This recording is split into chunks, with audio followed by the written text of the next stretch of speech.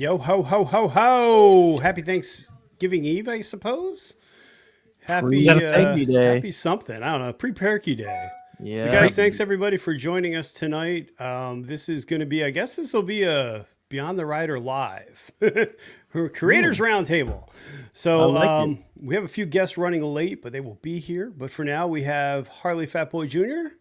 and Ryan, aka Kid Moto. Wait, it's Ryan. Why is it not Kid Moto? Oh, I don't know. Do you want me to change it? I don't know. It's awkward. Does it make you feel uncomfortable? I do. People are on the street. Where's Kid Moto at? Am I the only one that I have a hard time figuring out people's real names, and it's confusing. Oh boy. I'll change it for you if it'll make you feel better. God, so picky, man. Come on now. Well, I think it makes sense. I mean, that's how he put it out there on the socials. So there it is. That people are socials. The name, the myth, the legend. Here he is. Yeah. Okay. Well, with that lead up, it's on you to start. All right. So introduce yourself. I shall. So I'm Ryan. I go by KidMoto22 on YouTube and Instagram. I'm also a member of the 5 Degree Bikers podcast. What? So I guess you could say, awesome. When you're talking about creator world, I'm in pretty much every genre of the creation process right now. So with YouTube and Reels on Instagram and you're killing it on Reels and everything. Yeah, dude, my reel exploded, crazy. Now, is that because you were in booty shorts? I wasn't, but I think I'm gonna try that next just to see if that will actually do it. But yeah, it's at 250 some thousand and growing. So holy crap! What, do you only do one reel? Well, congrats. One of your reels is doing that well. One of my reels is doing that. Yep. That's pretty awesome. Yeah, it just kind of blew up for whatever reason, and it's doing really great. Yeah, 256K is the reel I posted about a week ago. Wow! So, wow, a week ago? Yeah, it's amazing. It's a little bit when you get like that kind of crazy growth, and that's never happened to me. It's overwhelming, dude. My phone was hot one day. I'm not kidding. Yeah, because awesome. the notifications they don't stop. Right. They go all day, all night.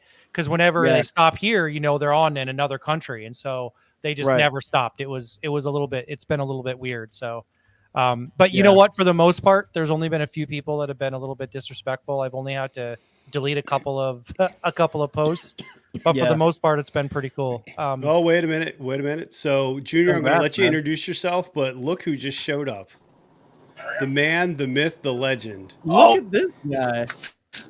Ryan, I used to have respect for your beard, but I mean, you've been out bearded. You can't. I've been out. You can tell that Denver's had a rough day at work, man, because that beard is just super disheveled right now. I love it. Had a rough day. I'm still at work. Come on now. Hey, appreciate you, man. Appreciate you putting in miles for all them truckers out there. Hell yeah. Yeah, it's a lot of fun. Shit. So, Junior, you want to introduce yourself, sir? Yeah. Hello, everybody. Harley Fat Boy Jr. here. Obviously, Junior. I'm glad to be here, Brian Malo, for the invite once again. Having a blast with you, man. Just motor vlogger from the islands, just representing the Pacific Northwest, mainly here in Oregon. Just sharing the journey, man, of riding, my passion for riding and music and life and kids and family and all that stuff. So, YouTube channel, Harley Fat Boy Jr. Also the same on Instagram. and then just started a YouTube, or not YouTube, but Facebook account as well. So we're still trying to get that up and going. But shout out to all the supporters. Appreciate you guys so much. Just glad to be here, man. Glad to be here. Appreciate you, Bri. Oh, thanks for coming, sir. And Mr. Denver Woods. So we have two big podcasters on with me. This is fun. Big time. And the best is none of you guys, well, no, some of you have talked and some of you haven't. So Denver, go ahead, buddy. Do you have a second to introduce yourself, or are you still working? Oh no, I'm working. I'm sitting out at the lumber mill, just waiting my turn. Unfortunately, it's going to be a little bit, but I'm Denver Woods. They all call me D Woods. I'm the host of the Vtwin Life podcast. It's just, all about sharing motorcycle stories, travel stories, and the passion we all share for life on two wheels.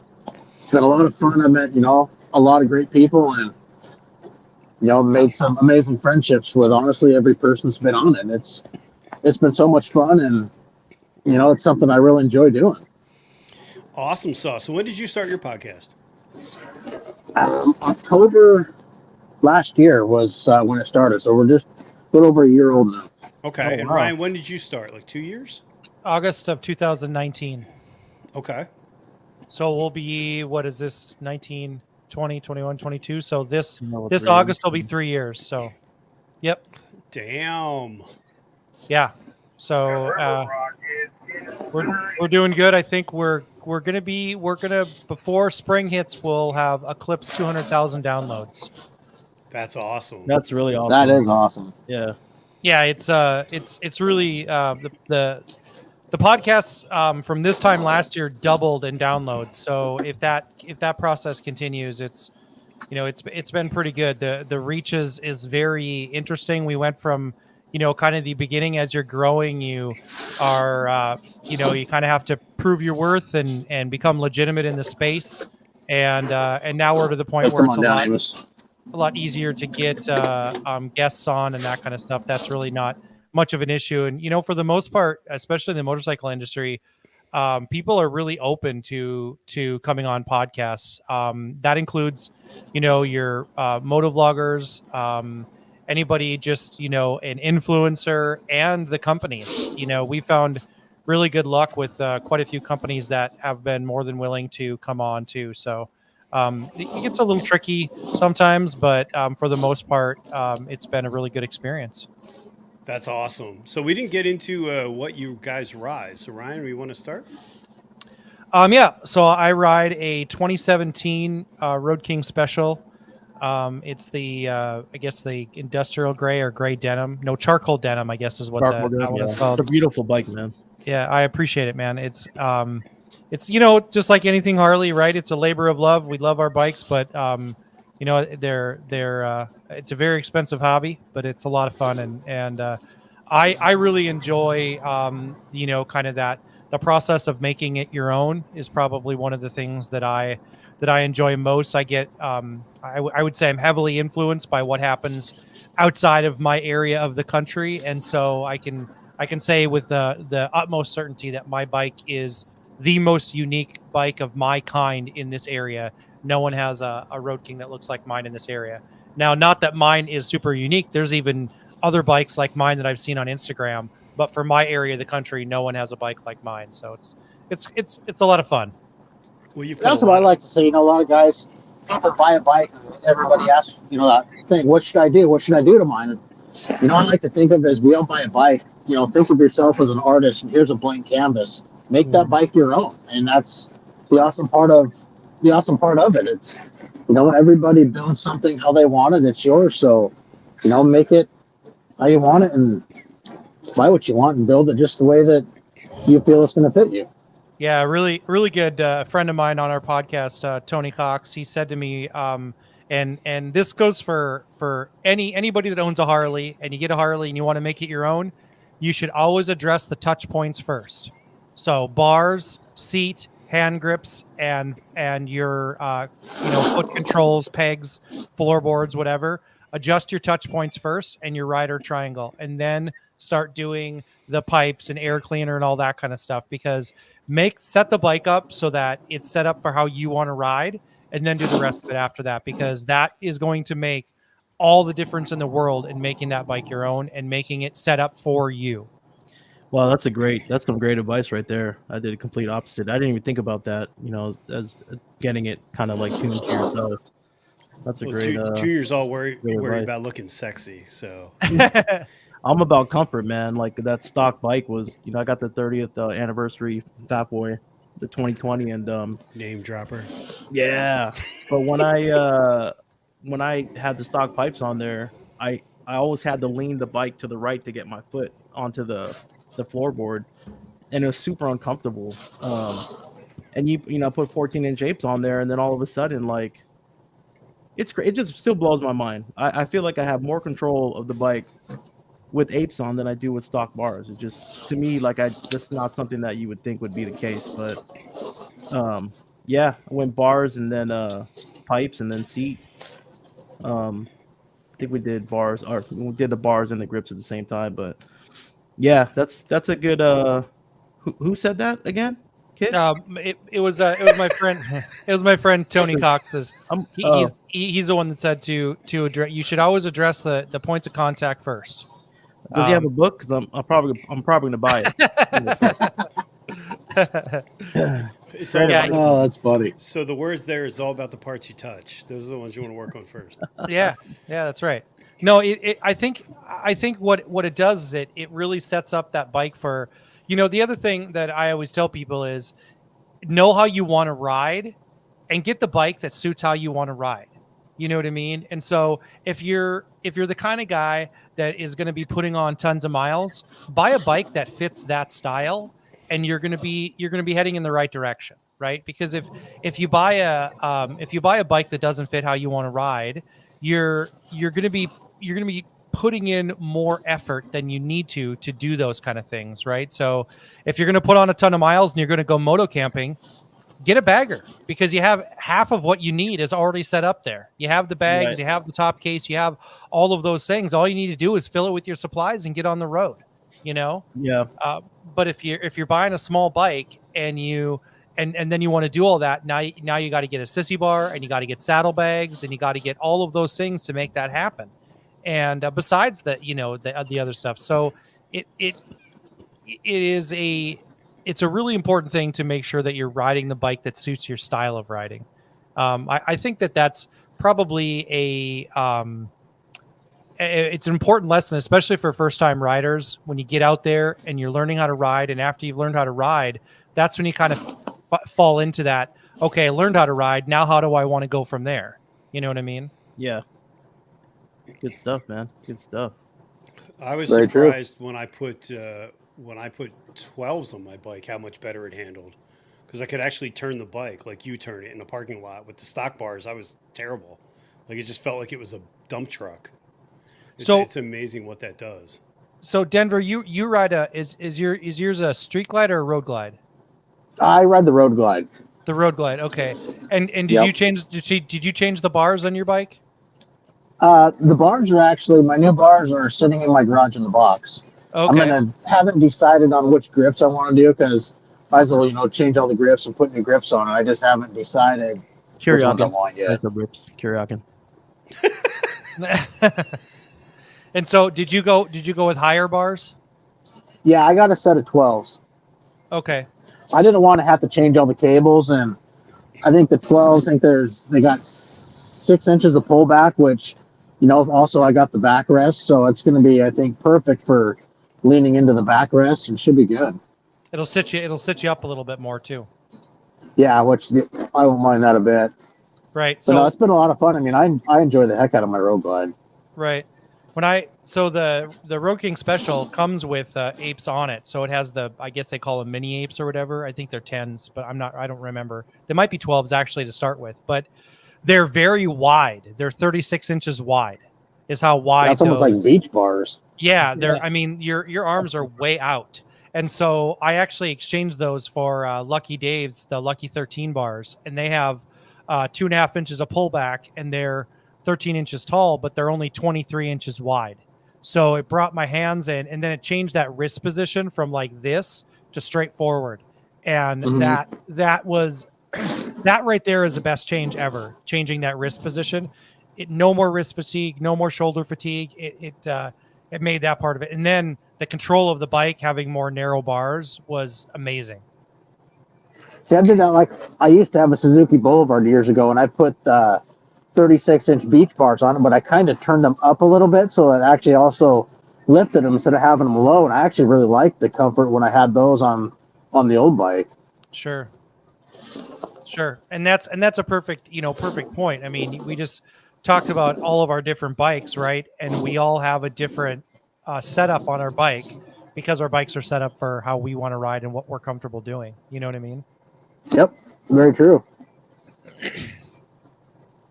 That's like mine. I mean, I got the tour pack on it. And I leave the tour pack on all the time, even though I got the quick disconnects. But I use the hell out of that tour pack all the time. Even if I'm going to the grocery store, I'd rather run errands and hop on the bike, and it's so much easier. Yeah, having that extra storage. I can fill the saddlebags, a couple 18 packs of beer fit just right, the tour pack, or groceries or whatever. I know you can get 2 18 packs of Busch Light and a 12 pack of Pounders and Miller Lite. It fits just fine. I guess my question is, how much Anheuser-Busch can you fit in there? I don't know. Hey, Junior, how much can you fit in yours? I swear, man. The day we meet, that beer is not going to save you, bro. That beer is not going to save. Oh, Pro Monkey is in the house. What's up, everybody? Did anybody hear the shocking Pro Monkey news? No. What happened? Apparently there was a beard trimming accident, I think is how it's being phrased. Oh, I saw that this morning. He's claiming he looks like a sexy Dr. Evil, but I haven't heard any. I haven't seen any proof. Yeah. Yeah. Hey, mad love for you guys that can grow a beard though, because this has been, man, I don't know what's going on here, but I always try and grow this thing out in November, and this has been like 50 years. It won't grow anymore. Well, I was clean shaven 2 years ago. I shaved it off and started over. Bri was just busting my balls because he was like, he used to have beard envy, and then he saw Denver's beard. I shaved last week, so I don't. No, I hadn't shaved actually in about 6 years, at least not clean shaven, and I kind of trimmed it down, and then just before. Pro Monkey. Yeah, it's gone. Pro Monkey says it's gone. Yeah, I think it was September of 19. I was clean shaven. I shaved it all off and started all over. Hey, there she is. Yep. Back from her technical difficulties. No, they're still difficult. I have all this gear that Bri made me get, and I can't even use any of it. It's because That's because Bri's a pusher with that gear. You didn't join the right Patreon tier. You have to join for the 24/7 tech sports. Oh, shit. The port. Yeah, and then you got to get the Canon M50 too. Can't forget that. Oh, no, I have it, but I can't. It won't let me use it. Oh, no way. No. You're charging for tech support now, Bri? Did you Is that what's going on? Canon? My feet pictures weren't doing that well on Patreon, so you gotta do what you gotta do. My I'm calendar sure sales are down, so oh my god. I mean, I got it for the HD so I could have better feet pictures, and this is bullshit. I just want to go on record as saying if you're having technical issues with a Mac, I think there might be larger issues. Bri can't sell his busted ass feet pictures. That doesn't surprise me. Yeah, it's true. I mean, it's hard, man. The hustle's real. You gotta, So, Miss Moto Blonde, would you like to introduce yourself because you're late? I'm all disheveled now. A Moto Blonde. The name Moto Blonde. A Moto Blonde. How did I come up with it? Well, I mean, everybody kind of assumes it's because I'm blonde, but really, I'm really blonde. I'm an idiot. So I figured it kind of fits, So it's not just Moto Blonde. I'm really blonde moment is my life. So. So give us the quick rundown. So what are you riding? Where are you from? I am from New York, and I have a 2020 Lowrider S. Woo. And also a 2020 Rogue Glide Special, but it's not technically mine. That you stole. Stole it, commandeered it, but no, he's going to get it back pretty soon here. So when are you getting the Short Glide? I'm hoping early 22, hopefully. So I would have had it by now. If I would have walked into some of these local dealers by me and they would have had one, I probably wouldn't have been able to say no, but it helped that nobody had inventory for a while. So that's what are you getting, Heather? A short glide. A short glide. Road glide. You didn't hear about it's the new Harley-Davidson for the short people. Yeah, that's what I'm going to call my road glide the short glide because I am 5'1". Vertically challenged. Oh, same height as Bri. She's fun. Maybe Heather. I don't know. I don't know if you saw my video with my leaked motorcycles for next year. Link is a short glide. You should maybe wait before you go buy a road glide. Oh no. Yeah. So the rumor is that Harley's going to be doing the Lowrider S with a FXRT style fairing and the Sport Glide bags. No, I've seen that. I don't. Yep. So that's the rumor. A full fairing Lowrider S bike with bags it's still not and a road glide. I know. It's not like I thought. Hi guys, I got to jump off real quick, but I'll be back. I hope for about 45 minutes. Now, when you come back, you're going to be in stunning HD, right? I will be in stunning HD in the man cave. Hopefully, my wife has got the fire going so my shop won't be cold. But if not, I don't care. I got a sweatshirt. Okay. It'll warm up. I'll get a fire going. See, bud. But she did buy me some beer, so that's a good bonus. I got beer in the beer fridge. All right, Bud Light. All right. Awesome. No, buddy. Elysian. I'm not stealing your Bud Light, buddy. I will catch you guys a little bit. All right. Pro Monkey says, "Shut up and take my money." See, I don't know, man. I love the look of it, but I still feel like it's not a big bike. Maybe it's in my mind. That was like my next giant motor in a small bike. What more do you want? A big bike that goes slow so all the ladies can see me. Big bike. Dude, I cruise by the nursing homes. I got it going on with the Ultra. I mean, that was like my next move was to put one of those fairings on my lowrider, but man, it's just a different ride on the road glide. It's a totally different ride. I don't know. Well, see, now I think that before we get off this podcast tonight, Heather's not going to buy a road glide. I guarantee you. So, what you need to do, some strong words, man, is all you got to do. All you got to do is change the suspension, and your lowrider S is going to be way better than the road glide. I know. So they make a suspension that you can take the monoshock out of the back. You can put like a Öhlins or Legends monoshock in there. You can do drop-ins in the front. You've already got the inverted front suspension. I mean, it would fit you in terms of height. It would be way lighter. You know, it's not going to have all that garbage in front of you either. That navigation. Who uses that when they ride a motorcycle anyway? Right? If you have a navigation screen in front of you and you mount your phone on your bars, you need a slap in the face because now you're doing both things at the same time. Right? So there you go. Yeah. Damn it. You know. She knows I'm right. She knows I'm right. She's 5'1". Follow your heart, man. She knows. She knows I'm right. I don't know. But my short glide dream, I can't crush my short glide dreams. That's like that short glide is going to crush you, though. Nah. Did you ever see the video of her riding the custom bagger? Actually, this is what you need to do. That was dope. Do you know? He's not even listening. He doesn't care. I'm not listening to him. No. Do you know? Have you followed Smash Stunts on Instagram? Maybe. Okay. Well, no, you'd know for sure if you did. So she's a girl. She probably weighs 98 pounds. She rides a full bagger road glide at 12 o'clock position, standing on the seat. She does wheelies on a full road glide.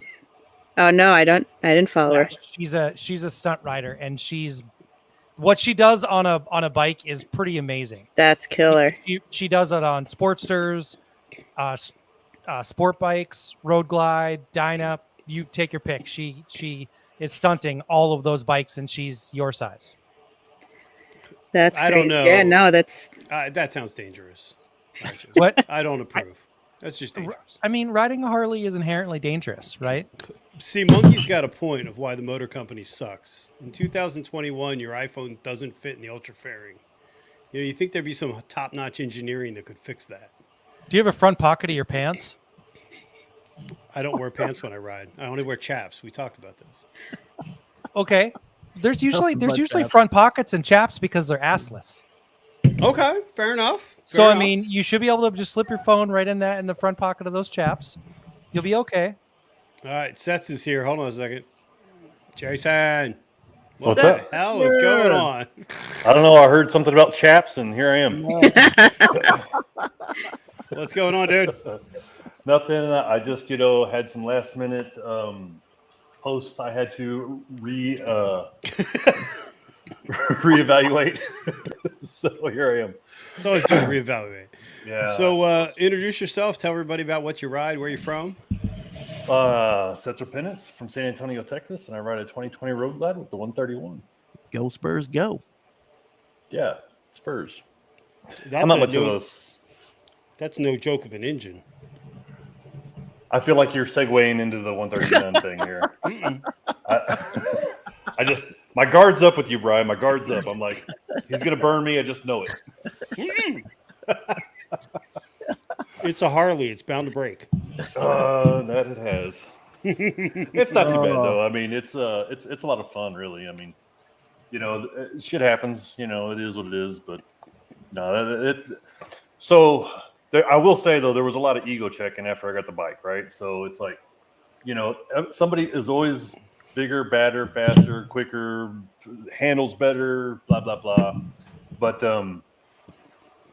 what is this about? But I will say, when I set out to get a bike, it checks off all the boxes. So it's a fun bike. Well, you're crushing some miles too. A little bit. Yeah. I mean, I'm no 100 and 100, but yeah, we did about 37,000 this year. So see, I got to move to Texas. That's so amazing, man. That's weak. Those are weak miles. Yeah, I live in North Dakota, and I rode 13,000 miles this year, and I can ride 6 weeks a year.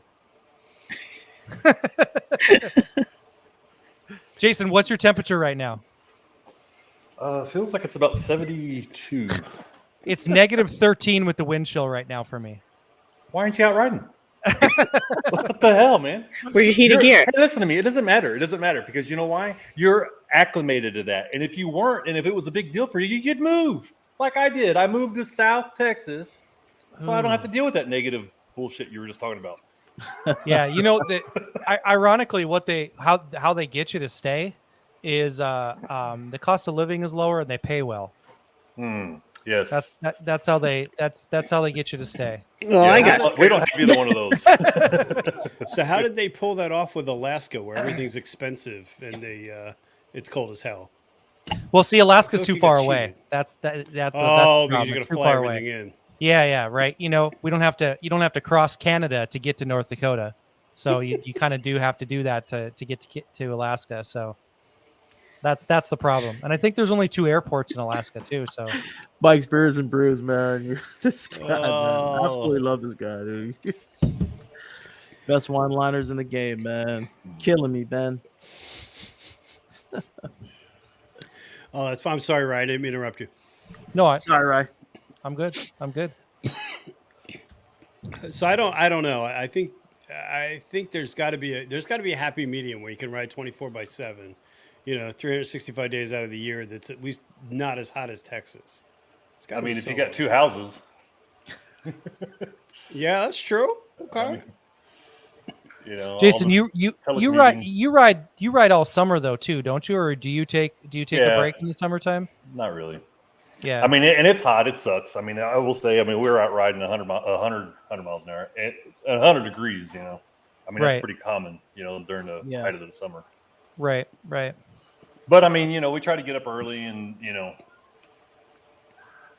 so we did this thing this summer called the Motorcycle Grand Tour of Texas. And so I will say there was a few times. So Texas is a big state. So there's 50 stops all over Texas.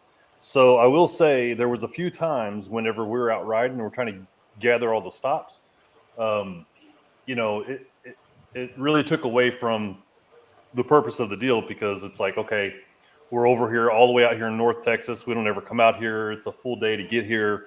Let's just get these stops and get the hell off the road. You know what I mean? So, I mean, it's not ideal 100-degree weather, but, it is still on 2 wheels. Yeah. True. That's just hot. So what's your Heather? What's your season like there? This year it rained all summer and it was just disgusting. So it didn't even feel like we had a normal season. But I don't know. It depends. There's some years we can ride into like November. Some years there's a snowstorm, and then like I don't know. You might get a pop-up day or two here through this, the winter, and I don't know, April, March, maybe. Okay. But you guys had 9 feet of snow last year, didn't you? Oh, it was never ending. It was right. I thought like I had all my gear, my heated gear. I'm like, I'm gonna ride all year this year. And like the road, it was just, even if I could have been warm enough, it was just, the roads were a mess the whole year. There was snow everywhere all the time. Yeah, anytime we had a nice day here, they sent those machines out that sprayed the roads with all the brine. Mm-hmm. And so I'm just like, you know what? It's hardly worth it to try to get out. Even if the roads were clear, they're now covered in, this white, salty sand crap that is, you have to, if you ride, you have to immediately wash your bike. And then, so it's impossible. So, yeah. I got stuck behind a couple of those trucks last year in my car, and just the salt and sand that comes out of that and just flies at you if you're like the first. I'm like, you can imagine. It was terrible, and it took forever to get that washed off the roads this year too. They spray the roads here with this stuff. These machines, it looks like a water truck, and they spray all the roads, and it has this stuff on it. Turns the roads white, but whenever it snows, then it just melts right away. So we seem to go crazy here in New Jersey with that stuff. Like they oversalt the living hell out of the roads for whatever reason. It's ridiculous. Junior, what's your season like? Man, it's the rain and cold this year, man. But as long as the roads are good, I'll ride. It's just a bummer, man. Summer came and went. We moved here last year in July and got a lot of riding in. Oregon's just super beautiful. Anywhere you go, like the back roads, it's like, I wish I had a drone, man, because sometimes I'm out there and it's all this open space and it's just me out there, and I'm just like, it's just so insane. And it doesn't, when it gets hot here, it's not too bad. I like it, so it's not too crazy. Yeah. But yeah, now the rain and cold is here, but the roads are good. Like I said, I'll ride. It just kind of right now, just with the work and stuff we got going on with our family business and whatnot, things are kind of busy. Who is that? Sounds like somebody's getting killed back there. Is that mine? I don't know. Somebody's got. Sounds like there's a wrestling match going on in the back. So Ryan, where's your jam? What's your place to ride? Because you got beautiful country out that way. Me? Yeah, you. Kid Moto. I'm sorry, Kid Moto. Honestly, for me, I'm kind of over everything around me is straight roads, 90 degrees, right? So okay. I'm kind of I'm much more inclined to ride 500 miles for tacos than I am to ride around my area anymore. And so I will spend more time riding out of my state than riding in the state. I think that when you come from, and Jason probably gets this in Texas too. I would say that the greatest thing about riding here is that we are so flat that we do get the land and the horizon meet. So if you've ever seen someplace that's so flat where you can go stand out on a road and you can actually see all the way down where the sky and the horizon meet, you get some of the best sunsets ever when there's no topography, right? But the problem is that there's no topography. So we don't have curvy roads here. I mean, it's impossible to get lost because all you got to do is turn right, and eventually you're going to get back to where you started. That's what my ex-husband used to say, that he'd get lost all the time for hours, and he'd say, well, I thought if I went west long enough, I'd eventually get east. Like, what, if you drove around the whole world, so you'd get back here? I mean, everything, like when you fly a plane over North Dakota, the entire state's built on a grid. You can see it. It's all a grid.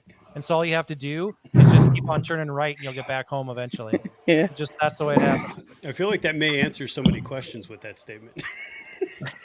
true. Explains why things maybe didn't work out. Sether, where's your go-to? Where do you ride? Oh, I like the mountains up here. That's probably my favorite place to ride. I live kind of at the base of two big ski mountains, so just you can go for days on different roads and just be in the valleys and up high, and that's my favorite. Awesome. Jason, what's your jam? Where you go? I mean, you go everywhere, so I guess that's not really a good question. Yeah, we go to where it's not 100 degrees. You know, I will say I've spent a lot of time in Houston this year, and I hate Houston, but Salty and Big Smitty are out there. We wouldn't Sprinkles, of course. We go hook up with them quite a bit and go riding. But yeah, I mean, there's actually quite a bit of places out in the hill country that you know you can go ride and have a good time. So we're kind of all over. Junior, what's your jam? Oh man, anywhere as long as I'm on the bike, man. I just try and just enjoy the ride and get content. But I'm really looking forward to doing a long ride, which apparently isn't that long, man. Hopefully Sturgis works out next year. Definitely want to ride out that way. See what happens, man. Maybe, I heard you're gonna trail. No, I gotta save that for somebody else. I'll save that for Denver when he comes back. That poor guy beat you up, man. I know, man. I tell him one thing about me going to a party and they had a keg of Bud Light and I had a couple cups and how I haven't had Bud Light since like junior year of high school, and this guy he's still running with it, man. Roast. Stand-up comedian, that guy. So Ryan, we didn't actually cover it, I don't think, in too depth. Tell us about the podcast, because you guys have been booming with that. Yeah, so for those of you that don't know, I'm one of the members of the 5 Dirty Bikers podcast, and we do have an annual event every year called the FDB Meetup, and so it's a little bit more of a grassroots kind of event. It doesn't really involve a bike show or anything like that, so it's really kind of a place for like-minded riders to meet. We try to meet up in a place where there's typically pretty good riding. This last year it was in Louisville, Kentucky, and we got to ride a bunch of the areas in Louisville. But the podcast was started out of a group chat, and I did say member, Monkey. I did say member. I'll say member as many times as you want if it makes you feel better. Are we into the first 5 minutes of this thing yet? We're way past 5 minutes. But yeah, so we started it, came out of a group chat, and there's 5 members. So, typically we have a good mix of riders in terms of experience and ages and that kind of stuff. And so we will be announcing a new member on our recording next week. So we have had a couple of transitions throughout this time this last year, and so we'll have a new member. Say it again slowly. Member. Oh man. So but yeah, the podcast is essentially it's motorcycle centric. It's typically anything revolving motorcycles, but a lot of Harley stuff. We've had some pretty big people on there. We had one of my personal heroes, Steve Caballero, was on last year, which was a pretty amazing podcast. If anybody knows who Steve Caballero is, one of the skateboarders from the 1980s who skated on a team with Tony Hawk and Mike McGill, and kind of the guys, some of the originators of the original Bones Brigade team in Southern California. And so he was on the podcast about a year ago. This last year we had Ryan Pyle. If you guys know who Ryan Pyle is, he's been on Discovery Channel, Extreme Treks. Ryan Pyle, I think, holds 2 world records right now. He circumnavigated China on a motorcycle. He what? Yep, he didn't circumcise. He circumnavigated China on a motorcycle, India on a motorcycle, and Brazil on a motorcycle.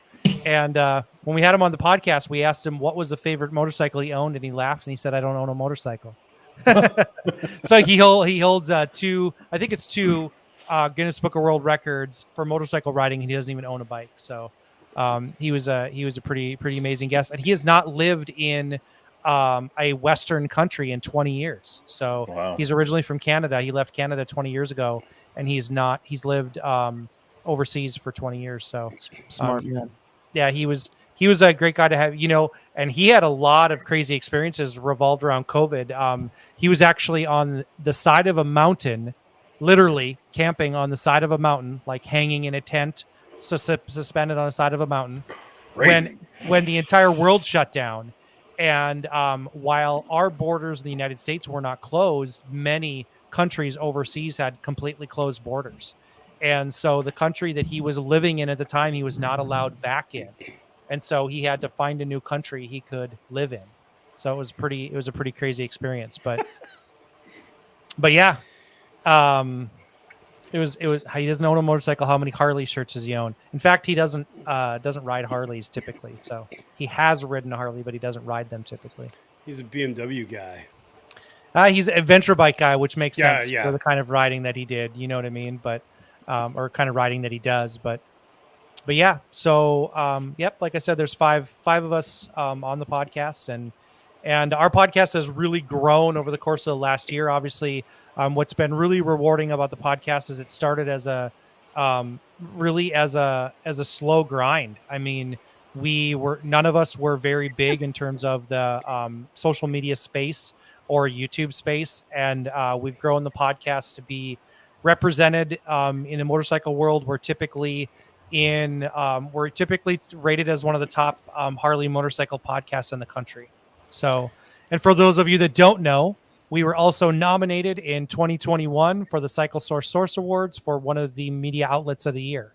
So if you're so inclined, go on Cycle Source, or you can go on 5dirtybikers.com and you can find the link there and see that we were nominated as one of the 2021 media outlets of the year. So that was an amazing to be nominated for that. And there's a lot of really great people that are nominated in that group. So another really good podcast, a couple of really good podcasts and other media sources were nominated in there. So it's pretty amazing.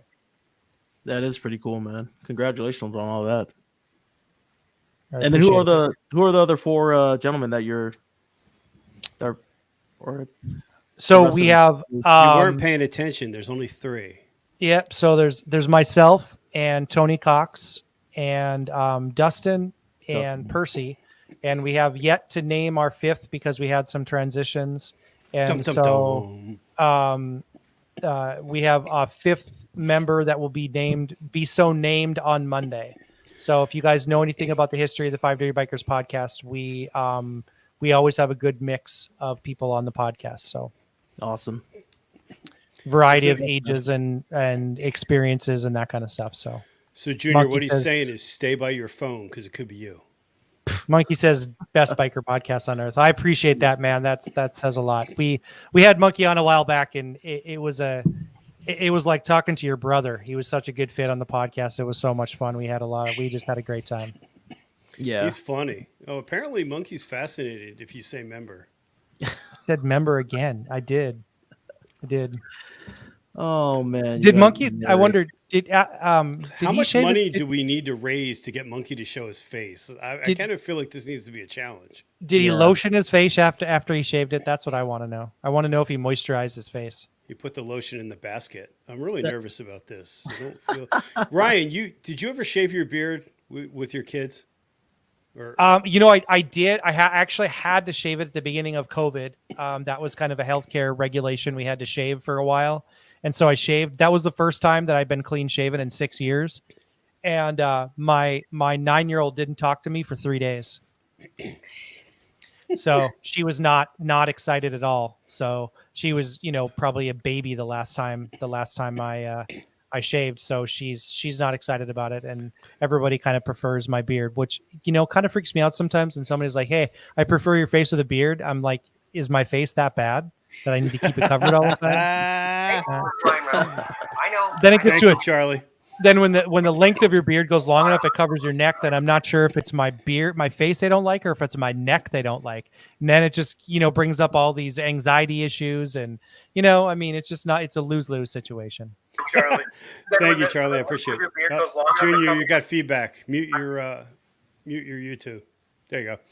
I did that when I shaved my goatee off, and my son was like, we went to see my parents, and he had to run downstairs to find my dad to tell my dad who I was because he was afraid my dad wouldn't recognize me. It's the funniest thing in the world. I'm like, I'm pretty sure Pop's going to recognize me. I'm pretty sure we've got this covered.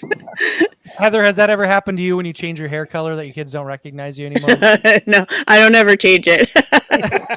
You've never changed it at all. 8th grade was the last time I did that, and I cried for 2 days, and because I cut it like all off, and I was traumatized, so I'll never do it again.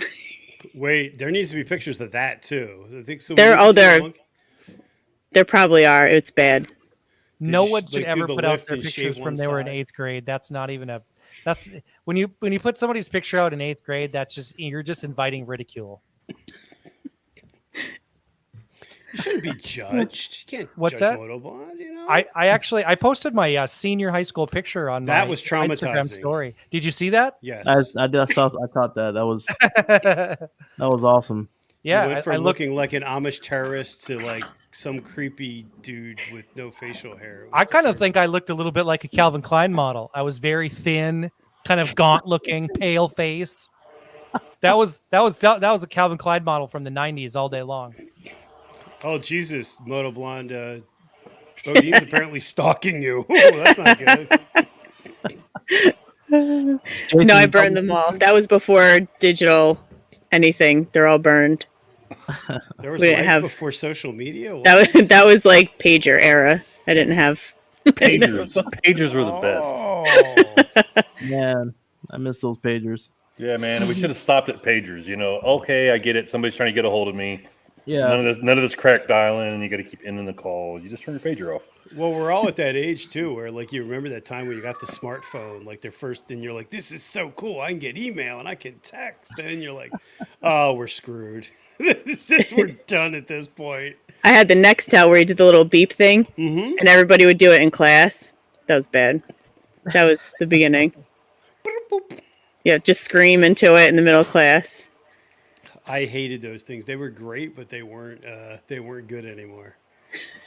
They were fun for a while, and then they just kind of drove you nuts. Yeah. That's really funny. Big Smitty's got a great question. I think that we need to probably address right now. What's that? It's in the comments there. Maybe you want to put it up there. Well, yeah. No, there's no need to explain that one. Let's just you better explain it. You better explain what happened. Well, I know for a fact that the mic's not going to drop. Yeah, the mic's not going to drop now, baby. That's for sure. The first episode of the Creators Roundtable was interesting. It was actually more interesting when we went to Monkey's channel. Then we lost Junior, and we had to send out a search team. Call Kate. Yes, I still feel bad. That is the absolute best line of the last live stream. I still feel bad, man. Me and Big Smitty talked a little bit after ours, and then I went to go switch over, and I don't know. I think I must have taken the last 2 shots of I don't even want to say the name. I don't even want to say the name of it. Air. I'll probably the last 2 shots of air. Yeah. Junior and Fireball are not friends. Essentially, is what he's trying to tell you. That's too funny. What a bad night. Slept good though. Oh, I bet you did. Yeah. So Motoblonde, let's talk a little bit because we were covering about Ryan's podcast. Tell us a little bit about your channel, what you do. What is your channel about, other than the fact that you don't read directions? So my channel is I do some vlogs. I do a lot of installs. I also do, which hasn't been going on lately, but we're doing a bike build for veterans. So we're going to give away a bike, raffle it off for charity. So all the ticket sales are going to go to an organization that helps vets, and somebody's going to win a bike. So that's coming up. We kind of started it, have a some hiccups, but that's going to start again pretty soon here. But yeah, I do installs on my bike and the Road Glide, and I won't tell. Like, I don't know where to point. Don't tell him. But when I get my short glide, it'll be a short glide conversion from a Road Glide. Heather, don't whatever you do, don't use the word raffle on Instagram. So whenever you right, start no, to I promote, had that's to. right. Yeah. I had to call it a sweepstakes, I think, because in New York, raffle's not allowed. well, So, Instagram will shut you down. Jared Weems got his whole account shut yeah. down. oh yeah, I remember that. For Yeah. using the word so- raffle? You don't Yep. use the word raffle; they will shut your account down completely. Mhm. Yep. I couldn't get anybody. It took me months to get a lawyer because I had to have like rules and regulations for it. And it took me months, and everybody was like, it's not possible because you live in New York. And finally, I found a place that says, yes, you can do a sweepstakes. And then, So then you sweepstakes, can not do it. raffle. So, This world, I swear to God. Yeah. The lawyers have perverted every damn thing good in this world. Yes, double shot. So what's going to be? So what is is next year the plan for the short cloud?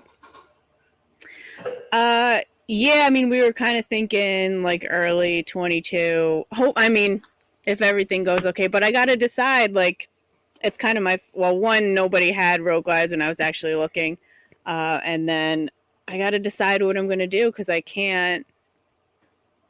don't want to get rid of the lowrider, but I can't have like a lowrider and like, Ooh, don't get rid of the lowrider. Maybe Hold if I sell on. more feet picks, but You like, just I you can't do it yet. told me you can't get rid of your lowrider, and I gave you the option of what is going to be the perfect bagger built on a lowrider platform, and you're like, nope, I want a road glide. Yeah, It's tough. It's tough because then I get on the road glide and I'm like, oh, this is so nice, but I have an attachment problem with the lowrider, but we'll see. Well, Ryan does have a good point. Financially, it would be cheaper to build it out. Thanks, man.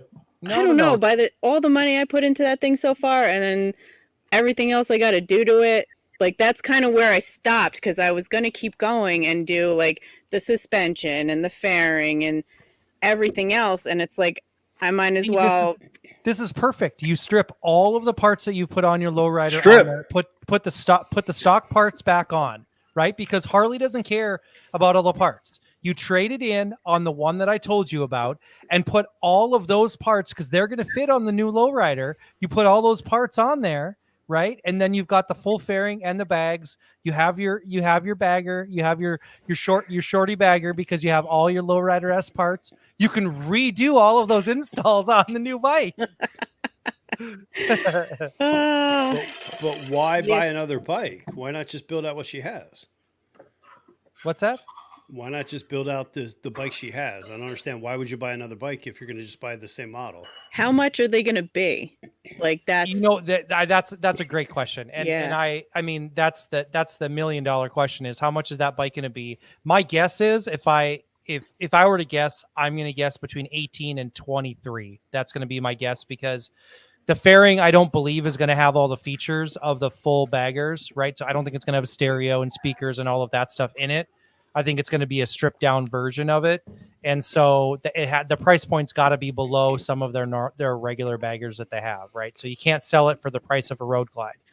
But if it is the bike that they're saying it's going to be insanely popular with, that kind of FXR crowd that, because they'll get on the new lowrider platform with the new, fairing and the throwback fairing and the clamshell bags. So I'll just say it. If I can't go to bike rallies and blast one to Dead or Alive, I don't want it. Wow. How are people going to know I ride a Harley?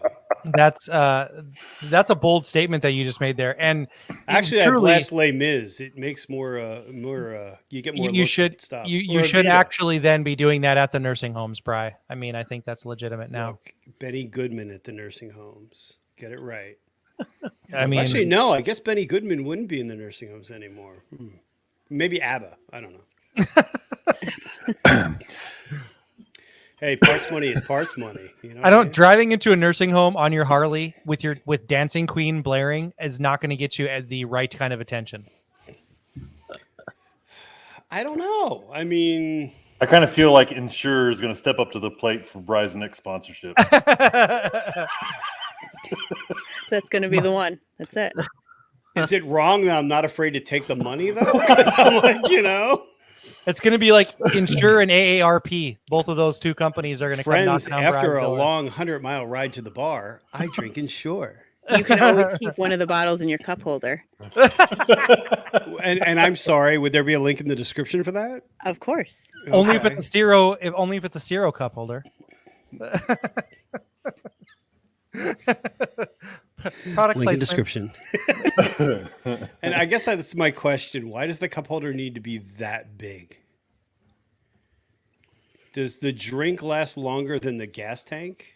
Why does it need to be that big? Yeah. Have Is you that a seen the question size you of her cup holder? had? Heather's the only one that laughed. Jason says that, and Heather's the one laughing.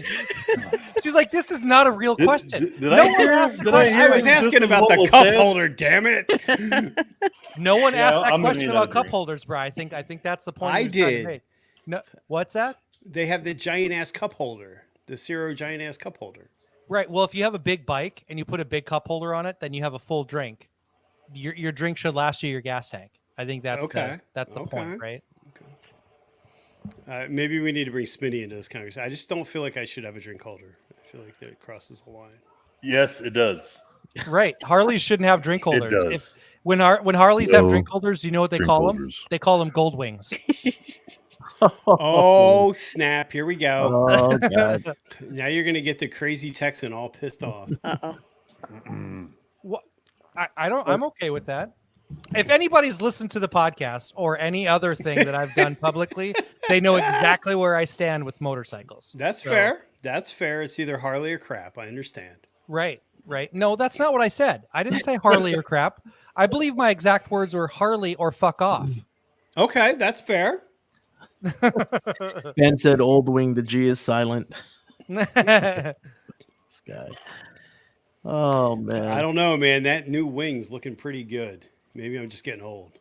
Hey, shout out to everyone in the chat room, man. Appreciate you guys for being here. Yes, thank you. Happy Thanksgiving to everyone. What do you guys got planned for Thanksgiving tomorrow? Here he comes. Anyone baking anything? What's going on? I will be in the kitchen barefoot making sandwiches. Wait, was there more to that statement? Are you about to announce big news? No. Okay, I just wasn't sure. Usually barefoot in the kitchen, it goes somewhere else. Oh, yeah, no. Making sandwiches.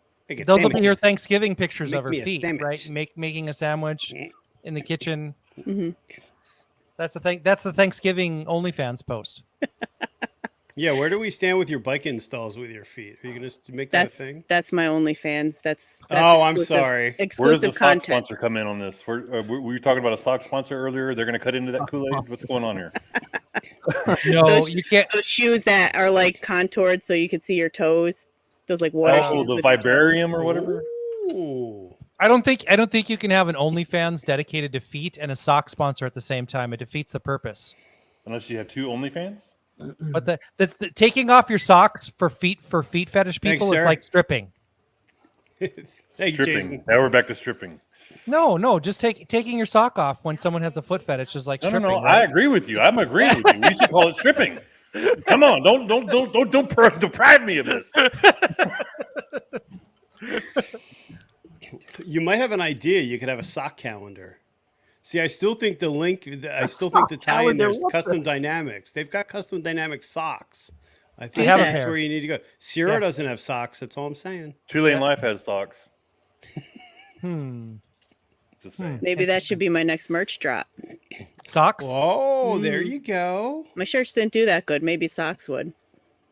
Why didn't your shirts do good? But Heather, if you did socks, like knee highs for you would be shorties for most people. They'd be ankle socks. He's not wrong. It's true. He's not wrong. Oh.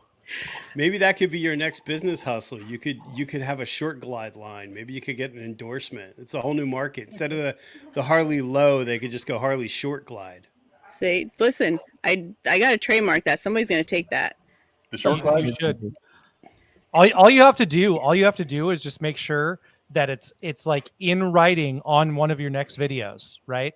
So put it in like the title of one of your next videos, and you'll be good to go. then you've got it out there. It's in writing. It's on your channel. It's branded on your content. You're good to go. No problems. You're welcome. I'll take my 10% off the top. Oh, look at it. Look at this. So see, here's a man who's got his hustle down. Monkey's got socks apparently in his store. Who knew? See, but do you put them on and then send them after you wear them? There you go. And that, my friends, that's it. There it is. There's the soundbite. So you're going to be selling used merch on your website? No, I shouldn't have said that. No.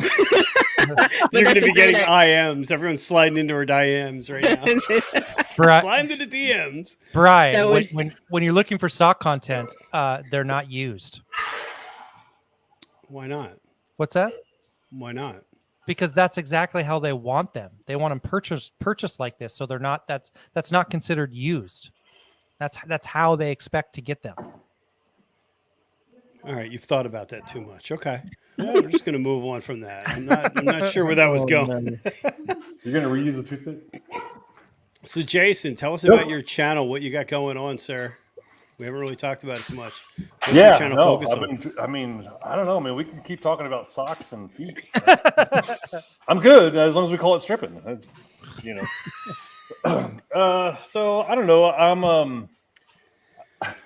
a little behind because I do have a day job. What I've come to learn though is that I'm not really much into vlogging. And I know that really defeats the purpose of having a moto vlog. So, but what I will say though is I really like making videos. Yeah, you make killer content, man. I like the whole ghost ride thing. Yeah. I learned that a lot of people didn't get what I was doing there. What happened? What did I miss? Setzer's Ben channel. just turned on you. He didn't turn on me. He's always like that. No, but the Ghost Ride series or whatever, a lot of people didn't get what I was doing. The whole beginning of those videos were the story that we were telling. I used stock footage to tell that story, and then we told the story. So I don't know. It was fun though. I really enjoyed doing that. So it was good. It was good history, man.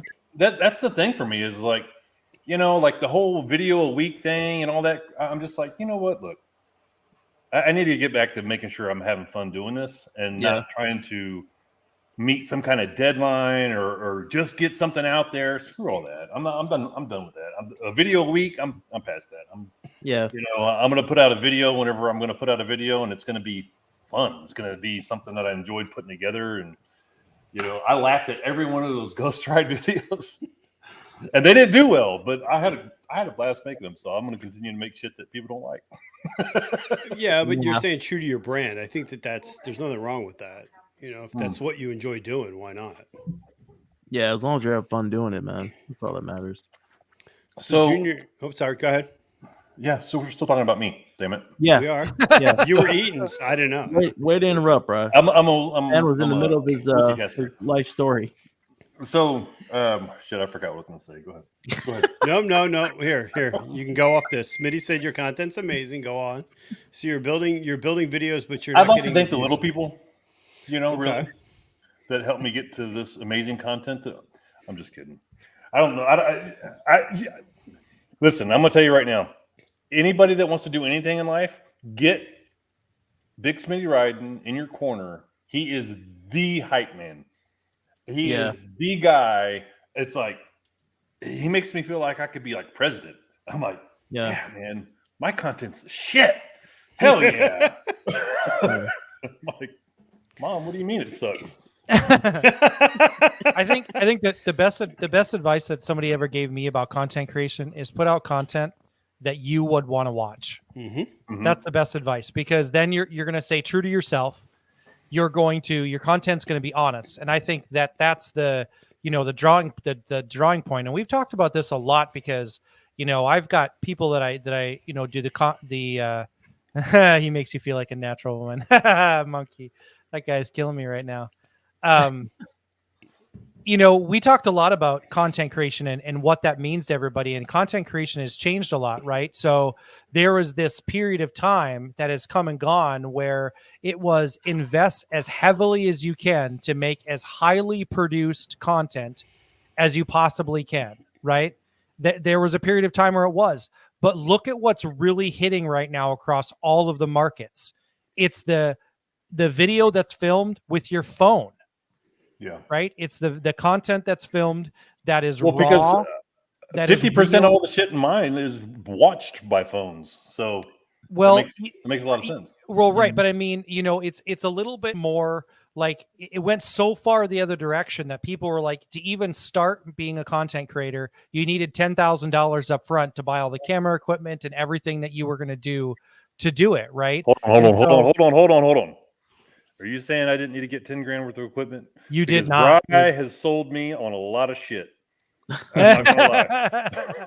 I get DMs daily on shit that I need. Listen, I'm not saying you shouldn't have good equipment, because I'm in the same boat. I mean, both Heather and I have been influenced by Bry, I think, in a positive way.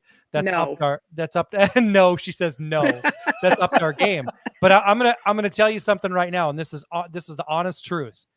I have gotten more views off of less complete footage with reels on Instagram than anything I've ever put on YouTube. I put out a 9-second video a week and a half ago, and it has 257,000 views as of right now. And it's 9 seconds long. And I'm not even in the video.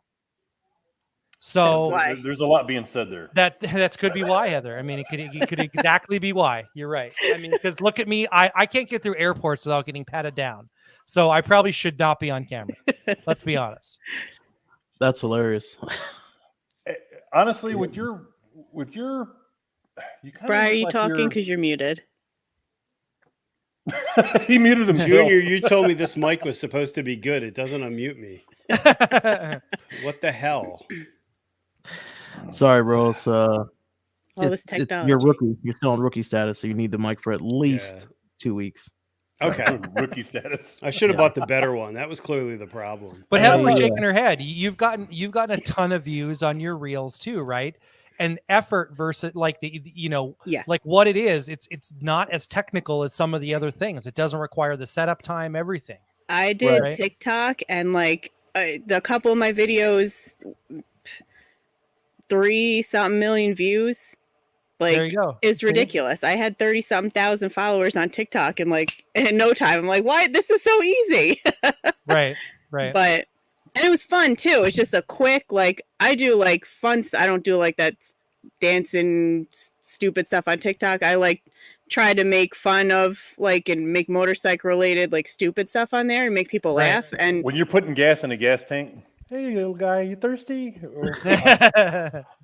probably got 1,000 views from me, so just to deflate your ego a little bit, that all came from me.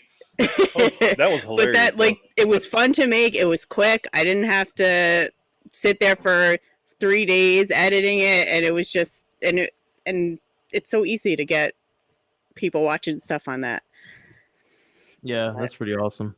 Desiree says happy Thanksgiving to everybody. So Desiree's awesome. She supports everybody on YouTube. Every content creator that I know is supported by Desiree. So if you guys don't know who she is, Wind Road Therapy, get out there and follow her on Instagram, follow her on YouTube. She follows and supports everyone that's a content creator. Des is amazing. Happy Thanksgiving, Des. But yeah, I mean, I think simple is paying off really big right now from a content creation standpoint.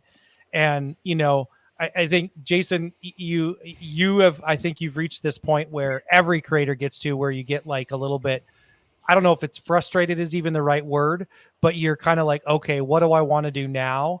And, you know, you're like, motovlogging's not for me. You know, dude, motovlogging's not for most people anymore, because that content is really not being consumed anymore. It's just not. People aren't watching motovlogs. So, and this is like just the thing with me in my life is, anytime I get involved with something, right? So like I had a printing company for a little while, and then so we were doing decals, vinyl banners, we were doing all this shit, car wraps, stuff like that. And then so like once I had this ability to have these canvas prints, right? So like that's a big thing, right. Canvas prints and all. Yep. Once I had this ability to do this, I was like, man, I'm gonna have shit all over my house. I'm gonna have just shit for days. I printed 0 things for myself because I'm like, what do I want to do? No, that's not good enough. No, I don't like that. That'll look dumb on the wall.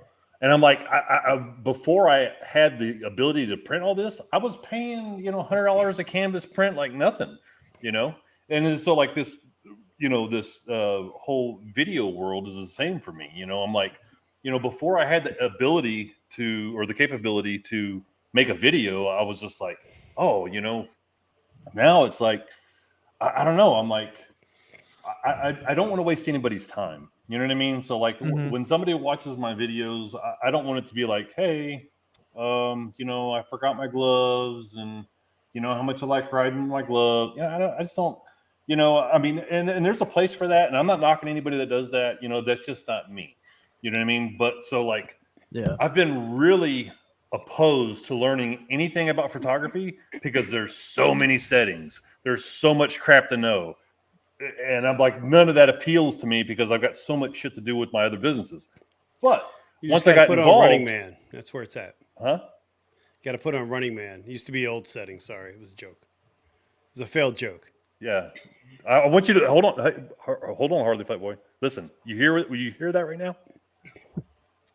Nobody's laughing. Well, that's because you guys don't remember using film. It's not my fault. Anyway. So I will say though, since my whole 1 year of YouTube, I will say that it's been really cool, all the shit that I've learned. And I'm like, oh man, now I'm just like, I've got all these tools and I want to apply it to something that's cool. So that's where I'm at. And also, hold on. And also the whole Setzerpendence brand is actually, it's more than me. It's my whole family. Me, my son, my brother, and my nephew, all 4 of us ride. And I'm hoping that I'm going to start something to hand off to them. And it just keeps going down the generations. So we'll see. That would Time capsule. Right. And I think that's where it started with me was, I felt like I was kind of documenting my journey in motorcycling right now. Right. So like in 50 years, my kids or grandkids or great grandkids can look back and be like, hey, my dad or my grandpa or my great grandpa did something kind of cool. Right. And so it gives me this kind of opportunity, but more so than any of that, think about if none of us were content creators, none of us would be sitting here right now. True, to me, true. It's really more about, I've been able to expand my, I don't want to say reach because that's not really a great word. I've been able to like cast a wider net in the motorcycling community and get to know more people and have connections with more people, throughout the community. And it's through that process, it's like, Heather and I have exchanged messages on Instagram a few times. We've referenced each other in videos a couple times. And this is the first time we've ever talked face to face. But both of those things have happened as content creators as we've both created content over the course of the last year. So it's the process is interesting because while you get an opportunity to get to know people a little bit and make these connections, you're really connecting people to right out of the gate. You have something in common. So you're already like-minded to start with. So you don't have to have that weird ice-breaking moment because at the very minimum, you can walk over to them and say, Junior, you have a cool bike. Tell me about the things you did to your bike. I don't need to ask you anything more because that's gonna start a whole conversation. You know what I mean? So if you meet somebody face to face that you have never met before, you already have that in common, and that's already like a step in the right direction. Totally. And then you're not afraid to put yourself to go out of your comfort zone and just show up at an event that you've never been at because you already have something in common with every single person that's in the parking lot. Well, and I think that speaks to what you said. I think the creator community is amazing because you can have a conversation with a random stranger and next thing you know, you talk to that person every day. Yeah. And it's not like, there's literally people all over the world that I talk to. I think that that's the coolest part about it is there's a sense of community, especially with this whole year and a half that we've been through with the disease. Right. We will not say its name. COVID. Thanks. There you go. Now we're flagged. Shut down. Fact check. Fact check. They're gonna fact check my video. Fake news. Fake news. Fake news. Turns out that everything Kid Moto said was only 30% factual. They're Yeah. not coming out with. See, now they're going to fact check your Harley news. Damn it. Are you sure you want to share this video? I think it's important. I think it's really great, like you said, that the community can kind of become a virtual community, and everybody can become part of that community very easily. And even if you're not a content creator, you can still react. I mean, Junior's a classic example of that. Go on a live stream that Junior's not on. It doesn't exist. What I think is really funny is that we're all competing for views within the same space, but we're not competing with each other. I was going to say, yeah, I don't think it's competing. I would definitely say if you're competing with anybody, it's got to be yourself. I'm not competing with any of you guys. It's like, well, right, but that's what I'm saying though. Like when we put out our content, if we all put out our content in the same day, it's the same people essentially that's consuming our content. You know what I mean? They're all looking at motorcycles. That's a good thing. Right? I mean, exactly. no. I'm saying like if everybody could get together on the same page and just say, hey, Motovlogger Wednesday, everybody post all your shit on Wednesday. That would be a good thing, right? Because anybody that's interested in that is going to watch all of them. For sure. But individually, we don't compete with each other, because if you call anybody in the community, no matter how big they are, it might take them longer to get back to you if they're, really huge, but they're going to get back to you. And you know what I mean?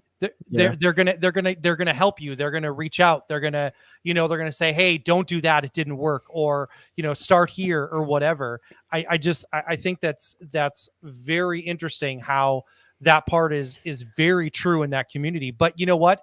To me, that's not about being a creator. To me, that's about being a motorcyclist, right? Because the only motorcyclist that's a dick is the one that drives by the guy that's broke down on the side of the road, right? Other than that, and the one that doesn't wave.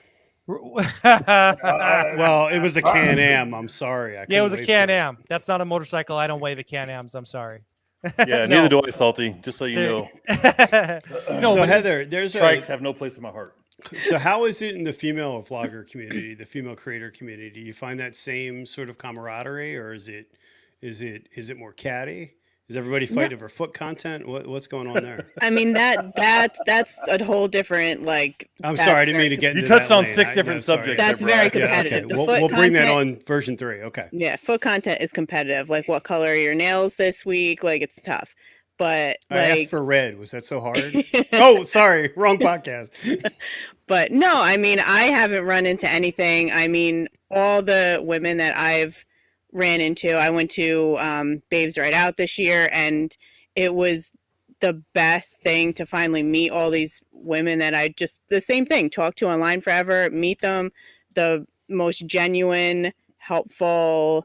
Like, I've never ran into any kind of catty, Well, chicks are a lot better to chicks. Look, I know that sounds really horrible how I just said that, but I've had a lot of drinks. I will say, though, that, like, you women stick together like Americans during a crisis. It's like, damn. Not very good. No, like, look at 9/11. Everybody stuck together. Everybody was like the flags. I'm saying, you guys are like, y'all are awesome. I'm like, like I saw this deal with you and I don't know all y'all's names, but I think it was Babes Right Out, right, where you met up with her 2 wheels and Doodle. That girl with the bike. Yeah, that chick with the bike. So I'm like, guys are like just not like that. That's cool. I'm not the guy thing, the chick thing. The chick thing is cool. No, it was cool because I mean, like, I have one friend here that I ride with. One girlfriend that I ride with here, but we did during 9/11 to Bird. Wow. We did during 9/11. 9/11 happened, and I'm not going to get political, and I'm not going to say let her finish. Let her finish. But everybody wrapped herself in a flag. I'm just saying. Go ahead. All right, let her finish. I forgot. I don't know.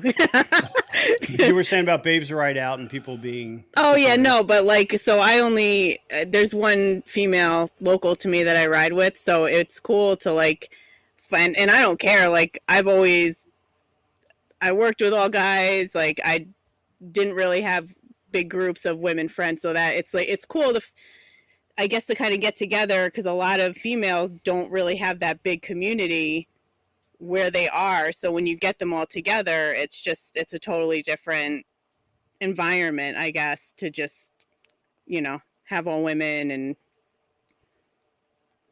I don't remember where I was going with that, but it was. Well, I think it's important that the community does stick together. I think the funniest thing is when you see channels fighting with each other. It's like, for what? Like, what is the purpose of infighting when you could just be creating content?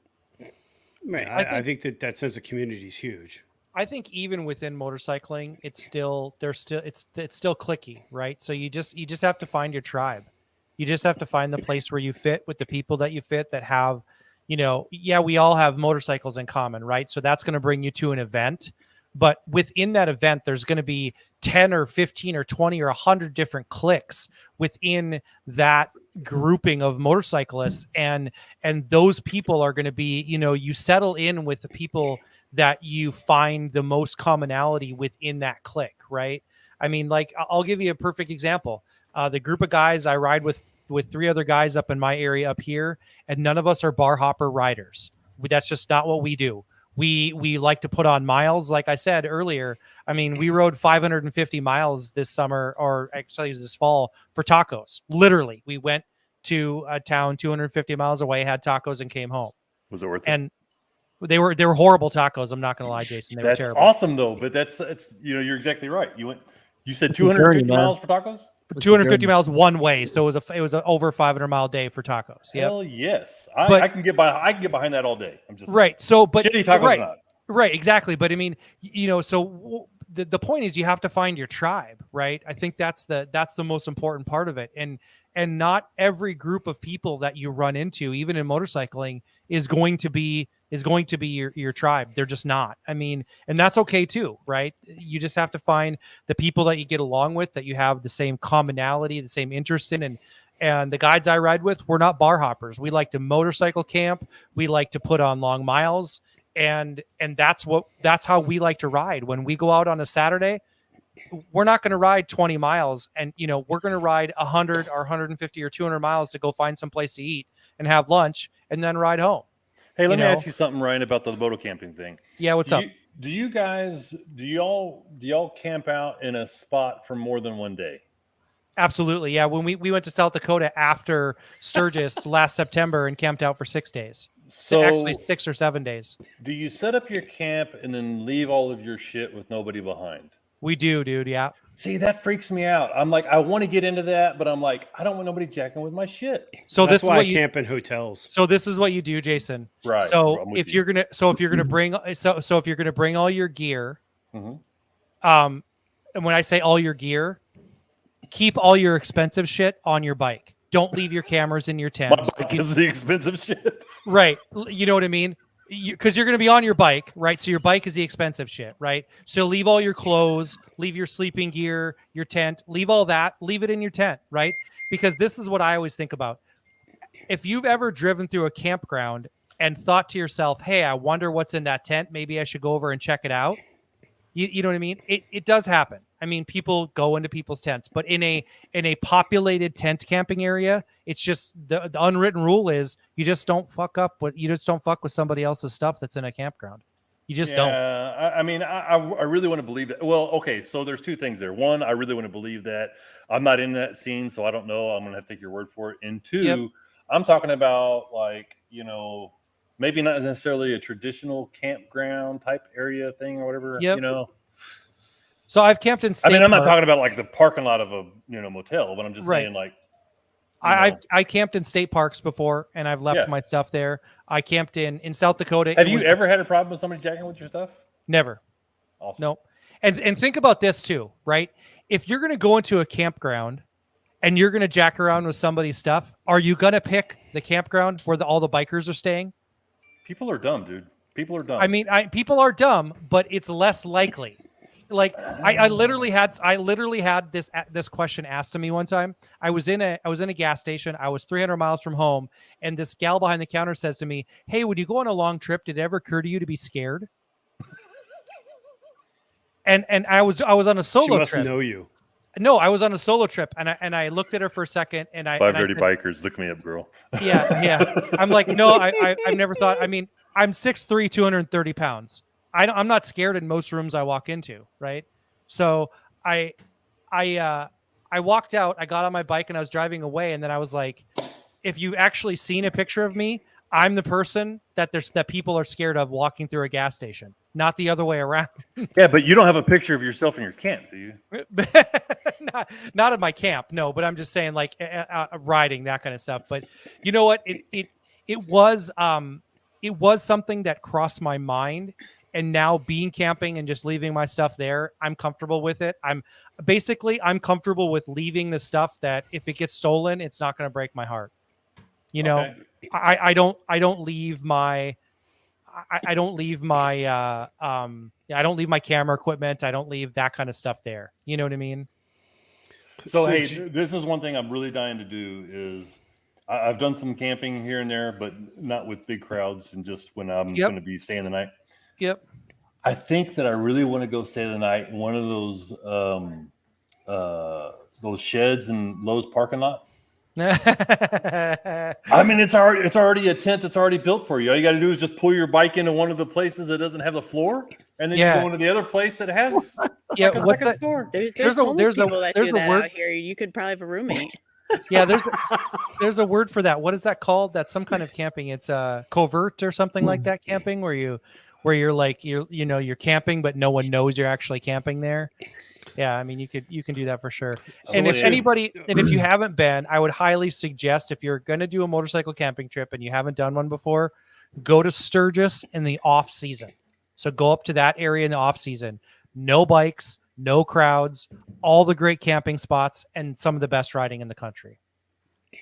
Can't wait. So what's your thoughts, Junior, on you're going to go to Sturgis next year and hang out with Monkey? That's the plan. Hopefully we can make that happen. Yeah, I mean, everyone, there's a lot of people that are going to go. So it'd be nice to make it out to the event, man. It's obviously something I've been wanting to do for a long time, and it's time. And I feel like I missed out this year. There's a lot of great people there, a lot of great, things that went on there.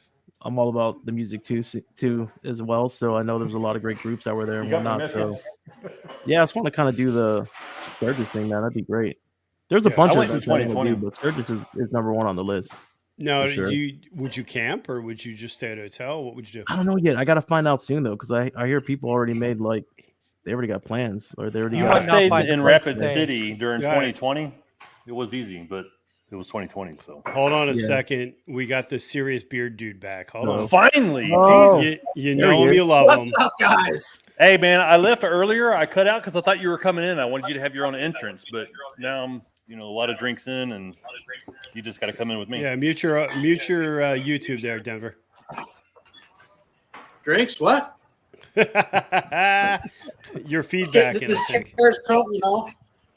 How much did it cost to fill those bottles up with Bud Light? How much Bud Light did you have? Why are you so pixelated? Where's your fancy camera? Yeah, dude, I thought you had a Canon killer. What was up with that?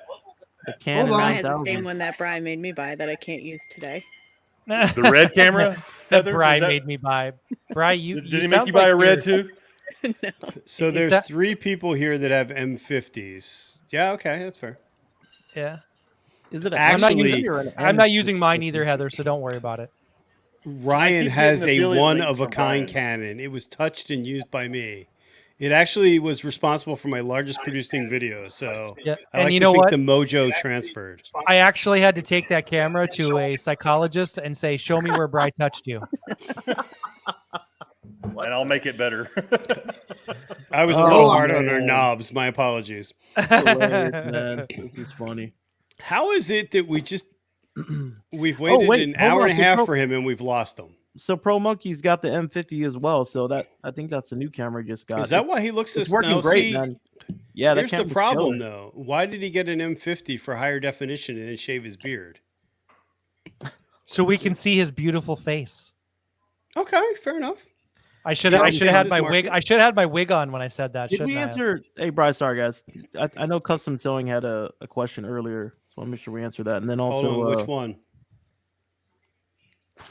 About if you can do YouTube and not have Facebook and all the other things. Oh yeah, that's way back. Yeah, no, that's a good question. So, what are your guys' thoughts on that? Like, are you active on all social media platforms, or what? Where do you draw the line? Yeah, I mean, I was already active on Instagram, before I started motovlogging. So, and then I have my personal one, and then I have the Harley one. But I think it helps, because then you got your followers that kind of know, that you have a YouTube channel and whatnot. That's where the ladies stalk you. Man, some of these followers are, it's kind of nuts, man. But yeah, she should start a YouTube channel. It'd be a lot of fun. But you don't necessarily need a social media outlet. So I think you have to do that for self-promotion. If you're not self-promoting through your own social medias, you're doing yourself. Ryan, hang on a second. Denver, can you mute your YouTube feedback? Your YouTube player, just stop it. Stop it. You stop it. You can't watch the live chat and have it not muted. That's all. I'm sorry, Ryan. Go ahead. I was just saying. I think that if you have a plan to be successful on YouTube, you need to self-promote, and so you should be active on, at the very minimum, Instagram. I think Instagram and Facebook are used by different groups of people, so you're going to have a better opportunity to get more people actively looking at your content. That's just, I think that's an absolute must in terms of being on YouTube. Now, it's not required, but I think that if you want to be successful, you need to be able to self-promote. That's fair. Heather, what are your thoughts? I don't know. I can't stop staring at him eat these. What is he eating? Pickles? Wow. She's like completely enthralled by that. I can't look away. It's making me feel uncomfortable, but I can't look away. Well, apparently DeBeard's enjoying it too. So I don't think I agree. Like, it definitely helps to promote. Like, there's people that use Instagram. There's people that use all the different channels and not YouTube. Or I have a lot of people on YouTube that are like, I don't have TikTok, I don't have Instagram, but I don't think you need it, but if you want to grow it, it helps. I mean, I have everything, but like I have a Facebook, and whatever I post on Instagram automatically posts on Facebook. I always forget to. I'm never active on Facebook, but it's there, and there's some people that check it, but I don't think you have to, but it definitely helps to let people know what's going on. And some people like to follow you and stay in touch with you. Like on Instagram, there's people that post stories every day, and people like to see what else you're doing other than your once in a while YouTube videos, and they stay engaged with you. How do you feel that like YouTube, or not YouTube, I'm sorry, TikTok and those, do you find that drives much traffic, or do you find that's its own separate little beast?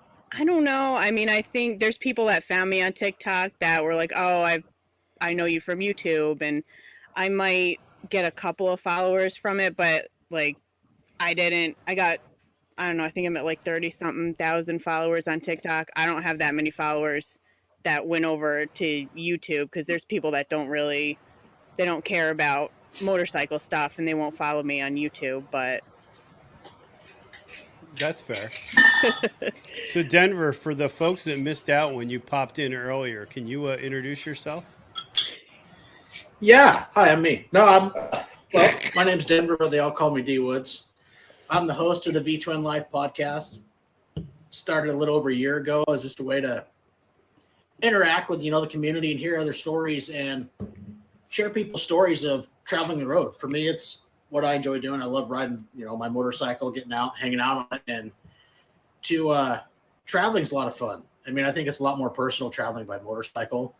And so I decided to start the Vtwin Life, which was all about travel stories, people's adventures, and in a way building a bucket list of places you might want to visit.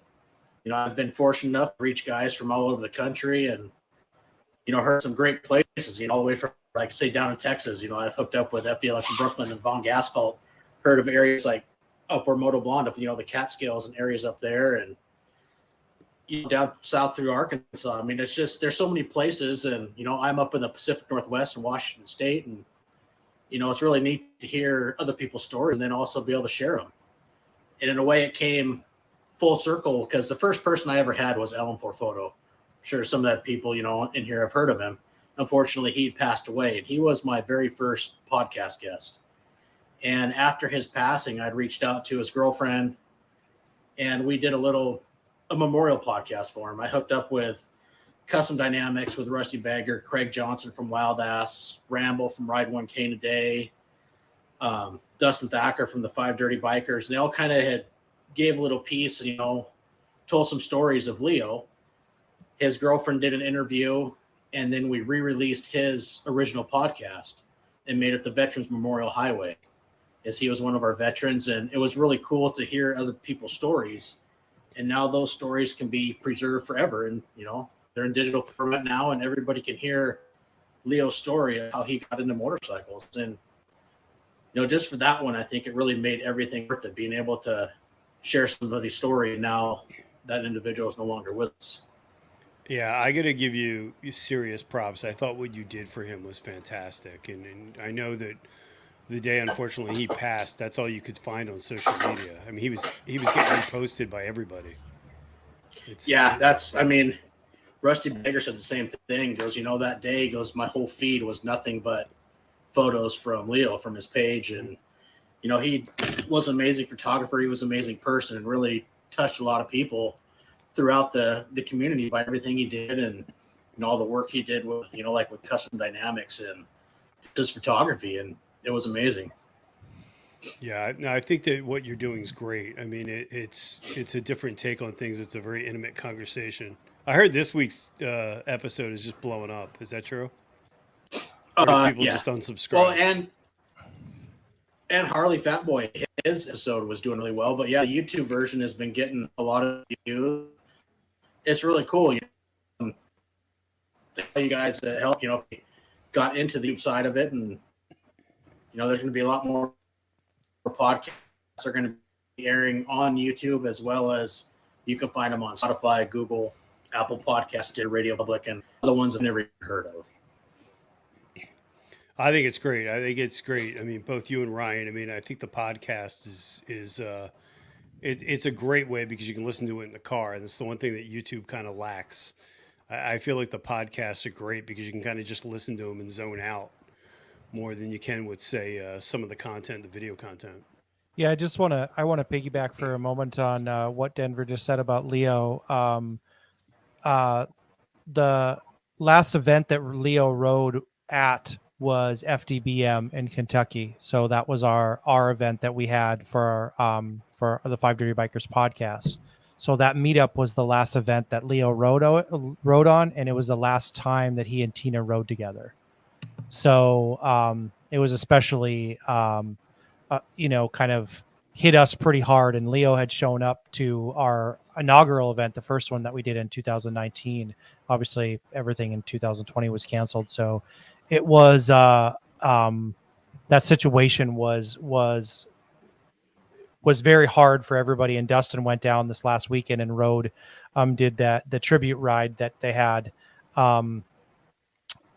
for him and in Missouri, and that was great that we were able to have somebody represent there. And I, just want to give you props, Denver, for kind of shedding a light on that episode that you had put out and kind of making sure that the focus kind of stayed where it needed to be for a period of time with that situation with Leo, and that people focused on the right part of that situation. They focused on Leo and what he did in the community and his life, and not about his passing. So I think it's amazing, and it kind of touches on what we were talking about earlier in the community. It's amazing to see that one person can have that reach.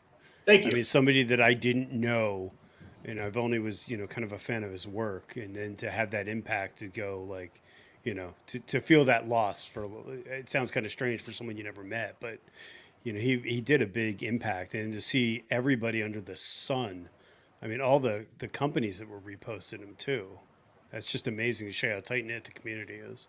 Leo's content actually grew from a little tiny 2x2 statue that he had posted and had made content on. So it's kind of a cool story, and yeah, I think we all have a reach beyond what we think we do right now. Right. I think that we've all touched people in different ways in the community from time to time. And so I think that every one of us has a reach that we're not aware of right now as content creators, that we've all met people or touched people, or somebody's watched our content or seen something that we've done, or gone to an event that we've been at, or, you know, you've met somebody in a parking lot or talked to somebody while you're filling up with gas. I think, you know, we sometimes we don't think about those times and take those for granted. That sometimes those really small things can have a much larger impact than we think. You know, if somebody, you know, you're at a gas station and somebody asks you questions about your bike, it's because they're curious, right? They're not trying to stop you from getting back on the road or be a jerk or whatever. And I think that's our opportunity and our responsibility as motorcyclists to give back at that point, right? To talk to them, to give them 5 minutes of our time and tell them about motorcycling and why we love it, and answer their questions, because it can change someone's trajectory. You just never know. Well, and I think that it's, to your point, I think that's the best part about being a content creator is you can do a video that bombs, but if it touches one person and you have an interaction and that person's engaged, I think it's worth it. You know, it's definitely unique. I mean, Junior, you spent a lot of time interacting with the community. What are your thoughts? Yeah, man, this community is amazing. I just want to say thanks for you guys talking about Leo, and I know a lot of people, and you don't have to talk about you know, what happened, but I didn't even know Leo until Denver and I spoke, and hearing that story was kind of it's, you know, it's crazy, man. And you know, and around this time during Thanksgiving, you know, I've lost a lot of people in my life, and you know, from my parents to a child, and this guy was just a friend, you know. Obviously, he has family members, but I mean, he was really big person in the community, and you know, and to, you know, for him to no longer be around, it's just kind of one of those things, man. It just makes you realize that tomorrow's never promised. You know, we need to be blessed for where we're at today, and all that good stuff. And that's why I'm so positive, man. I'm just a positive person 24/7, and sometimes it irritates people, but that's just who I am. And have you always been that positive? Myself, yeah, I've always been positive, man. And it's just, you know, Mr. Aloha, man. I'm always spreading that love and aloha to people, and regardless, like you guys were talking about earlier, you know, find your tribe. Like I understand that, but like to me, like I talk to everyone. That's just, you know, how it is. And even my story too, not to go too deep, but I'm lucky to be alive, man. I really am. If I didn't leave Hawaii in 2005 when I did, I can tell you right now with the utmost certainty, I wouldn't be here right now. So it's just counting your blessings. So it's hard when we lose people, man. So, and it's also good to remember them. And like you were saying, right, like, you know, Denver doing his thing and honoring Leo was huge, man. So yeah, man, just thankful and blessed, man. 24/7 have to be. You know, we're only here for a little bit of time, man. There's no sense in being an asshole, and that's why I kind of trip out on some of the, you know, the feuds that go on in the motorcycle community and motovlog community. It's like, come on, man, like, and it's grown ass men, man, it's grown ass people. Like that's the thing that trips me out. It's like, bro, there's absolutely no reason for the BS, but it is what it is, man. People are who they are and whatnot, and some people strive on the negativity, and you know, I just keep blessing them with the law, man. That's all you can do. Just keep showing that love and keep it moving, you know. I was watching a Gary V video this afternoon about that, and he was saying that the trolls that you get in your comments are the people that need the most help, because they're the ones that are truly so. Like, I don't know. I think it's really funny that someone would take time out of their day to comment hateful things. It's like, how bad is your life? Like, what are the positive things you can be doing with that time? When I first started watching a lot of, you know, everyone's videos and whatnot, like especially Pro Monkey, I would trip out, man. Like people just would not hold back. Here we go. they would just like say all these things, and it was just like, are you look at, and it's like you're reading these comments, and at first I'm like, oh, this guy's joking around, but he's serious, and I'm like, oh, it's a trip, man. It's crazy, but that's unfortunately that's the world we live in, man. Every time I go back home to Hawaii, especially on Oahu, it's so crazy, man. People are so bent out of shape, and everything going on right now with all the politics and COVID and whatnot. Sorry to say it's the C word, but it's too much, man. Like everyone's getting caught up, and everyone was on lockdown for so long, and people are coming out. You can't even go to a concert or a game where people are fighting each other. It's like watching the sports, and like the fans are going for the same damn team, man, fighting each other. It's like, I thought it only happened in Philly. I thought Philly fans, we're the only ones like that, but I guess it's all over the country, man, all over the world. So, well, I think that there's something that's definitely changed after the whole lockdown. Wow, TJ, I had no idea. God, the man crush is coming out. I thought Mrs. Monkey would have put him on lockdown. Well, it's almost our time. That's Harley's angle. What time is it? Yeah, about 15 more minutes, and it's Monkey Monk time. So it is. Does he have a live tonight? I didn't know that. Damn, I thought my mic was muted. Sorry about that. What?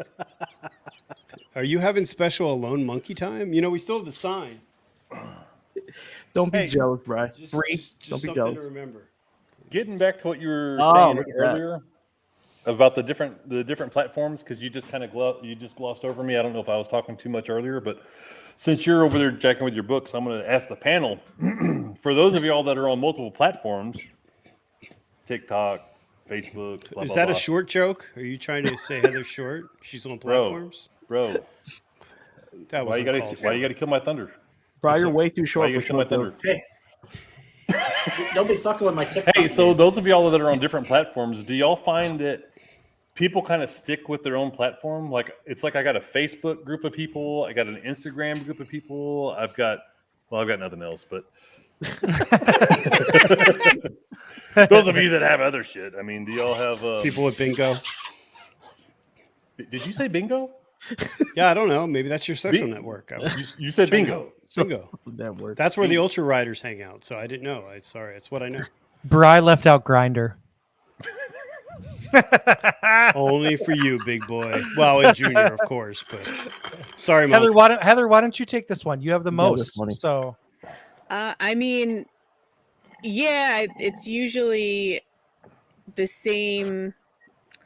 I mean, it's hard too because people's names aren't the same across all the different platforms, but it's usually the same people on Instagram, same people on Facebook, different people on YouTube. There's a little overlap, but a lot of people stick to their like favorite platform, or there's a lot of people on my YouTube that they don't do Instagram and stuff. So yeah, where do you get the most engagement? Is it TikTok? Yeah. I haven't posted anything on there in a long time, but well, you probably still got comments and likes coming in from your old TikTok videos. What's that? So you probably can't, because you still got comments and likes and all that stuff coming from the one that's at 1 billion views. That's pretty awesome. I mean, there's not as much like real authentic comments on TikTok. A lot of them are just like, oh, cool, awesome, funny. Yeah. So you don't interact as much on TikTok as I do on like YouTube or Instagram. Okay, so would you call that engagement? People that are just saying "Yaha, woohoo, good job"? Yeah, I mean, it's not really engagement, but for like metrics and analytics, it's engagement, I guess. If you're looking at like what TikTok thinks is engagement, yeah. So what do you think is engagement? I mean, it's not like a conversation back and forth. It's like, cool. Where do you get, and excluding your DMs, where do you get the most conversation? Probably I get the most YouTube comments that are actually, people write a paragraph, or people usually, I think YouTube, really. Ryan? So I would say like the most engagement, like Heather said, the comments are like lengthy, especially lately, if you've watched any of my stuff with my kind of motorcycle news kind of that I'm doing now, people have a lot of opinions, so the comments are long. So the YouTube comments are longer, but in terms of like making connections, I said I think I've made more like personal connections through Instagram. That's same. Yeah, I agree with because people are I think Instagram gives them a little bit more of a immediate connection, right? So they'll maybe if you respond to them on a comment that they made, then they'll be more likely to DM you. And now they feel like they have that one-on-one. And so and I think I've made more, I would say, like long-term real connections through that. And I would say, like, if I was gonna, well, I did it just to Heather probably a week ago. I reached out to her, and it was on Instagram. Is where I reached out to her, because I felt like that would probably be the best way to get it. The response is going to sit there, and it's going to be the best way to just let that sit there. And when she had time, she's going to get to it. Right. And so I think that that's probably what I've found to have made the most kind of meaningful connections. Like, I don't know, I had a conversation the other night after our live stream with Wit for probably 20 minutes. Whit Mesa, if you guys know who she is. Well, I talked to her after our live stream for a little bit, just about a variety of things, and that was through Instagram. So I mean, IBA queen. Yeah, right. So I think that that is, that's probably the most for those things. But I like all of them, because I think they're all tools, and different people use some tools. Of them you mean in a good way, right?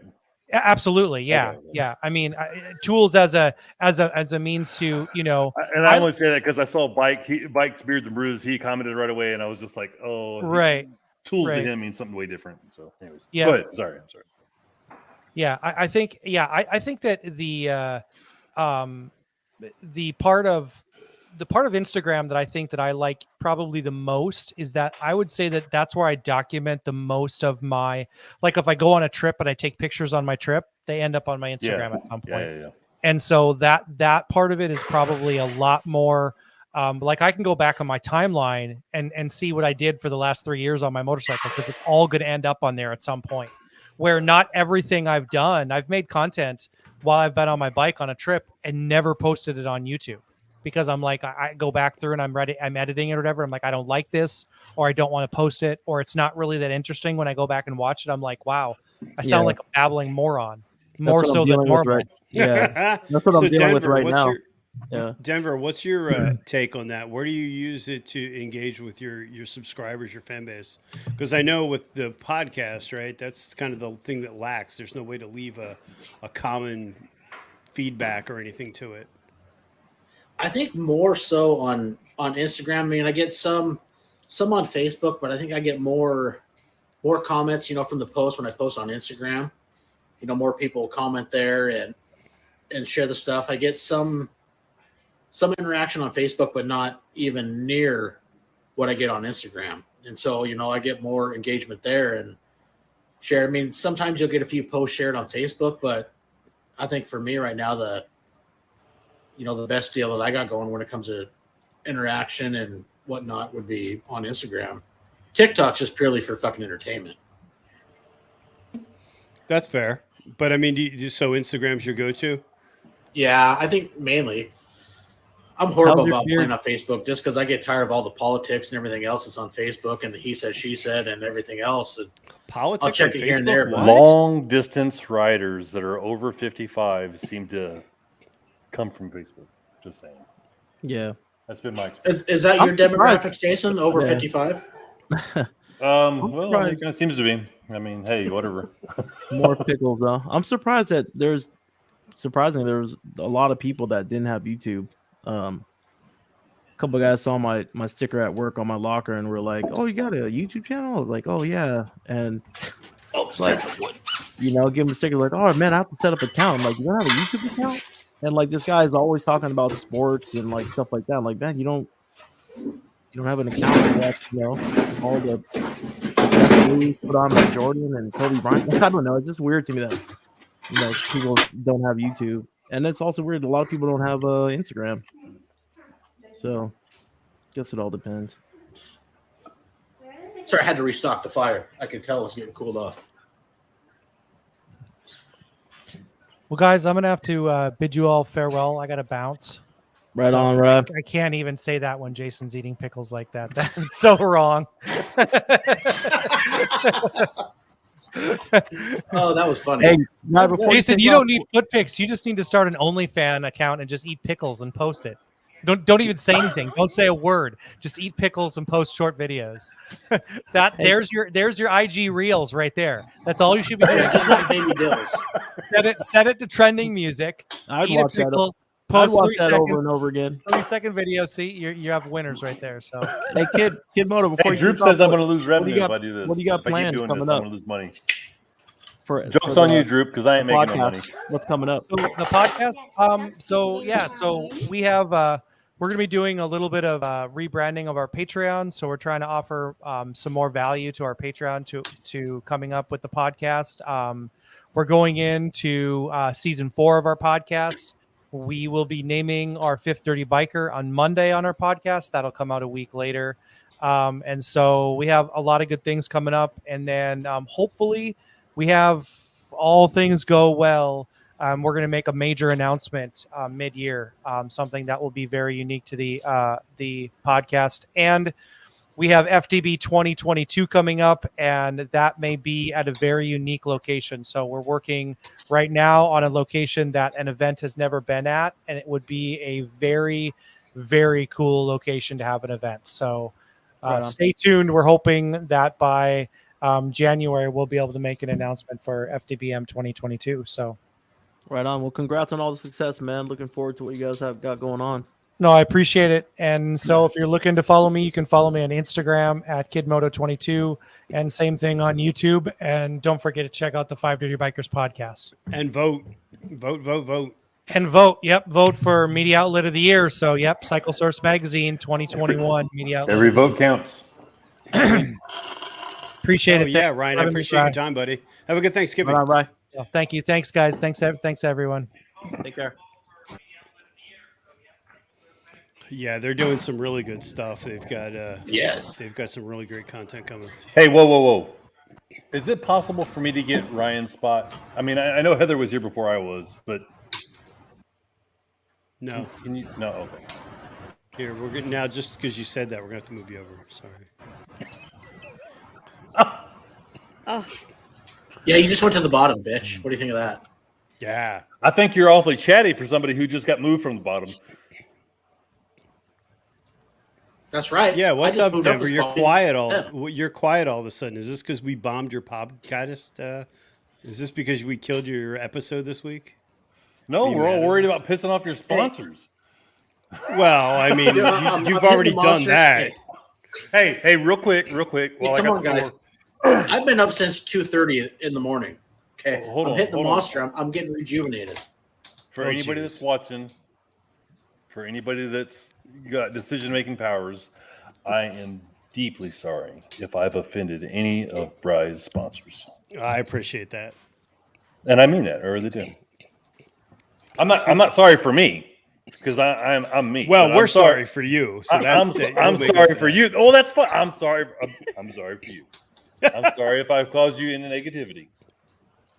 I appreciate that. I have to say, if you guys haven't seen it or wonder what we're talking about, Setzerpendence and myself were on an impromptu live stream with Denver, and he was nice enough to make us his first YouTube. So Denver, explain what you're doing, so I don't ruin it. Well, I'm slowly breaking into the YouTube scene. What's that there, Fat Boy? Yeah, shut up. Say the cheap seats, you peanut gallery dweller. Quickly, you put them in the middle of the screen, and look what happens. Holy shit! The trucker. So I'm finally branching out into YouTube. It's been a plan for quite some time, and since Bry is such a pusher of technology, and you need to do this, you need to do that, you got to buy this, and everything else, I figured, hey, why not just finally get the YouTube side going? So. We'd set up some stuff, and then out of the blue, I don't know, was it Saturday with like 2 hours notice? Hey, let's go live in 2 hours, do a podcast. And we figured, hey, what the hell? And actually it was a lot of fun. There was some serious shenanigans going on, but we all had a good time. And I figured, hey, why not make that What he was going to say was, why not every make Wednesday that at noon Pacific? He just froze. Yeah. Yeah, Denver, we lost you. Sorry. Dial up, bro. Did you? Dial up. Hey, man. You got to get fiber out to the man cave. What were you saying, It's Denver? working. It's called... Yeah. So we decided to break out into YouTube, and after the little spontaneous YouTube live we did Saturday, we decided to make that the podcast for this week, or actually I did. And we're going to keep airing podcasts, you know, all the ones I can get guys that want to do video. We're going to air them here on YouTube, and going to start bringing the Vtwin Live podcast to YouTube also for video content, and then you'll still be able to get your audio and all your streaming networks. Awesome. That sounds like an awesome idea, man. Good stuff, Yeah. man.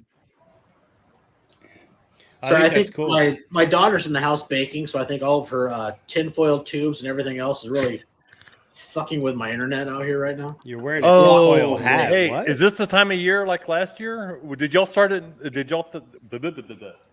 Did y'all start at Thanksgiving last year, Denver? I remember your daughter made a whole shitload of cookies. Was that for Christmas or was that for Thanksgiving? It was kind of like early Christmas. Yeah, I think she did like 57 dozen cookies last year, and Christmas. I think right now in the house there's about 30 dozen muffins and cookies, and there's tinfoil trays. You can't set anything anywhere. It's absolute clusterfuck. My power meter is going fucking mock Jesus right now. Mock Jesus. Mock Jesus. Yeah, it passed Mach 7. It's going Mach Jesus. What the? I'm stealing that, man. Oh my god. Dude, last year her 2-day baking extravaganza upped my PUD bill like $75. The oven ran for, I think the first day, dude, the oven didn't stop for like 20 hours, and it was the same the next day. It's like, holy crap. I felt bad for the oven. I think she took 10 years off the lifespan. I'm gonna have to get a new one soon. Now we're at round 2. Did you get it? Did you at least get to eat any of those cookies? Oh fuck yeah, I did. All right. Man, well, at least She someone's makes sure using that that she oven, makes because I know a- you're not using the oven. Oh, zing zing! Wow. Speaking of Goddamn, getting in the dog. kitchen, Oh. I need to go bake some pies. You need to get back in the kitchen. I do. Oh, I do. Aw. I'm doing that it was yesterday. such I'm about to take off too. Oh man, that was like Someone's got to work you tonight. should have. You would have done better with. I got to go wash my hair. I gotta go wash my feet. I got to go wash my feet for Well, I tonight. already For tried tonight's to feed my OnlyFans. goldfish and You guys been killing me with that whole feet stuff, man. You guys are hilarious. I was dying on the messages, man. Hey, I want to know from everybody that's still in the panel, that's still on before you leave, Heather. Do you think that we should air the chat that we had going on earlier today and yesterday? no. No, There will be no- You are a true friend of mine. That's all I got to say. Man, There will be no link in the I've description for that. never seen a grown man sweat so damn much. as man, I was have. watching some of those photos you were sharing, bro. I was like, oh. He was ready to just hit delete on his whole channel. I'm very surprised that he even let me in here. He says, like, on a private chat, he's like, dude, really? Come on. I mean, seriously, bro. Okay. We understand I'm that. sorry, Everybody was I'm hugged a sorry. lot as a child. We get it. He needs 5 more seats, so he can't risk it. God. Oh, shit. Okay, so. Now you blew the big Were you announcement raised that I'm the next. Catholic as a child, Jason? Catholic? No, I'm a virgin altar boy. Oh, okay. All right. So Heather, before you leave, give Not us what the priest said. let everybody know where they can find you, what's coming up, anything you want to post, anything you want to tell us. Besides, didn't you want to tell Jason to buy a 360? Wasn't that really Yeah, your there's message? tons of links in the description for that.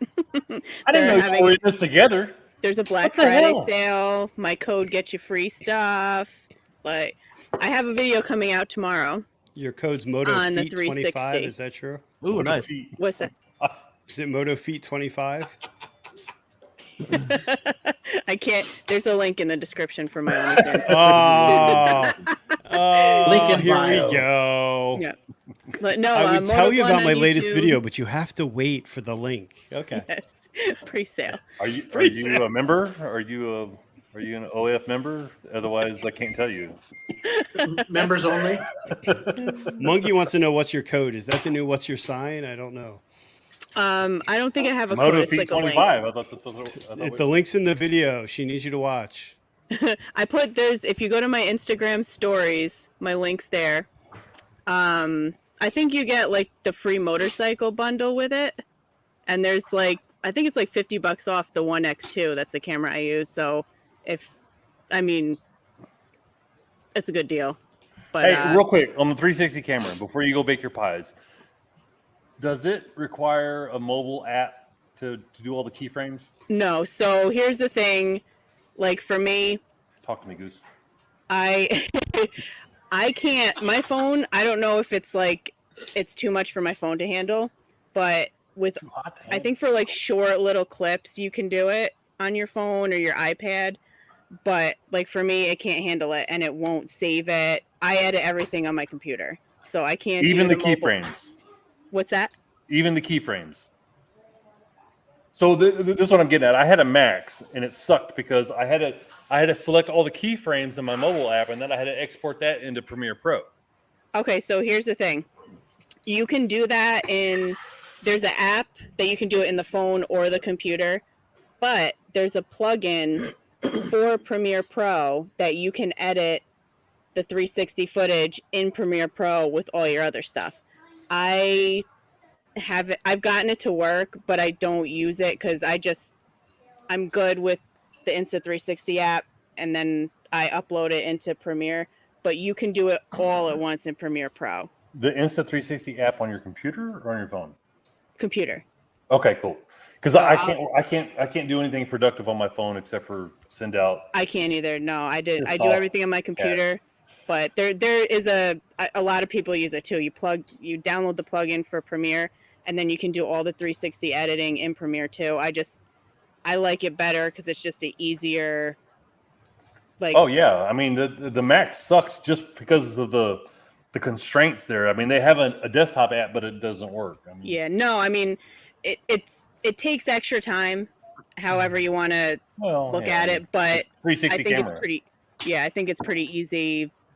It's easy to work with. It's just a little more time consuming because you got to pick what 360 view you want through the whole.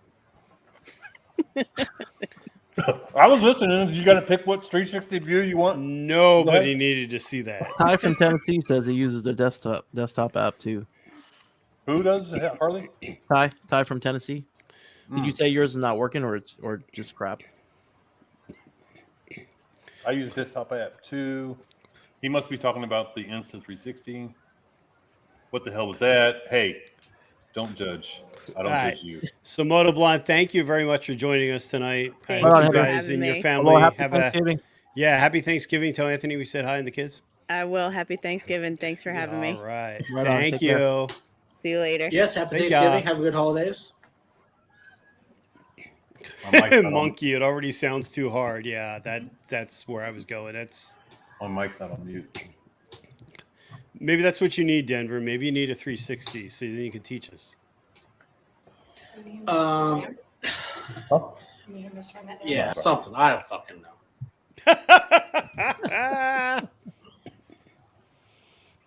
Well, the monster's down. 3 Legion Space Dust down. Fucking A, we're ready to go, boys. You're so quiet tonight. Oh man, dude, I've been up since 2:30 this morning. Come on, give me a break.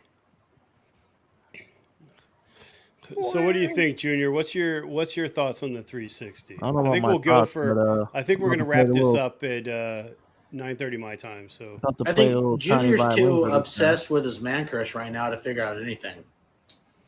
Someone's jelly. Who's his man crush again? Wait a minute. Monkey said that Denver's his. Wait a minute. Breaking news. Denver's your spirit. Oh, there's going to be a cat fight right here. Denver is my spirit animal.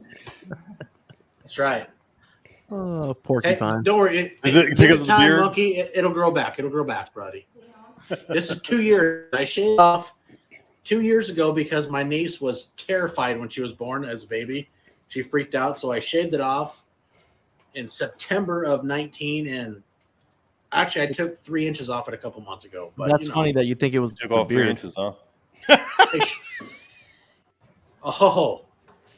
I was just making sure I understood that right. Fired. Wow. Dude. I know. Man, I would y'all love so sensitive. Christmas list. I would love to get the 360 camera. I don't see it happening anytime soon, but for now, I'll just enjoy everyone else that's using it. And everyone else is using the drone. I'd rather get a drone before I get the 360 camera. Word. Yeah, the 360 isn't going to help that mug. Don't worry, buddy. Okay. That's Okay. mean. I know. He's the nicest person on YouTube. Harley, and you're that's exactly where I was going with that, Brian. No, Denver. Hey, yes, Monkey needs some fireball. Hey, It's Monkey, funny, where's dude. your fireball? It's funny because Denver and I, we talk all the time on the phone, and all we do is talk smack. It's funny. What do you mean we talk? You never answered the phone. What? Hold Let's on. be real. DeBeard has a question. Jason, this is right up your wheelhouse. What gimbal are you using? Ooh. Oh, wait, that's right. Denver's got one too. Which gimbal am I using? Yes. Not that gimbal. I mean, like, I've got 4 of them. Which one is he talking about? Oh, Jesus. Yeah. I have a. Fuck. I have to do a review on it. I've got the. I just saw one. Someone I follow did a video, I think yesterday. I know Jason's got the dude, same that's one, funny shit. DeBeard. This is an awesome gimbal, and it's not that expensive. It'll fit the Hero 9 and 10. Yeah, Inky. And 7. Yeah, and the 7. And the DJ Osmo. It's a really great gimbal. I got the peasant shit. Bry's got the quality shit. But we got the same gimbal. Yeah, and then I've got a different DJI name. for the big beast of a camera for the RP. Oh, I've you're got saying the for your Weeble phone, S, and I've Denver? got a Crane too. Denver, what do you use And for then your I've got phone? The one that Denver's got. Denver's frozen. I had the Hoheen gimbal for my phone. The what? Okay. The which one? Hoheen? Yeah. Sure. Is that spelled with a Z? No, it's an H. Hoheen. Okay, shut up. I got it from fucking Korea off wish.com, maybe. I don't know. Monkey, I can send you the link of the one I have for my Canon. All right, hold on. It's one of the DJI ones. Wish.com? Big spender. Hey, that was just a funny. No, actually, no. My daughter got it for me for Christmas. Oh, I've used it. It's actually Beautiful pretty gift. nice. I mean, it's built for phones and whatnot. You can download their app so you can control the whole thing. Download the app to your phone. And you can use all the controls on the gimbal itself. I think for Ty, I think that the gimbal, the part that I like about it is it allows you to float the camera. You can, I mean, the GoPro does a great job of steadying, but you can kind of spin it and you can walk, and it has that really smooth cinematic look to it. I was surprised how much better the footage looks, even on the 9, with the stabilization. If you go to the gimbal, and then if you put the gimbal on the Canon RP, it's awesome because you can kind of fly it around. You can do some pretty cool stuff with it. Yeah, the stabilization is pretty nuts. From Fuck, Jason. Oh, that's epic. Fuck, Jason. But anyway, Ty, if God you dang it, Denver. This is a check out, PG podcast. check out Danny Black on YouTube. He just did a video yesterday. If you don't already follow him, but he does a lot of great reviews, but a lot of stuff on that kind of those kind of products. So Danny Black, check him out. They just did one on a gimbal. I guess there's a ton of different brands out there, but well, that's a good question. Do any of you guys follow any of the like content video creators outside of the YouTube world? Like our adopted daughter? Yes, that's Annie, whatever her name is. Well, yeah, but I was talking more of like the creator space, like a Potato Jet and Peter McKinnon, somebody like that. See, I love Peter McKinnon, I don't Think Media. I don't follow any of them, but I stalk the shit out of their pages. Does that count? No, that's fair. Because I mean, I think it's really interesting to watch those guys because you don't get bored because it's not the same repetitive motorcycle content, but then it's somebody that's doing stuff at a whole different level. yeah. Hang on, Monkey. I'm trying to find what I use for my big camera. I use the Weeble 3 or the Weeble S for my big camera, and that one is right here. the Beard, and then I use the one that Brian was talking about earlier from my DJI Osmo, and then I've got this one here for my phone, which is the Z something, and then I have the Crane 2, which is in a box, and it's in a box because I don't have a camera for it, and I'm looking at cameras because I have a spare gimbal. I think I have a gas problem, but whatever. Well, you can never. So I use the DJI Ronin SC. Is the gimbal that I use. Thanks for that segue. What's that? Huh? What? Who? Uh-oh. What happened? What's going on? Monkey, I just sent you what I use.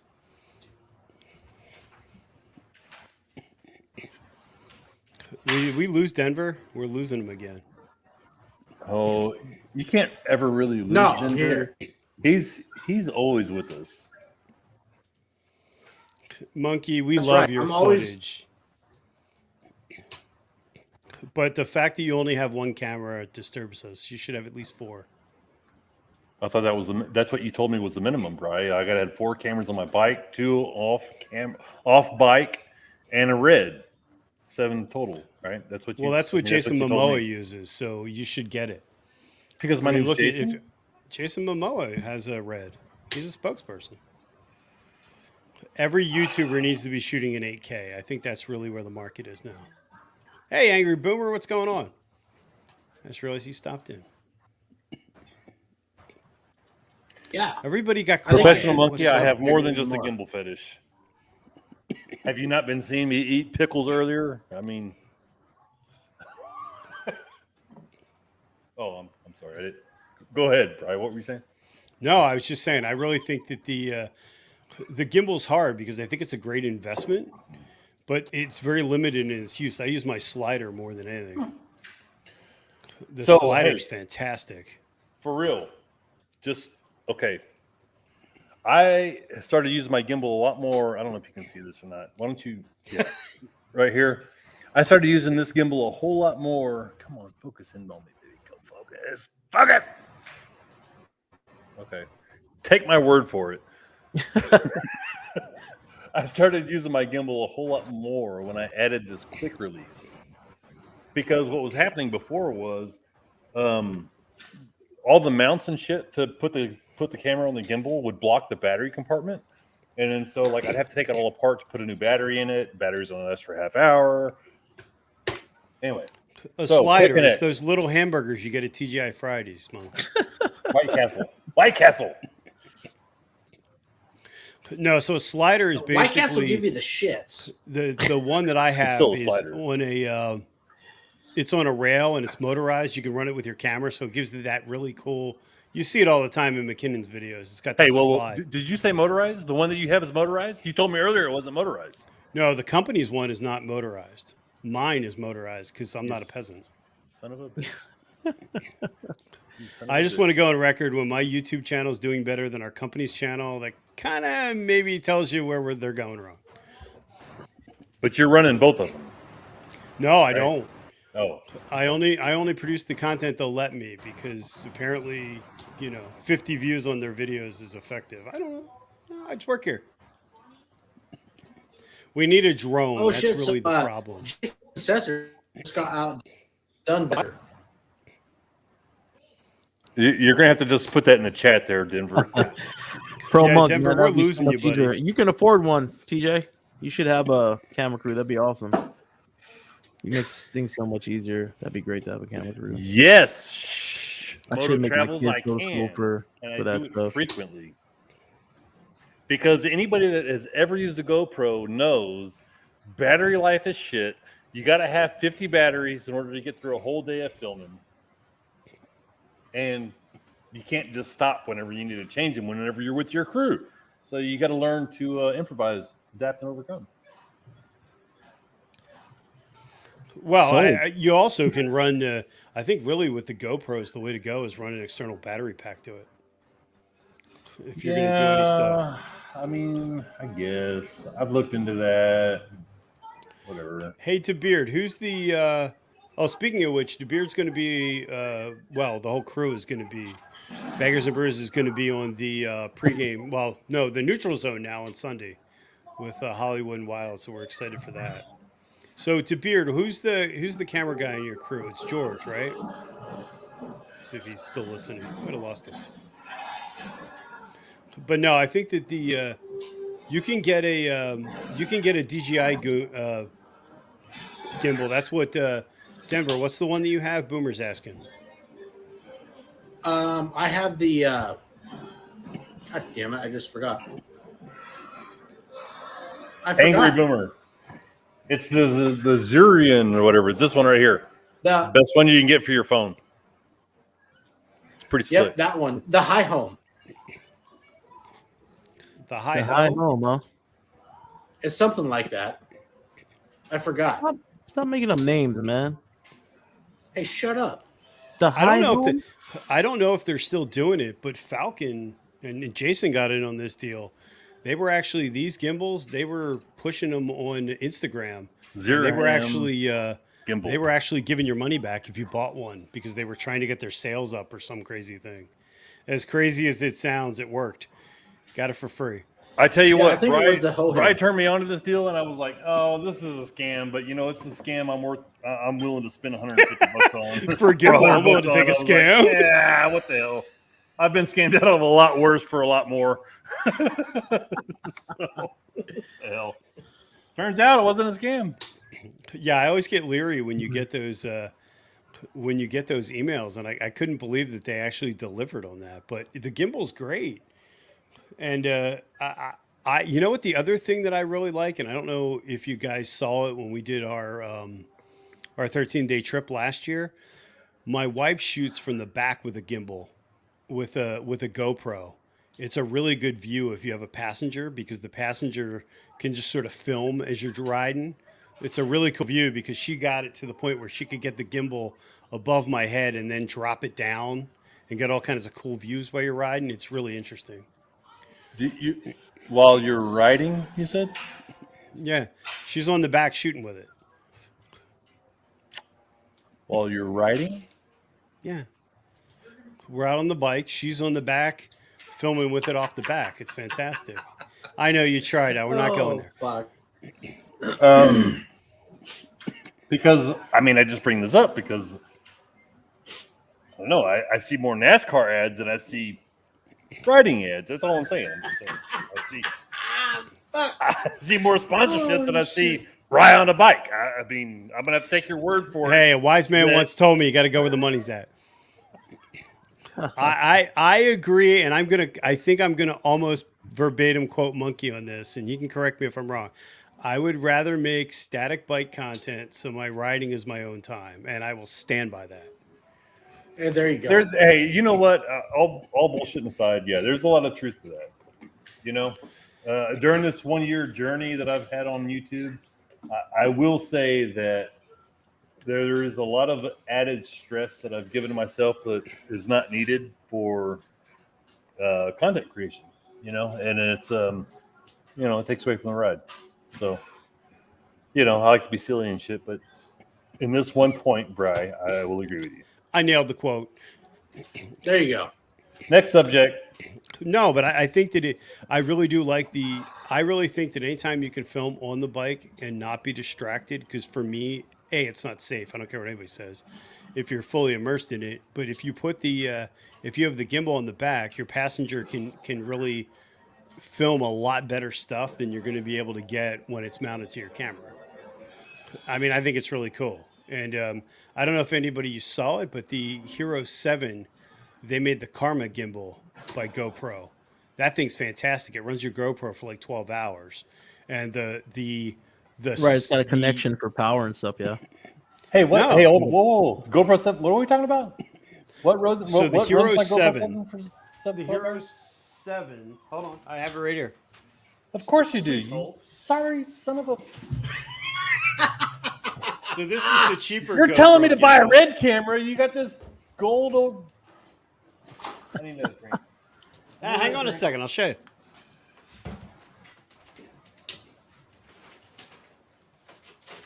Ooh. So I have this moment to myself. Harley Fat Boy Jr. What's up, baby? What was your first bike? Was it the 2007 Honda Shadow 750? Honda Shadow. What? Hey, 2007. Okay. My first bike was a 2003 Honda Shadow Spirit with 1100. Ooh. Yeah, mine was an It was Arrow. a Spirit. And hold on, what I mean by my first bike, I mean my first bike as an adult. My first bike I got when I was 4 years old. But... That's cool. I wish I was 4 when I got my first bike, but my first bike when I was 4 was a bicycle. Yeah, 07 Shadow. 750. How many miles did you put on that thing? I think we're at like 12,000. I didn't ride it a lot, man. When I was in the Bay, I got it in 2011. Hey, let me ask you something, and I'm not trying to be a dick, but how much of your life have you been considered the Fat Boy Jr.? I mean, oh well. And what I'm getting at is this: is like I'm 6'4", I'm 240 pounds after November here, and so like I was told, don't you dare get a 750 because you couldn't even pass an 18-wheeler. Yeah. So I was definitely a lot lighter than I am now back in 2011. Cool. Yeah. I was always pretty I was a chubby kid coming up, but in high school playing sports and then a little bit in college, I was in pretty decent shape. Not as big. So the 750 worked good for you. Yeah, it worked. It was a great first bike. I still love that bike, man. I just rode it the other day. It's dependable, right? It's like you can just let it park for a month, and you don't even have to walk by it and say I love you. You just get on it, turn the key on, and it starts. Yep. Yeah, it's an 07. I got in 2011. One owner, guy was in the military, was in the Navy. So when I got it, it was only a little over 5,000 miles, and I got it for $5,000. And it was that's what it was like brand new, man. Yeah, pretty amazing. Stoked. Yeah, dude. I'm saying, dude. Like, I love the shit out of my Harley, but don't get me wrong. That Harley or the Honda, Shadow Spirit or whatever that I got. I used to ride it to work. And oh man, it was just I don't know, man. That's why I got it. I got it to commute to work, because at the time my wife was pregnant. We only had one vehicle, and she had when the baby came and all that stuff. So we kind of prepped for that. But hard to make YouTube videos on a Honda Shadow, though, isn't it? No, I mean, no, it's not. It's coming. It's coming. Oh, man, God damn you guys! I was just trying to be funny. Shit. So this is Jason. This is it. Shadow. This is the GoPro Karma, and that's only the GoPro Karma is a gimbal. Yeah, and they had a drone. If you ever saw the ill-fated drone that they used to sell that kept crashing, they did away with it real quick. But this actually has a cage for the 7. You open it up, you put the camera in, have the cage, and then you have your record button and all the function, and you can just film from here. They were blowing these out for $99. I wish they actually made a new version of these for the 10. So it's only up to the 9. It only goes up to the 7. It only goes up to the 7. I think it goes back to the 5. Okay. But the best part about this is how big it is, because it's got a huge battery and also has the lanyard, so you can securely run this. What do you mean by a lanyard? I mean, I know what a lanyard is, but for your wrist. So if you put that around, so when Kate films off the back, she's got that around her wrist. Gotcha. And we've got some really cool shots when we did our trip for where like it's my head level and then she's dropping down to me like waving to bikes and then bringing it back up, and it's got that real sick smoothness to it. Yeah. I think it's fantastic, and I don't care what anybody tells you. I don't think technically, even though the stabilization on the GoPro is good, I don't think it's ever as smooth as a gimbal, because the gimbal just allows it to float so much. Correct. I agree with you. And like you, I don't care what anybody else says. Yeah. So Denver, get a gimbal. Hey, does anybody here have a GoPro 10? Ty from Tennessee's asking. No. I don't know. Does anybody have a 10? I don't. I do not. I have a 7 is the highest GoPro I think I will allow myself to have. Yeah. I'm going to get... Hey, does anybody have an M200? I'm dying to know. Canon M200? Anyone? Nope. Anyone? No, I got an iPhone. Is that an upgrade from the M50? I don't know if it's an upgrade. I know it's a lightweight. It's a I'm trying to find a camera for my crane too. That's really what we're coming down to here. So Yeah. I thought. So you have so many the gimbals, you M200 need more cameras. I like that. Ironically, that's the truth, right? Hey, Best Buy, buddy. Just go to Best Buy and see what they got. My man's about to pass out. Just getting his words out, man. No sleep and then 3 beers, 3 Bud Lights. Woo! Tipsy. Hey, motherfucker, this is number 9. Number 9, huh? One left, bitch. I love your math, man. That's That school system out there in the middle of nowhere, Washington is top notch. Empty. They drink pretty Hey, hard. is that why you weren't on the? Yeah. Hey, is that why you weren't on the show earlier? Because you were. Yeah, I was fucking working, motherfucker. Some of us got a job. We got to work. Is that when you were drinking? I fucking wish. Trust me. I wish I was. And he loves it. I wish I could drink then. So Motofine, is it Moto Nugget? Is that a 9 or a 10? 10. Moto Nugget, yeah. Space Dust, exactly, buddy. Good shit. The beard, exactly. That's a 6-pack with one left. That's not adding up. I agree. I'm like, I didn't do well in math, but I'm on number 9. I don't think that they have 9-packs. I just haven't seen any. 8.2%. Okay, I've been home for less than a fucking hour. The percentage ain't got shit to do with the amount of beers that are in the thing that you just held up. I don't care about Hey, Jason, bro. Your eyes look like you're doing fucking crack or heroin. I'm not sure which. All right, simmer down. You're gonna get. Hey, safe word, demonetized.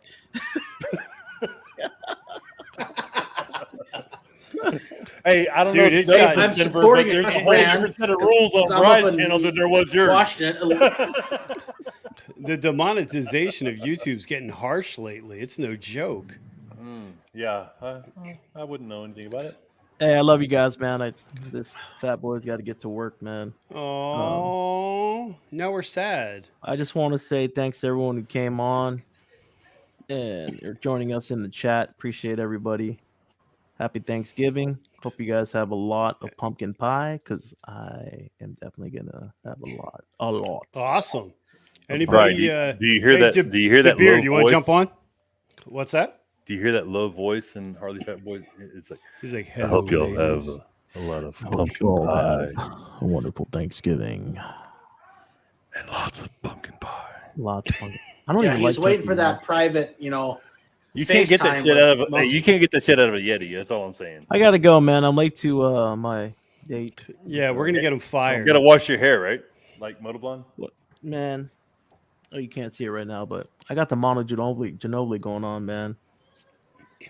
I keep telling my barber, I think I'm gonna take it down all the way. Like, no, you're good for another couple years. I'm like, no, I'm not, man. I'd rather just do it all instead of having this spaceship right here. But, you know what? Hey, bro, Gillette, just fix it. I went bald when I was 20. I don't want to hear your want to hear your sub stories. No, I got a lot of friends, man. They keep telling me just cross on over. They've been, one of my buddies right out of high school. Just he had a ton of hair, and then all of a sudden, he gone. Bald. Yeah, gone. Yeah, that's crazy. That happens. God's a funny bastard, isn't he? But I appreciate you guys, man. I appreciate the invite, Bri. Oh, anytime, my brother. Hope you and the family have a good Thanksgiving. Yeah, totally, man. Appreciate you guys. You guys stay safe. Happy Thanksgiving, brother. You guys stay safe. To the most sincere son of a bitch on YouTube. Happy Thanksgiving. Right on, Jason. I appreciate it, man. Love and loyalty to your families, man. Appreciate you guys. Talk to you guys soon. Heck yeah. Hey, have a good Thanksgiving, bro. You too. I'll talk to you later, bro. All right. Oh, hey, shit. Yeah. That looks like it's right. That looks like I'll wait for the phone call that'll never show up. Well, I'll call tomorrow because you're about to pass out in about 10 minutes anyway. No, I'm not. I got all fucking. I just drank a Monster. Oh. Oh, he got the last word. That motherfucker.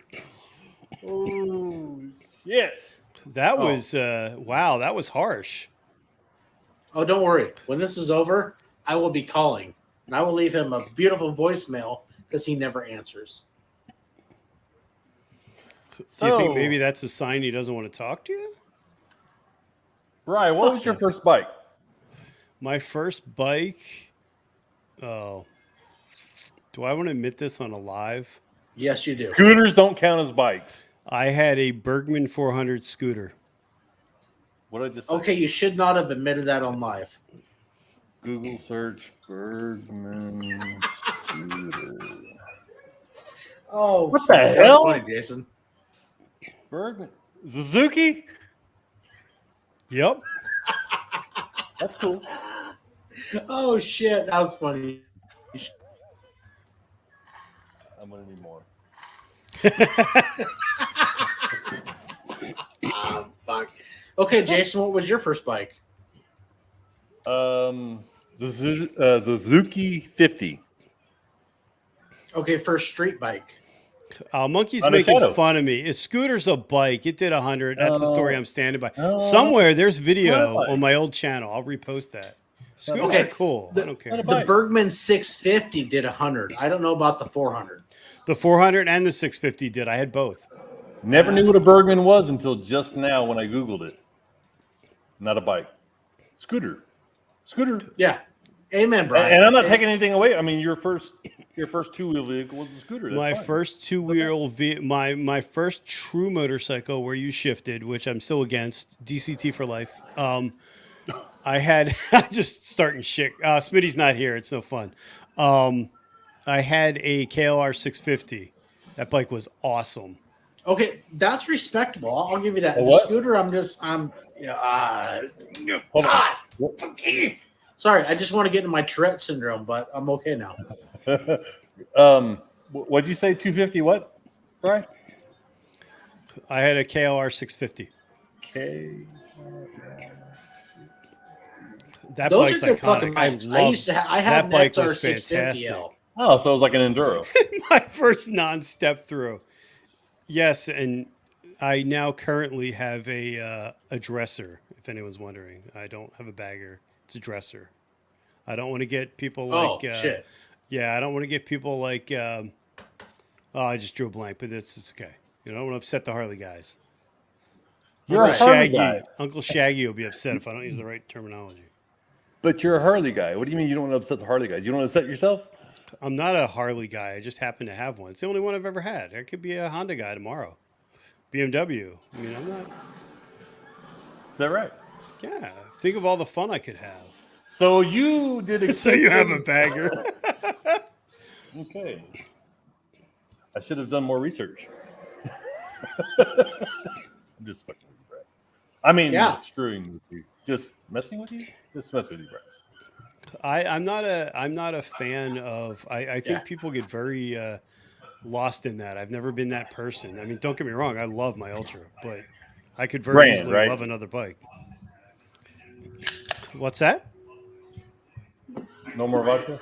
No, we got. We're going to beer? We don't have any more Kamado. I think it's you were looking for bimmers today and you couldn't find them. I don't know, man. That new BMW bagger looks sweet. I don't know. It's got some points, but yeah, I don't know. Look, here's the thing. I'm working on two videos right now. One of them is a 1 year on YouTube, and one of them is a 1 year review. Ironically, both 1 year videos. The thing, I'm hoping to get them done at the same time. So the thing is this: Salty gives me shit all the time. I am really happy with my bike, in that it is the best looking bike on the market. I don't care. I'll fight you. It's the best looking bike on the market. It is. The Road Glide, the Harley Road Glide, is the best looking bike there is on the market. Now, I'll give that to you, Jason. I'm not saying it is the best performing bike. I'm not saying that it is the best value bike. I'm saying it is the best looking bike, and I own it. Hey, and I'm 100% with you, because I've taken the Challenger for a ride, and I'm not sold on Challenger.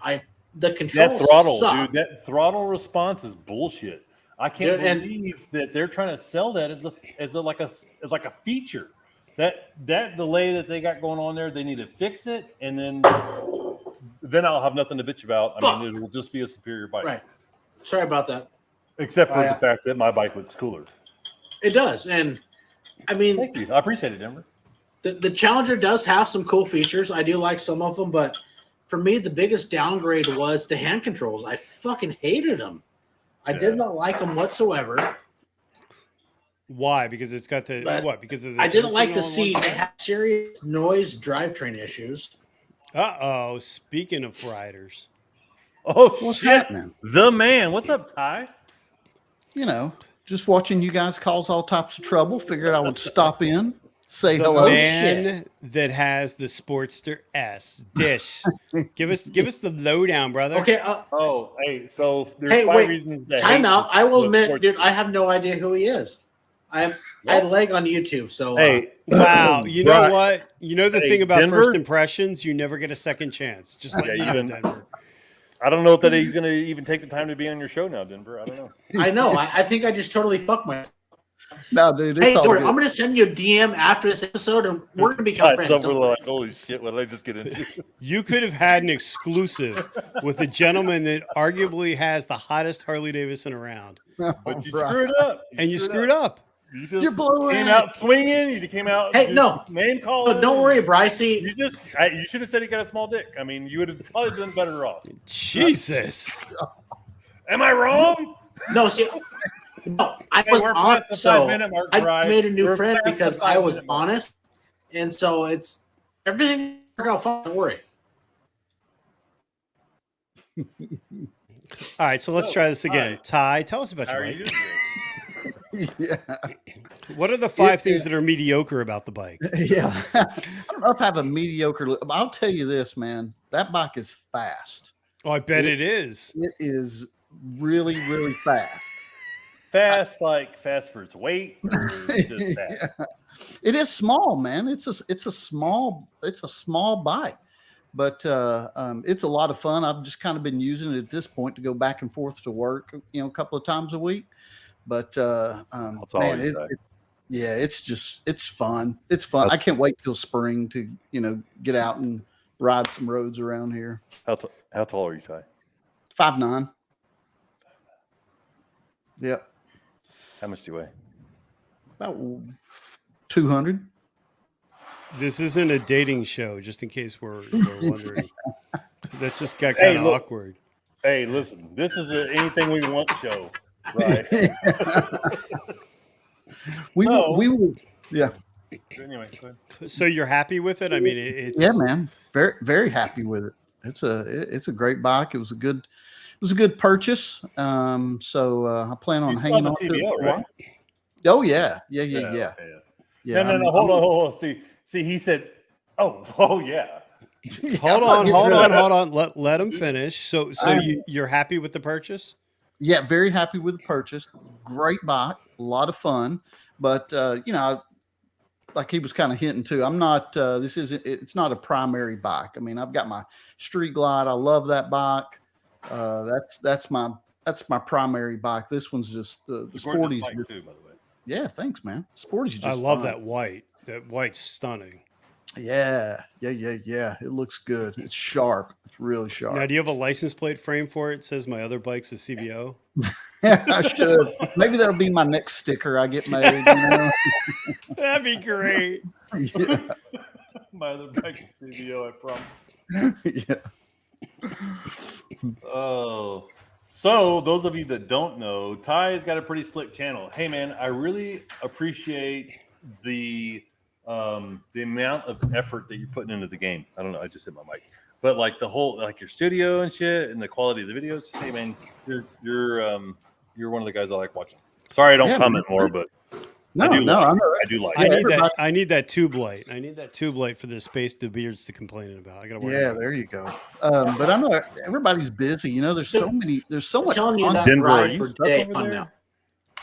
Hold on, come on. You keep interrupting Ty. I know. I'm sorry. And Ty, I really want to hear what Ty's got to say. But okay, there. Okay, the middle finger. Okay, he's still there. Go ahead, Ty. I'm sorry. I'll set up.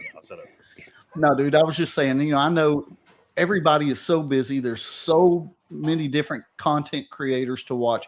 You can't comment on everybody's videos. It's just not possible. But stuff like this, we all get together and support each other. So it's all good, man. It's all good. It's tough, man.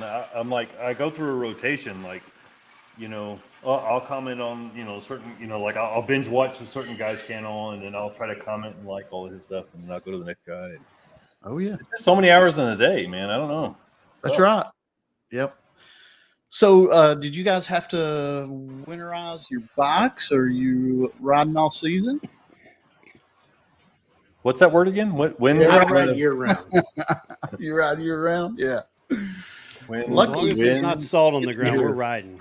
I got to jump off. I can food. iRobot, what'd you say? He sounds like he's in one of those anonymous videos. And then I just grow your own food. Yeah. I'm gonna. But yeah. It's been a little, but it's gonna be harder when it comes to my fucking signal. Yeah, we lost you, buddy. Yeah. Actually, I just saw Bri hit the remove from studio button. Call it coincidence. Yeah.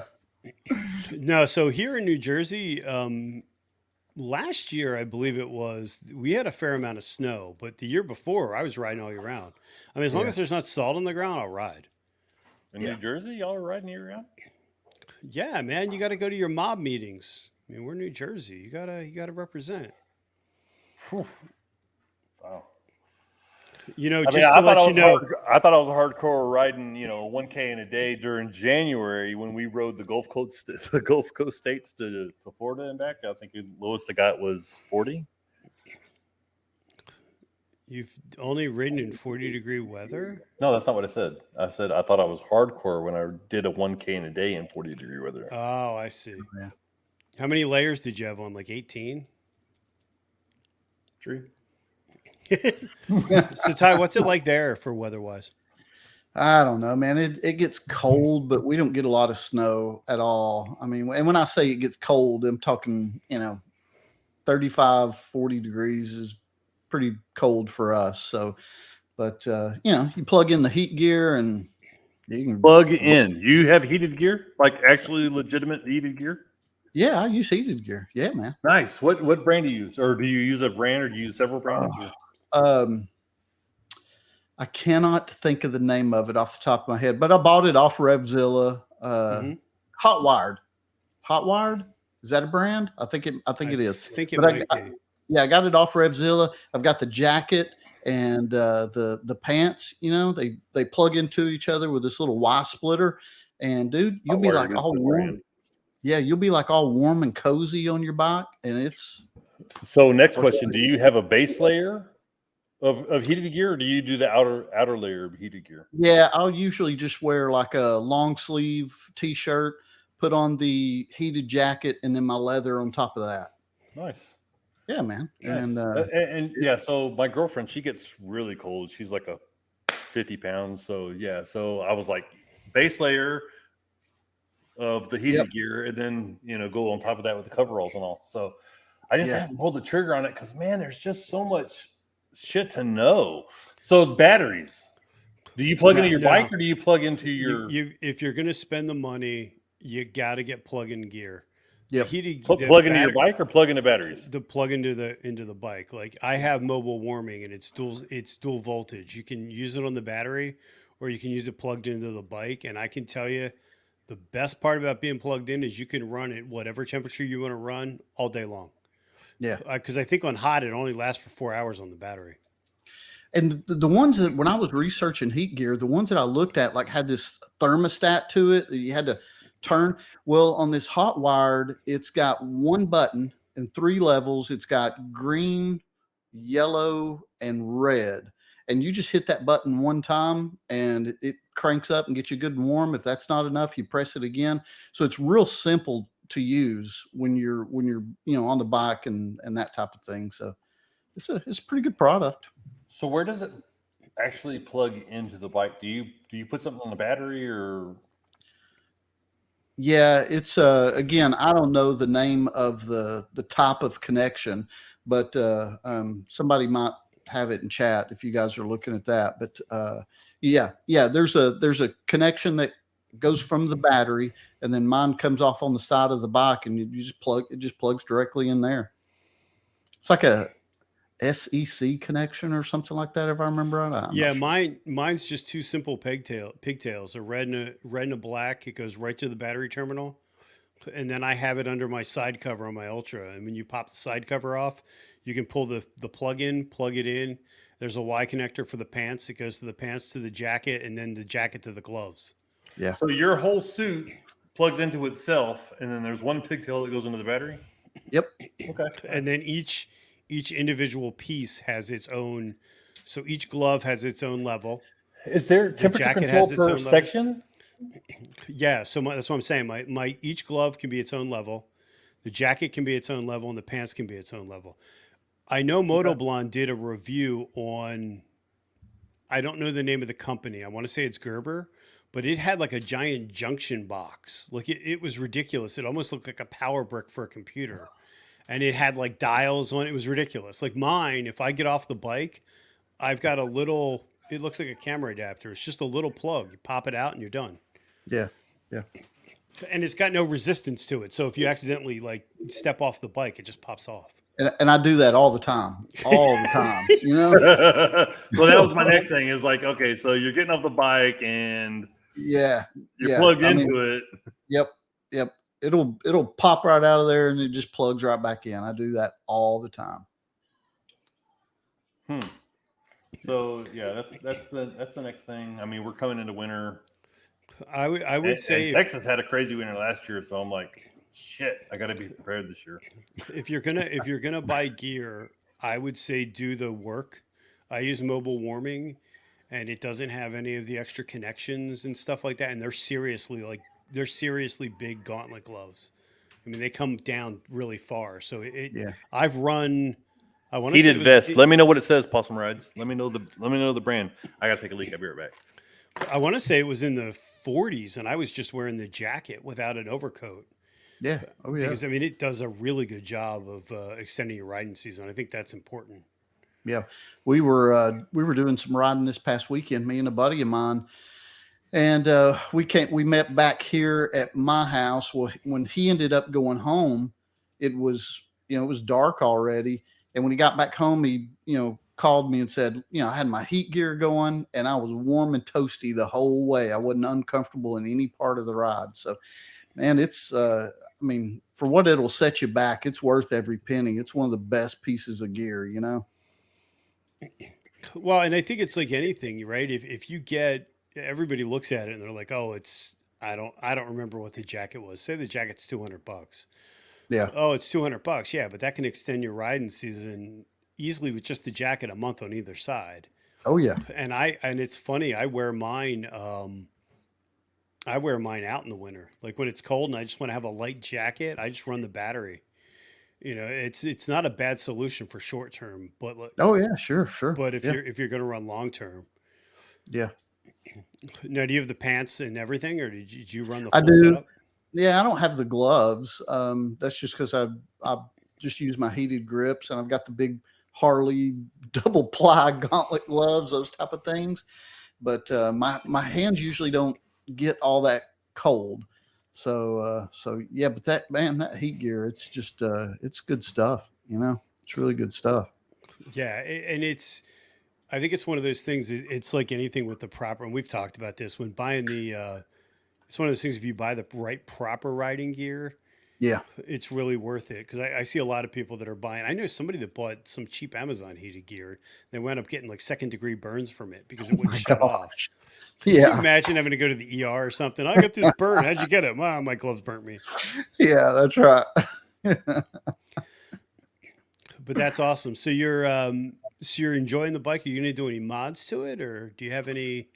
I've got a windshield ordered for it and the pillion seat, and also a little bag that sits on the pillion seat. Winnie's not going to be riding with me. My wife, she's not going to be riding with me, but I want to be able to carry, GoPro batteries and, camera accessories and that type of stuff on the Sportster. So when I get them in, I'll make a video of that too, but it might be a while. My local dealership says those things are on back order and, they'll get them when they get them type of thing. Yeah, that's got to be tough because you're on the cutting edge of a brand new bike. That's I know, man. I got to chase those views, yo. Tank bag. Tank bag. Tank bag. Get you a tank bag. I've got 40 GoPro batteries in my tank bag. Yeah, that's not a bad idea. Yeah. That's not a bad idea at all. I've rigged up this little contraption, this little GoPro contraption. You know, you guys have seen the one that's got the suction cup, you know? Mm-hmm. Well, I've got the suction cup with all these other little things stacked up on top of each other, all these little connectors, kind of like Legos, that I get that first person point of view where I can mount a GoPro on the tank of the Sporty, and it's static. It's just stationary. It is a really cool looking shot. I've had a lot of compliments on that one, but that little suction cup mount works really good right there, right on the tank. So I like that one. So I will say I've got a suction cup mount, but I only put it on the windshield of my truck because I'm too scared to put it on my bike. Yeah, I get that too. I'm like, man, I don't know. That's $400. I think I'll just. Yeah. Well, it's like 200 now, whatever it is, but still. There's some other type of GoPro gear that I've recently seen. Like they have a little small Snap It. Is that what it's called? Snap It. They've got like a little mat that sits on something and then a magnet behind it, and the GoPro just clamps down on top of it. Apparently, it's supposed to be like super stable. I don't know. Maybe is that the one you see people like putting in their shirts? That's right. They put that. Yeah, I've seen. Agreed. Possum rides. Sorry, go ahead. Sorry, I just didn't want to type that. No, I think I appreciate you not kicking me out. So. I think that it's. So Moto Blonde apparently is getting her goldfish neutered. That's why she can't come back on. Moto Blonde, I just want to say thank you, and we appreciate you because we don't want to see the goldfish population explode. So spading and neutering your goldfish really is a positive message. She's being a responsible pet owner. Yeah, she's being a responsible pet owner, and we appreciate that. Yeah, that's great. You have a new dog, Ty, don't you? I do. A semi-new dog. Yeah, he's nuts, man. We've got a little white boxer. His name is Dixon, and very nice. Is he plaid? He is almost plaid. He's white with like these crazy black spots all over him, you know? I mean, he looks more Dalmatian than boxer, but he's nuts, man. He's just crazy, but he's going to end up being a good dog. That's for sure. That's awesome. Yeah, good boy. Like you can see his beanbag chair right there. He naps right there and hangs out with me. He's not in here right now, but he's not spoiled. No, not at all. Sadly, my cats have one that's that size. They're not spoiled either. No. Yeah. That's awesome. I'm glad the bike's working out for you because I know that's you were really excited when we spoke about it. So yeah, I was flip-flopping between that one and Street Bob. Street Bob, man, man, the Fat Bob and the Street Bob both I think are bad. Yeah, they're great box. And I went back and forth on that for a long time and ended up doing a test drive on the Sportster S and thought I got to go with it. I got to do it. So how do you like the sound of it? I mean, are you going to put pipes on it or?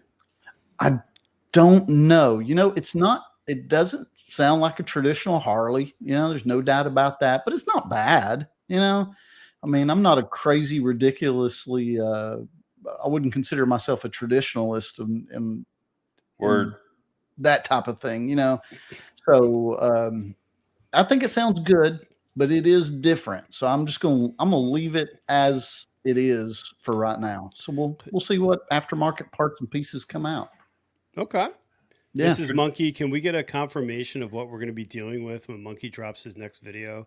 Ty, I don't know if you've heard this, and there's this ugly rumor going around the internet that Monkey shaved his beard. It was a terrible accident with his razor. Oh. And he's currently in recovery, but earlier we were bidding to try and get pictures, but he won't come on. So I heard there's going to be another beardless motovlogger pretty soon. Bikes, beards, and brews. I hope so. I spent $100 on getting that damn thing coming off. That's right. Oh, that's going to be great. You know, he's not that far. Maybe I should throw in some money and see if what it takes to do it and shave it off for him. Yeah. That sounds like good content. He's a great dude. I got a chance to ride with him recently. Do a live video feed, you know, charge pay-per-view. See, that's how you can tell everybody. That's how you can tell everybody here's a creator. They're like, what kind of views can I get out of this? Let's shave his You beard. can make millions. Yeah. What's my view count going to be? If I would, hey, shave listen, my I would like to beard- have y'all as friends, but I'm looking at my analytics and I just don't think that I can do it. Yeah.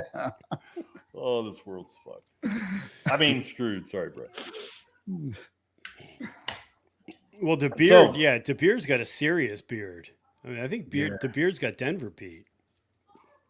It's got Denver Pete. Really? Speaking of which, I don't. Oh, okay, here's Denver's a good question. We just lost him. Yes.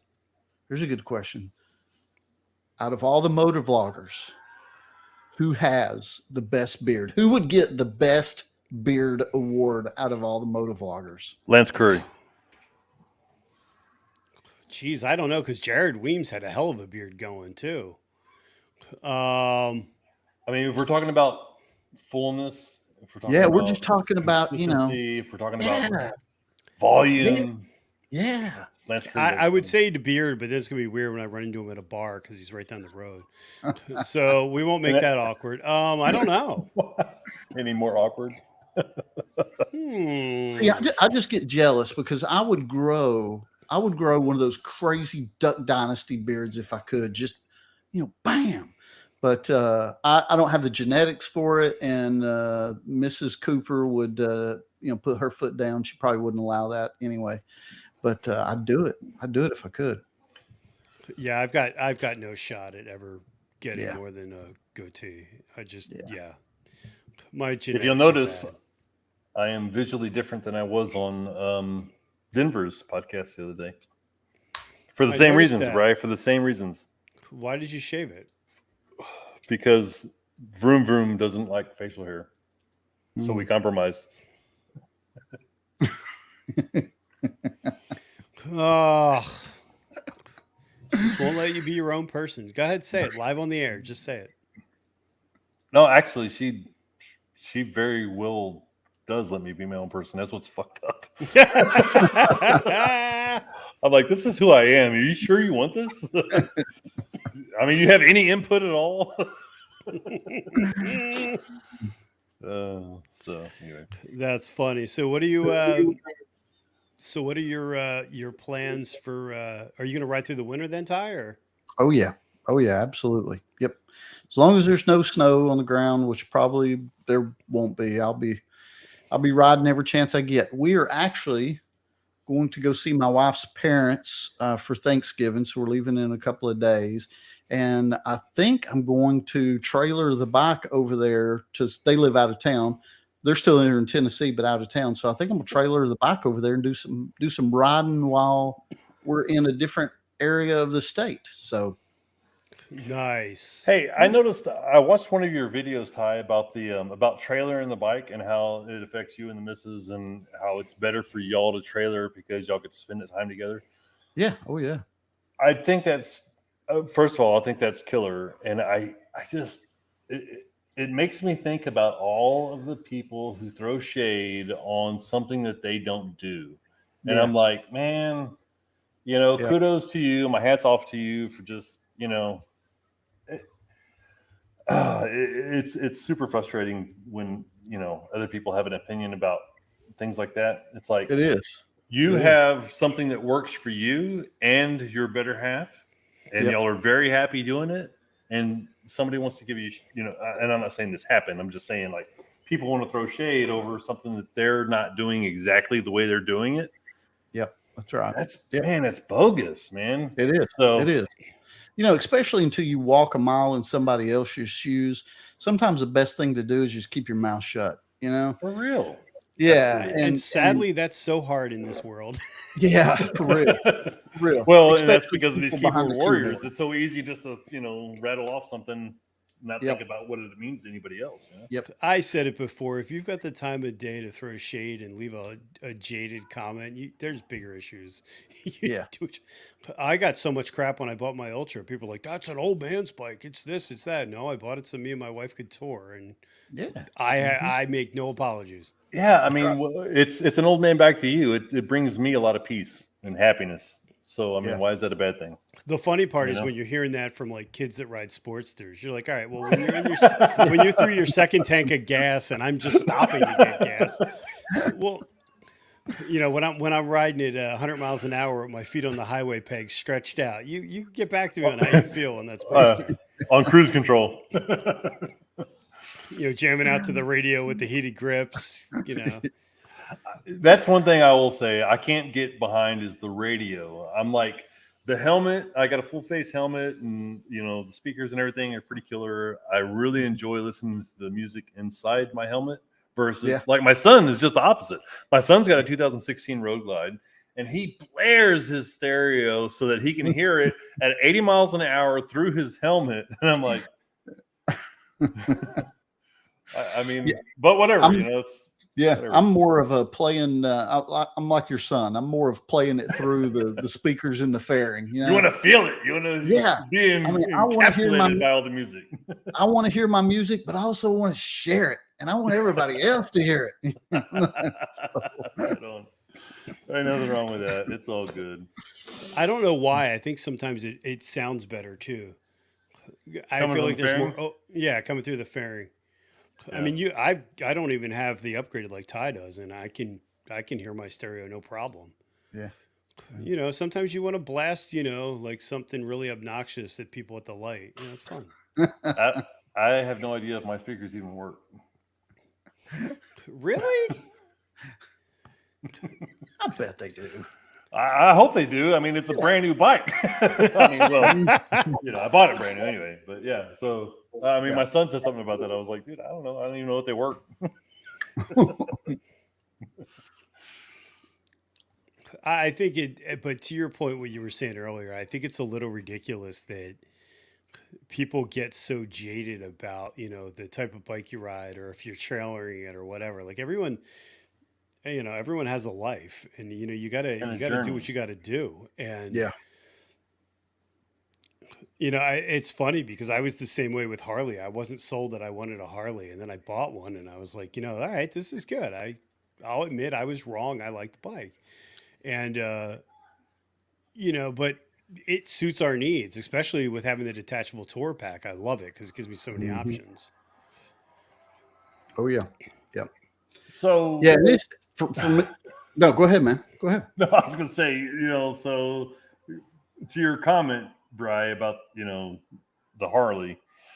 So this is my my second Harley, but I'm caught in between. I'm really caught in between because I want something that I can get on and go anywhere in the country and not have to worry about it breaking down. And so, like, where I'm at with my bike, I'm like, oh, am I gonna make it? I'm like, just rolling the dice. Yeah, I mean, I'm fortunate enough in my place in my life where I'm at right now. I'm like, the worst case scenario isn't really that bad, so I'm just like,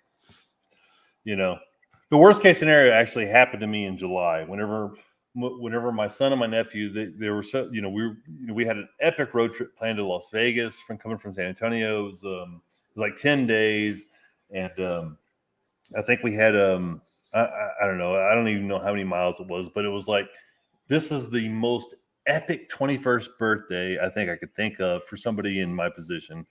And my son and my nephew both get to experience this at the same time. And I was thrilled to be a part of that with my brother. And so we set off. I made it 2 days out of 10. And so that was very frustrating. That sucks. Very frustrating. All four of us were on Harleys. But at the end of the day, I was really happy that the three of, more specifically, I was really happy that my boys, my son and my nephew, both got to experience the whole trip without really any problems. I would have liked to have been there with them, but I wasn't part of life. But I think that, you know, I'm just like, I got a little problem with that. You know what I mean? But who would have, I mean, who honestly would have thought what happened to you would have happened, right? Well, yeah. I mean, for those of you that don't know the story, you actually relocated the cat, right? The cat blew out the back of the exhaust. Yeah, the tech said he didn't know how it didn't blow out of the back tailpipe. He says, I've never seen a cat dislodge that far. Like, well, you know, I try to do everything. I try to do it as best I can. So there I am. But yeah, so yeah, I dislodged the cat and I had a blown head gasket at, I think it's 20,000-ish miles or so. So maybe that does make the example that the 131 went just a little too far with screaming eagle pipes. They didn't quite get the engineering right. So there's a whole conversation about that I'm not qualified to have, but from my experience, I feel like a lot of that could have been mitigated. And again, I'm not a gearhead, and I shouldn't even be saying what I'm saying, but I'm going to say it anyway because I'm drunk. That makes it factual. That makes it, hey, bro science all the way. So I feel like, so I got the fueling vented dipstick from 2 Lane Life. My buddy's over there, Galen. And I really feel like I would not have blown the head. And I'm sure I'm wrong. Everybody, you don't have to troll me. I'm not an asshole. But I really feel like I would not have had that problem if I would have had that vented dipstick from the jump. You know what I mean? Because like the blown head gasket thing just seems like it's a problem with pressure. And there's a lot of gearheads out there that tell me that I'm stupid, and that's fine. But I just, you know, I know a little bit. You know what I mean? I just feel like that wouldn't have been a problem. So anyway, happy Thanksgiving. Well, I mean, yeah, I've had some weird stuff go on with mine, not to that extent, but I love my bike though. I love it. I mean, it's the best. It's, you know, I was not looking for that bike when I found it, when it found me. Yeah. But I bought it. I think it's everything that I wanted. It's everything that I wanted in a bike, minus the breaking down part.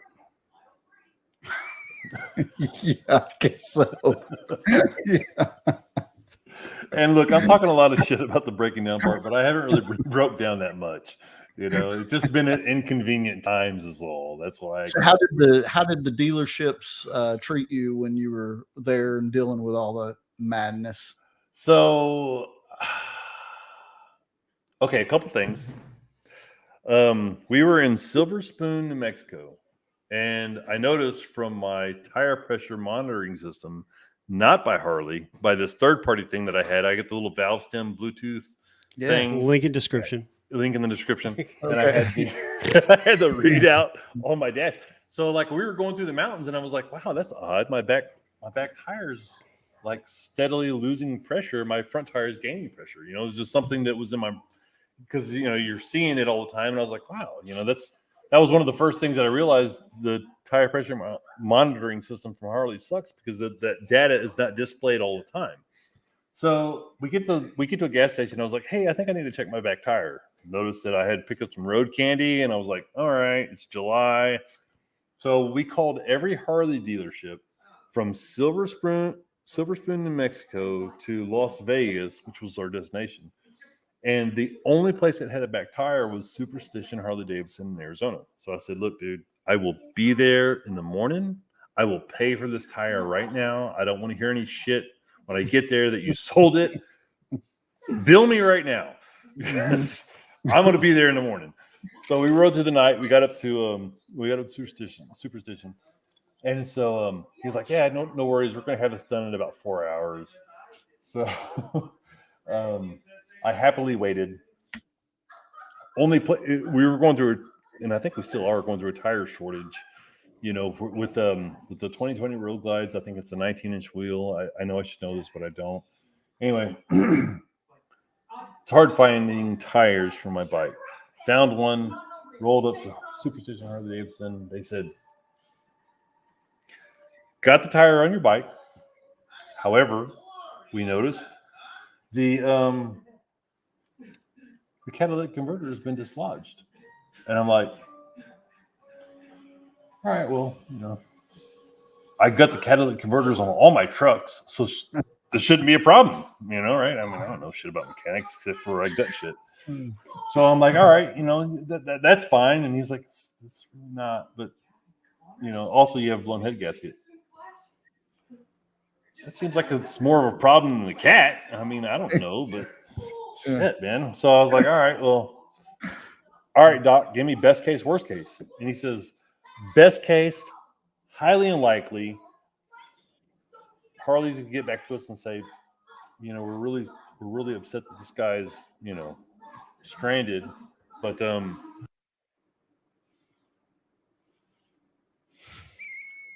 he's having to intervene. Would you guys shut up back there? I'm trying to get on a live stream. I'm trying to do business over here. Jesus. Yeah. So I'm like, you got to control the kids, man. You got to be a YouTuber all times. This is a new challenge for me, but it's good. It's good. So, anyways, I'm like, yeah, whatever. So, I just lost my whole train of thought. My cat, though, yeah. So, they put they're like, yeah, well, we can't get parts because it's shut up, right? It's July. We can't get nothing. No, it's not what I'm laughing at. It's blah blah blah. So, someone's watching porn. Maybe. So, anyways, I missed the party. I missed the whole 10-day trip. So they couldn't get parts in time. They couldn't get the catalytic converter. So because my bike's under warranty, I'm restricted to how it was built, which is, it's such a conversation to have about the Harley warranty, because I'm like, it's great because it was about $3,500 in labor and parts that I didn't have to pay for, but I missed an epic road trip that I'll never get back. You know what I mean? It's like bittersweet. Yeah. I don't know what I don't know what the right answer to this is. You know what I mean? I'm like, yeah. But yeah, so I mean that was my story. Thanks for letting me relive that, Bri. Every time that we're on live, you bring this up and you're like, tell that story about how you got stranded. No, I'm not trying to give you a knock. I just think it's amazing that that you have full Harley parts on it and it relocated the cat. I mean, that's pretty impressive. I mean, I know the Screaming Eagle cat's at the tip, but still. Impressive is one way to say it. Frustrating is another. I still wonder in my mind if that engine's too big for the chassis, if they've pushed it too far. I think there's some truth to that. I really do. I feel, and that also saves me a lot of money by saying that out loud, because then I don't feel like I need one. Oh, you're still missing out. You're still missing out. The engine might be too big for the chassis. It might be too big for the tune, but you're still missing out. Yeah. Hey, listen, I tell you what, my brother's bike is a 114. He has a stage 1 on it, and he called me. He called me here before we left out for Vegas, and he's like, "Hey, can you go swing by and pick up my bike? I can't get away from work and blah blah." I was like, "Yeah, no problem." So I called him from my helmet, and I'm like, "Hey, dude, I think there's something wrong with your throttle." He's like, this is the silent version, so you don't get demonetized, right? But he's like, "I ain't got a 131, man." He goes, "That's how the 114s roll." He goes, I was like, yeah, I almost wiped out because I pulled out in front of this 18-wheeler and I was expecting to go a lot faster, and I didn't. So, there's that. Anyway. And here I am, a peasant with a 103. I mean, no engine work. I don't know how I get by. I don't either. You said you ride 2 up, right? Mm-hmm. I'll tell you what, man. People can knock a stock 103, but I've done over 102 up with the fully loaded with the Rick Rack, so it's no slouch. I mean, it'll go. Oh yeah. A Rick Rack. Mm-hmm. The tour. It's like the band Crisscross from the day that make you jump.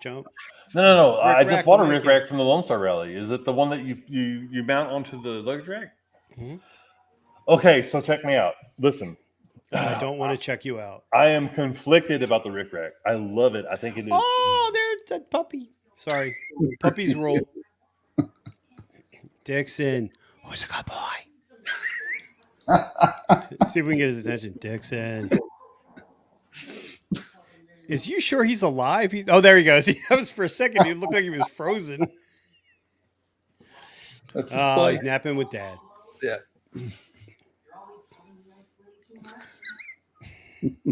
So you got a rick-rack. Sorry, it was a puppy. I got distracted. What are you going to do? So you got a rick-rack. I bought a rick-rack at the Lone Star Rally, and I needed it for space. And I was fully weighted. I was fully loaded down. I really was. I had way too much shit on my bike. And so, like, the last thing was a rick rack. I had all my camera gear in it. And I was like, man, this is basically resting on fiberglass. And I'm not cool with that. And I'm just like, I ride at about 100. And just the deflection of the thing. I was like, man, I'm going to rip this thing right off the top, which is cool. It'll make good content. And I got a ratchet strap. I can make it home. But I noticed on the way home that I was getting a lot of this with the rick rack. Anybody else notice that? No? Was it not clamped down all the way, maybe? No. And when I say this, I mean my luggage rack was doing that on top of my tour pack. I was like, oh, man, no, if you poke some holes in this son bitch. No, if you clamp mine down, if you lock mine down and clamp it, it's tight. It doesn't move. Does not move. How much do you put anything in it?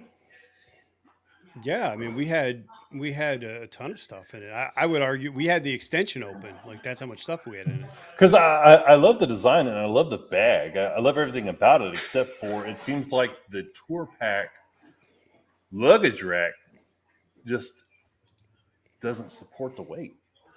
You know what I mean? I just felt like I was going to poke a hole through the top of my tour pack fiberglass at any minute. Until I stopped looking at it. No, because there were times when we were riding because we had the pack locked. We'd flip the tour pack open. Cool. He's not even listening. He doesn't care. So anyway, Ty, what's going on? So you had the are both you guys are both you guys riding road glides? Oh yes. Is there any other glide? I have an electric glide doing 105 in the broad daylight. No, that's a song. Sorry. You got the stock windshield. I'm thinking about upgrading the windshield on mine. No, I run. There is nothing stock on bikes on Bry's bike. There's nothing stock at all except for the odometer. Yeah, fair. I've got a for my bagger look. I've got a shorter Clockworks, a blacked out Clockworks. And then I have the Shark Life. Yeah, one day I'll get there.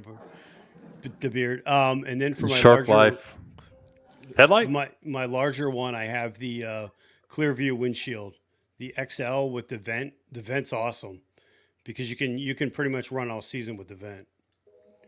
I'm thinking about pushes enough air through. I got you. I'm thinking about getting a Clockworks windshield, and every person I've asked swears by them. Says they're superb. What about you? You want to ask me about my Clockworks windshield? Yeah, I'm asking you. I swear by it. You do? Another happy customer.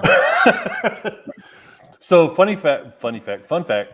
I test rode one. They actually let you demo one at like rallies. So I was in Sturgis 2020, and they were like, "Here, let me just put this one on there on your bike, and you just go for a ride and tell me what you think." I was like, "Really?" And they did. So apparently they're doing that with everybody, trusting folks. So I went. What I noticed was the faster I went, the more stable I felt the front end. Because of the hips on the windshield. And so he told me that, and I thought it was a crock of shit until like I actually rode. And I was like, wow, it was like I could actually feel the front end feels like it's tighter to the ground. Mm-hmm. And I have no idea what that does to gas mileage because my gas mileage sucks. But I ended up buying one. So yeah, I think so. That explains when I run my Clockworks why I can't wheelie. It's the downforce. Yeah. Yes, that's exactly it, Brian. You can't. I knew it wasn't my lame skills. Right, of course. It's the clockwork windshield. It's Damn holding it. the downforce off, and then you got to switch that back out, or you got to take it off in order for you to do wheelies. No, I think that the I have an XL and I should have bought a 2XL, but what I like with the vent on mine, and I don't know, I'm sure other manufacturers make it. I can just speak from the Clearview one, is when you open the vent, it relieves the back pressure when you're riding two up. So Katie's found like on long rides, she doesn't get the back pressure from the windshield because I have the GT cut, which is wider. So it's cutting a big piece of air. You know, when it's going through, it's cutting a large pocket, but that causes some back pressure and the vent solves that. The vent on the Batwing? No, the windshield has a vent. It has a 5-position vent in the windshield itself. Oh, wow. It's Bluetooth enabled. All right, it's not Bluetooth enabled, but I was just going to go with it. Yeah. Hey, Siri, go to position 3. Oh, shit, I just set Siri off. Damn it. Oh, man. I should have said, hey, Siri, play the latest Beyond the Rider episode podcast. No, see, I screwed it up, too. No, it does make a huge difference. And I know like Freedom Shields and other brands do it too, but they let you test it as long as you leave the plastic on it. Yeah, so I screwed up when I got my Freedom Shield. I was like, I got the windshield. I was like, I gotta rip this shit off here so I can put it on my bike. So I put it on and I was like, what did all this shit say anyway? Keep it on. If you don't like it, you can send it. I guess I'm keeping it. So yeah. Hey, anybody that wants to buy a windshield, leave the protective coating on the windshield. That'll give you the ability to return it. I had a Freedom Shield on my previous bike, so I got nothing but good things to say about them. But I'm curious about clockworks. Yeah, they're super thick. The God, man, they're just like. I thought I was going to need longer screws when I was putting mine on my electric glide. I was like, holy shit. There's no flex to mine at high speed. None. Yeah. But it's funny. I mean, they swear by the vent making so much difference for that back pressure. And when we test rode it, well, we got it. We installed it. I was playing with the vent and Kate right away. It's like, you can feel the difference. She can feel that pocket of air change with the vent open or close. So it's really nice too because you can ride it during the day. I'm not during the day, rather in the summertime, it still gets some airflow. Yeah. Of course you can ride during the day. What the hell am I talking about? It has a daytime option, only with the Bluetooth enabled version. Yeah, I only ride in the daytime. It's you spend all that money on lights, and I only seem to ride in the daytime. But But I got the dancing monkey lights like he's got, so you got to show off occasionally. Ty, what was your first bike? Did I ask this already? No, you didn't. Let's see. Okay.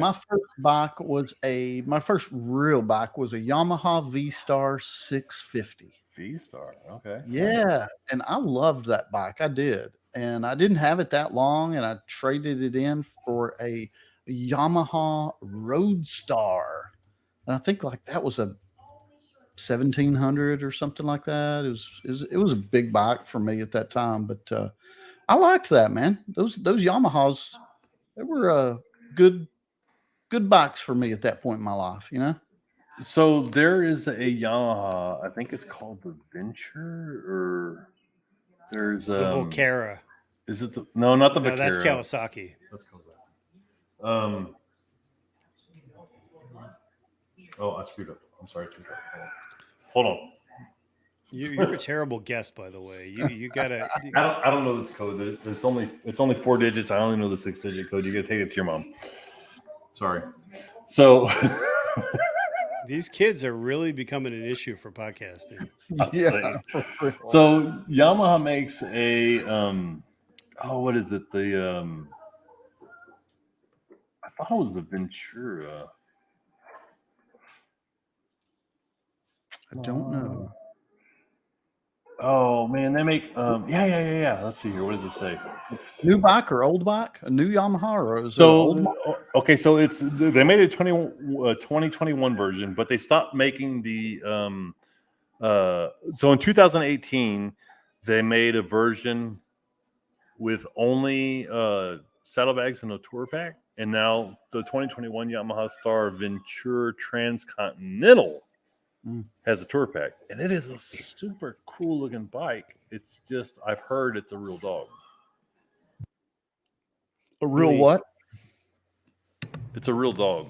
I've heard it's extremely it's extremely underpowered is what I heard. And it's not the one that I sat on in the dealership, it feels really cheap. You sat at one on a dealership. Yeah. Why? I thought you were Harley all the way. No, never said that. I know, but that's what I thought. I mean, the second BMW calls me or Honda, I'll check out. That's fine. I am available to the highest bidder at all times. Right. Just don't want to get it twisted.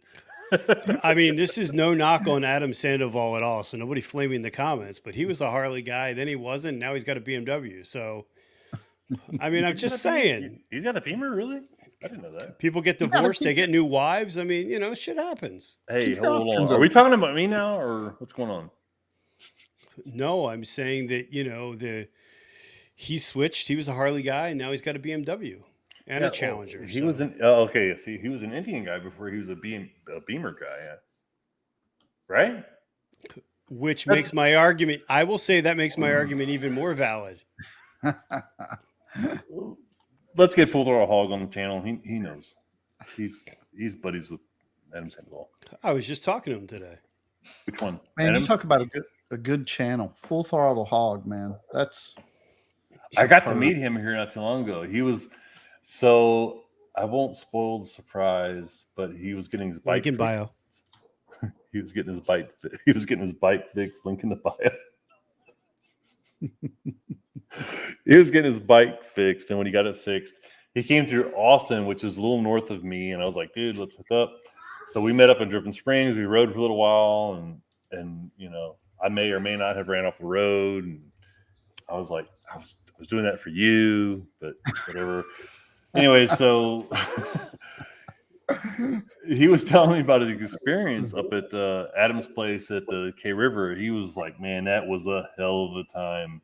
And I was really happy for him that he went, but I was also really kind of bummed out that I missed on it because I was really going to go, and last minute I didn't, blah, blah, blah. Anyways, I interrupted somebody. I'm sorry. Go ahead. We were talking about the Yamahas. I don't know. Just to let you I know, feel like I'm the only one drinking here.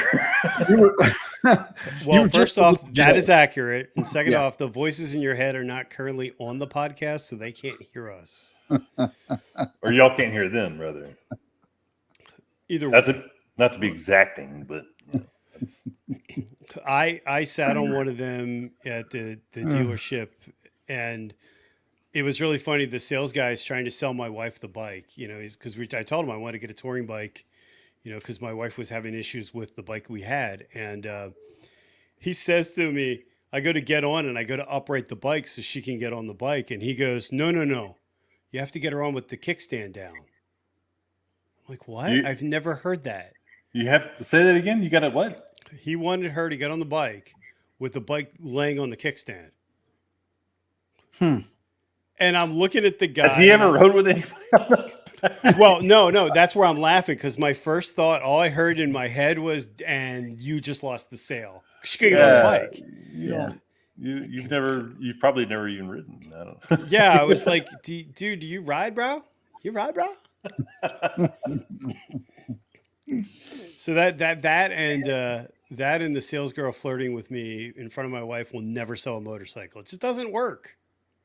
Yeah, it's a bad move. It doesn't work. She was the one that I was telling Monkey when Monkey was on my podcast, that the sales girl was trying to convince me that a $12,000 bike that we were looking at, I think it was a 2012 Ultra Limited, would be more expensive because the interest rate would be higher. So I should just buy a new one. And I'm like, I don't know what school you went to, but they failed you. You should definitely get your money motorcycle, $12,000 motor. I'm not sure the math's working out here. They teach that in the MSF, really, Monkey? I've never heard of that.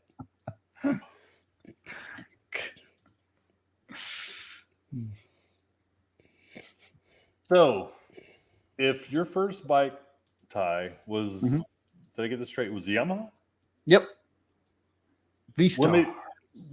The V-Star. Okay. I got that damn Venture in my head. What made you go to Harley?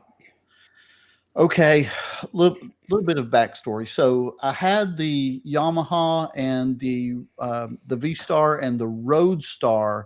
This was when my kids were younger, you know. Define younger. I think my oldest at the time was probably 10 or so. So my daughter was 8 at the time. And so I had those bikes for a little bit. And then it came point where, okay, am I going to invest in helping the kids get cars and go to college and that type of thing? Or am I just going to have a motorcycle? So I sold the bike that I had and quit riding for a while. And then. So they didn't drive to school. Go ahead. So there was a while that I didn't own a bike and wasn't riding, and then when our kids got a little older and we were almost empty nesters, it was time to start riding again. And when the kids are a little older, you've got a little more disposable income, so finally could afford a Harley. And a little bit, that's polite. So you got a Harley because you had more money. That's what? Yeah. Right? Okay. Yeah, I mean, I've always wanted a Harley, never could afford a Harley. Finally got to the point in my life where I could afford a Harley, so that's what we did. So yeah. A funny story. A buddy of mine, this man that I went to school with, he was actually a year older than me. His dad told me, he was like, every American man has got to have 2 things in his life to satisfy his ego. One is a Harley and one is a Corvette.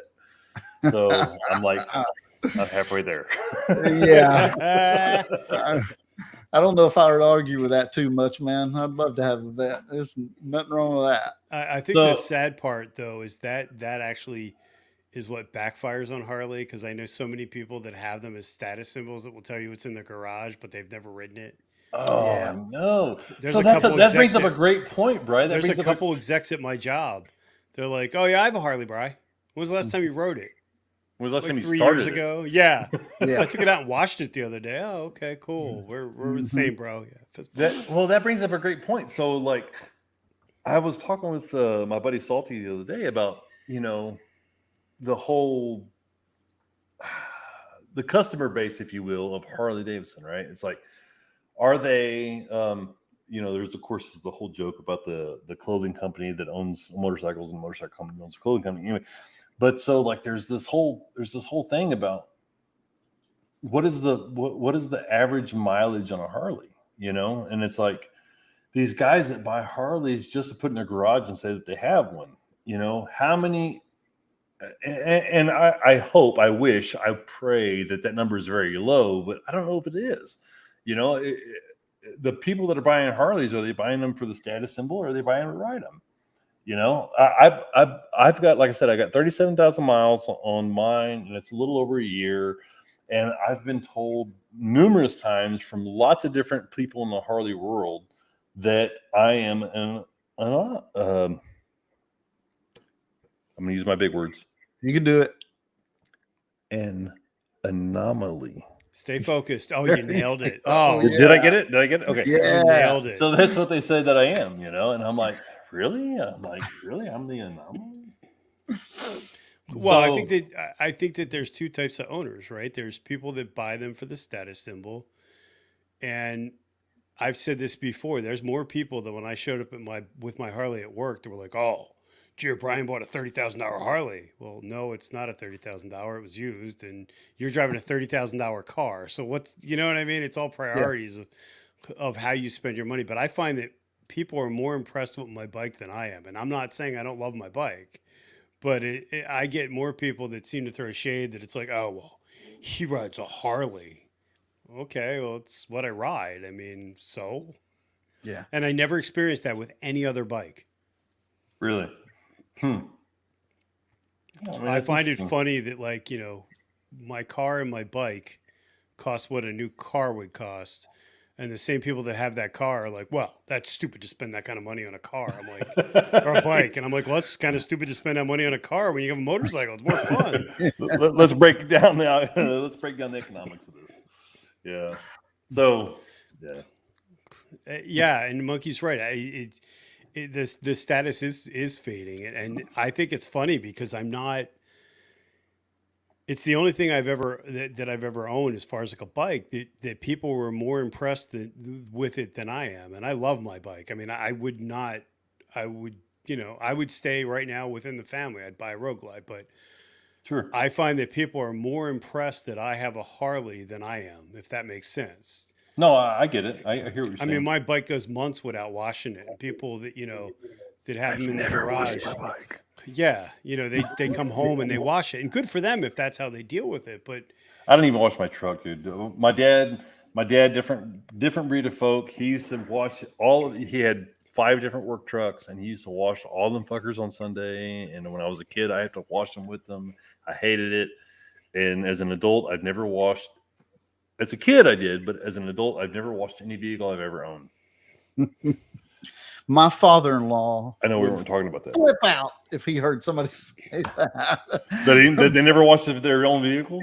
Yeah, my father-in-law. Well, no, yeah, no, and I get it. I mean, I do. It's a different time. I mean, like, you know, my dad was really proud of the things that he owned, and I mean, I'm proud of my own shit too. But like, it was just, you know, like he had 5 different vehicles that combined didn't total what my bike cost. You know what I mean? It's like way different, you know. And I know I'm showing my age, but yeah, I respect that. I really do. I really respect the you know, like my dad's generation, and then even his dad's generation, you know, where they used to wear a tie to go to the zoo. You know what I mean? It's just a way different time. I get it. I appreciate it. I respect it. It's just not me, you know? Well, and I also think too, and you see this I mean, this is just America as a whole, but you see a lot of people that have it because they want the status symbol, but they can't afford it. I don't know how many people I've talked to in Discord. They buy a Harley and then they take it in to get serviced and it's $600 and they're flipping out. Or the best that I love are the that people was that me. buy. The first service, I was like, "What?" I love the people that buy the $30,000 Harley, and then they go on Amazon and put 100-hour pipes on it. And I'm like, well, what was the? Give me the cheapest shit that I can get and put on this. It's like, why would you buy this expensive bike? And then you're going to buy, like, you know, the cheapest Chinese parts you can put on it. Well, I can't afford the good parts. Well, yeah, because you overspend on the bike. You know, I don't know. I don't see the point of it. That's kind of where I was with trade mining. Could I trade my bike in or could I travel more? I'd rather travel more. Word. Yes. Same. Yeah. I agree with you 100%. 100 times out of 100. There's some really nice stuff that they offer on the newer versions, but it's not enough that it's going to change my experience. That's where I feel I'm at with my 2020. I'm like, you would have to come out with some radical shit in 2022 for me to be like, oh, you know what? I've got to have it. They would have to change engines for it to send me over the edge completely. I don't even think that. And here's why. Because with my bike, okay, so there's lots of Peter measuring with the different brands, if you will. But at the end of the day, I ride probably faster when I'm cruising than most of the guys that have faster bikes. I'm totally excluding Hells on Two Wheels. But you know, my bike is set up to get from zero, you know, from A to B really fast, right? So I'm like, this bike does everything that I need it to do. You could put, here's the thing. Any guy that rides a bike, you could put a rocket motor on that damn thing. And after a week, they'd be like, yeah, this is dialed in about right. You know, there's never going to be enough, you know what I mean? But the fact of the matter is this, is that I cruise at about 90, which is already speeding. You know what I mean? I'm not going to cruise at 110, 120. You know what I mean? So it's like, I could have more performance, but why? You know what I mean? My biggest thing was when I'm riding 2-up, I want to be able to maneuver around, 18-wheelers or anything that comes in my way. I don't want to cruise at 120. I just want to be able to roll back on the throttle and get around anything that's in my way.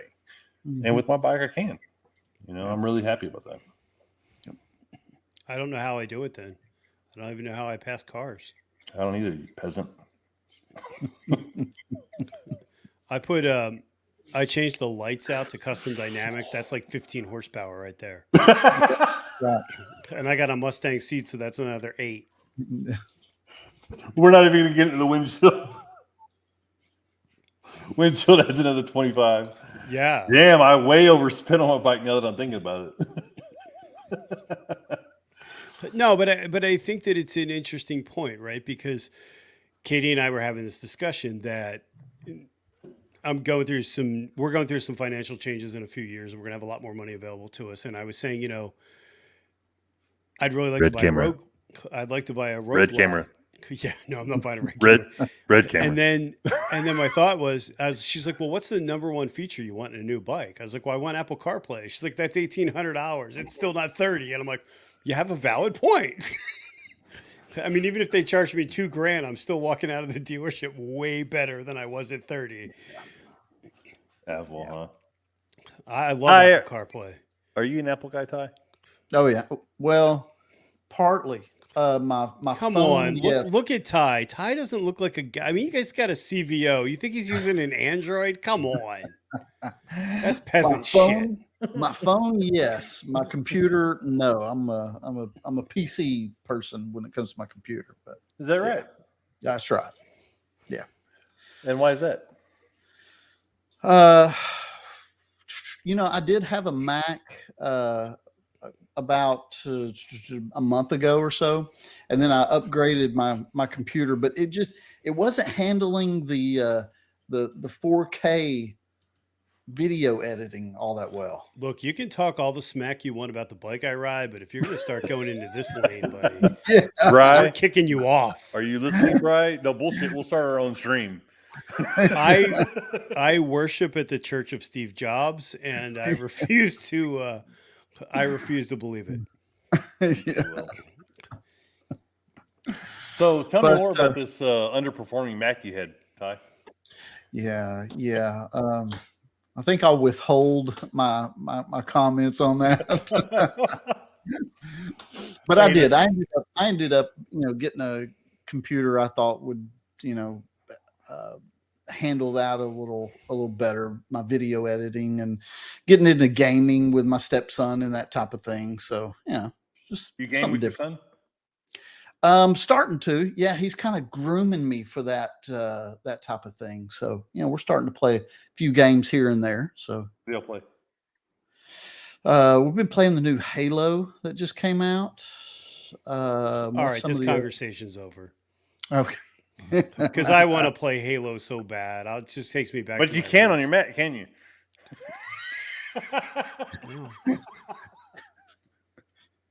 I can't. Oh shit! Anyway. I just so bad wanted to be Master Chief one day. And how old's your son? Well, my stepson, he's the only one we've got left at home, and he's 22. Nice. 22. Yeah. So same. All the others are out of the house. Yeah. Mine just turned 21, so we're pretty much empty nesters. He's he can fend for himself. Yeah. So what are you playing Halo on the new Xbox? No, he's playing on the PC. Were you listening? He was saying that he can't play Halo on a Mac. Were you not listening? Well, that's because I'm a creative, and creatives use Macs. Has anybody ever seen, I'm dating myself probably, but has anybody ever seen the Samsung commercial where they're trolling Apple and the guy goes, yeah, I need a Mac because I'm a creative. And the guy next to him in line's like, dude, you're a barista.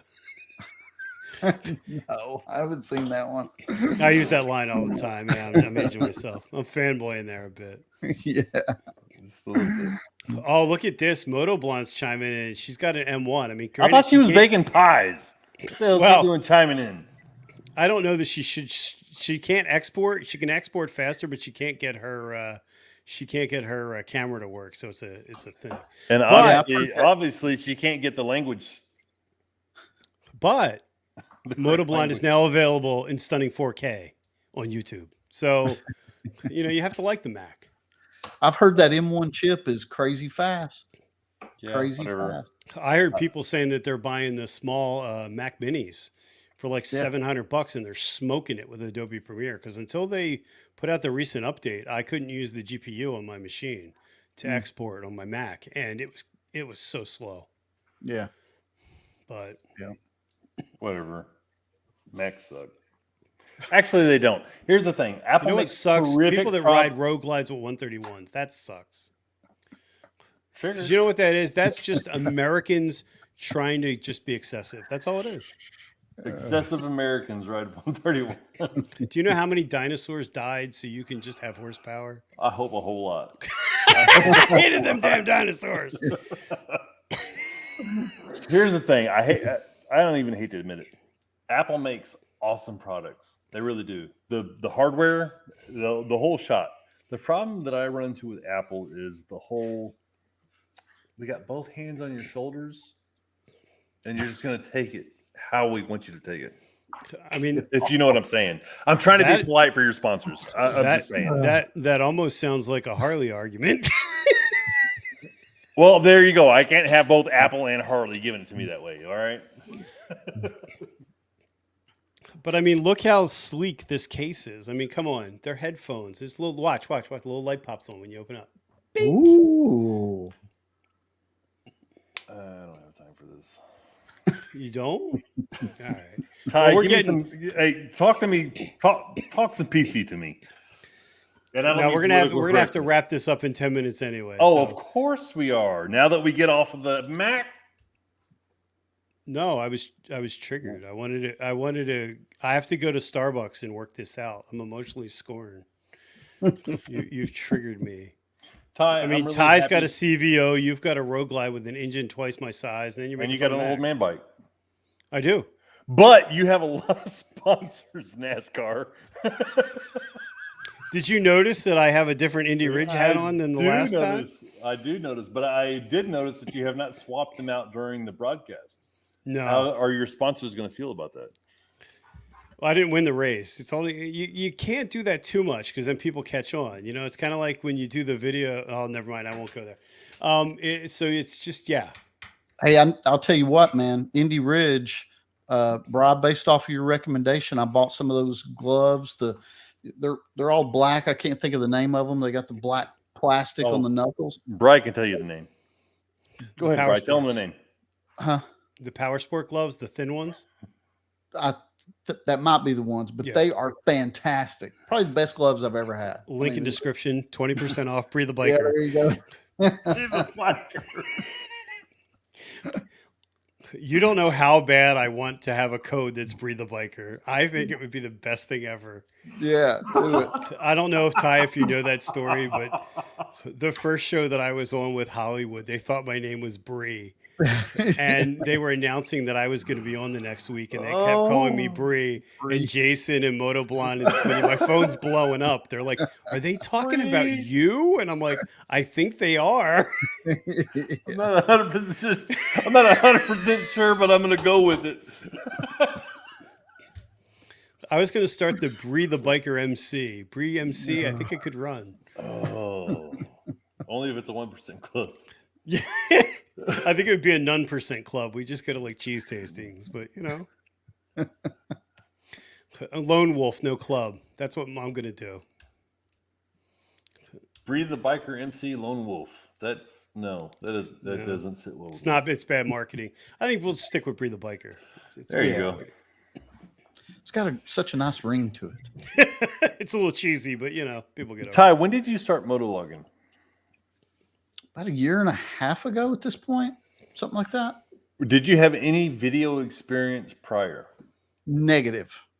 Really, man? Yeah, none whatsoever. Hats off to you, man. You're a student of the game. I like that. It's cool. Yeah, I see the soft blocks in the back. I see the LED over there with the blue glow.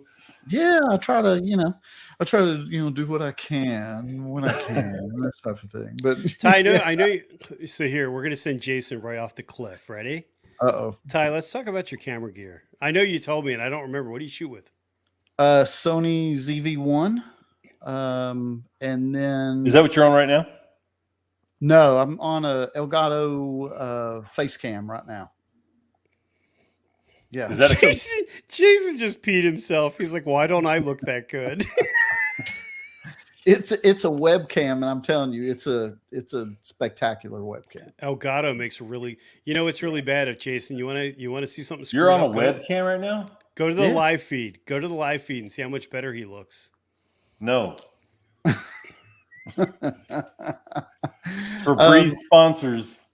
Yeah, you got to check out Elgato's products. I use a Elgato webcam. This is Elgato mic that I've got. The lights. Like I just hit the description. I was gonna do the Stream Deck, but yeah, well, I've got a Stream Deck. I just hit this little button and boom, lights come on. Boom, lights go off. So it works well. I don't know if you've realized what you've just done, but this I'm live stream all slid up in your DMs for the next week. This live stream just cost Setzerpendence at least $1,000. Yeah. At least. Did you want to? Maybe Black Friday deals. Did you want to see the Karma again, the gimbal? I mean, just in case you. Ty, I don't know. I don't know. What your relationship is with this guy, but Bry has at least cost me about an easy $2,000 at least.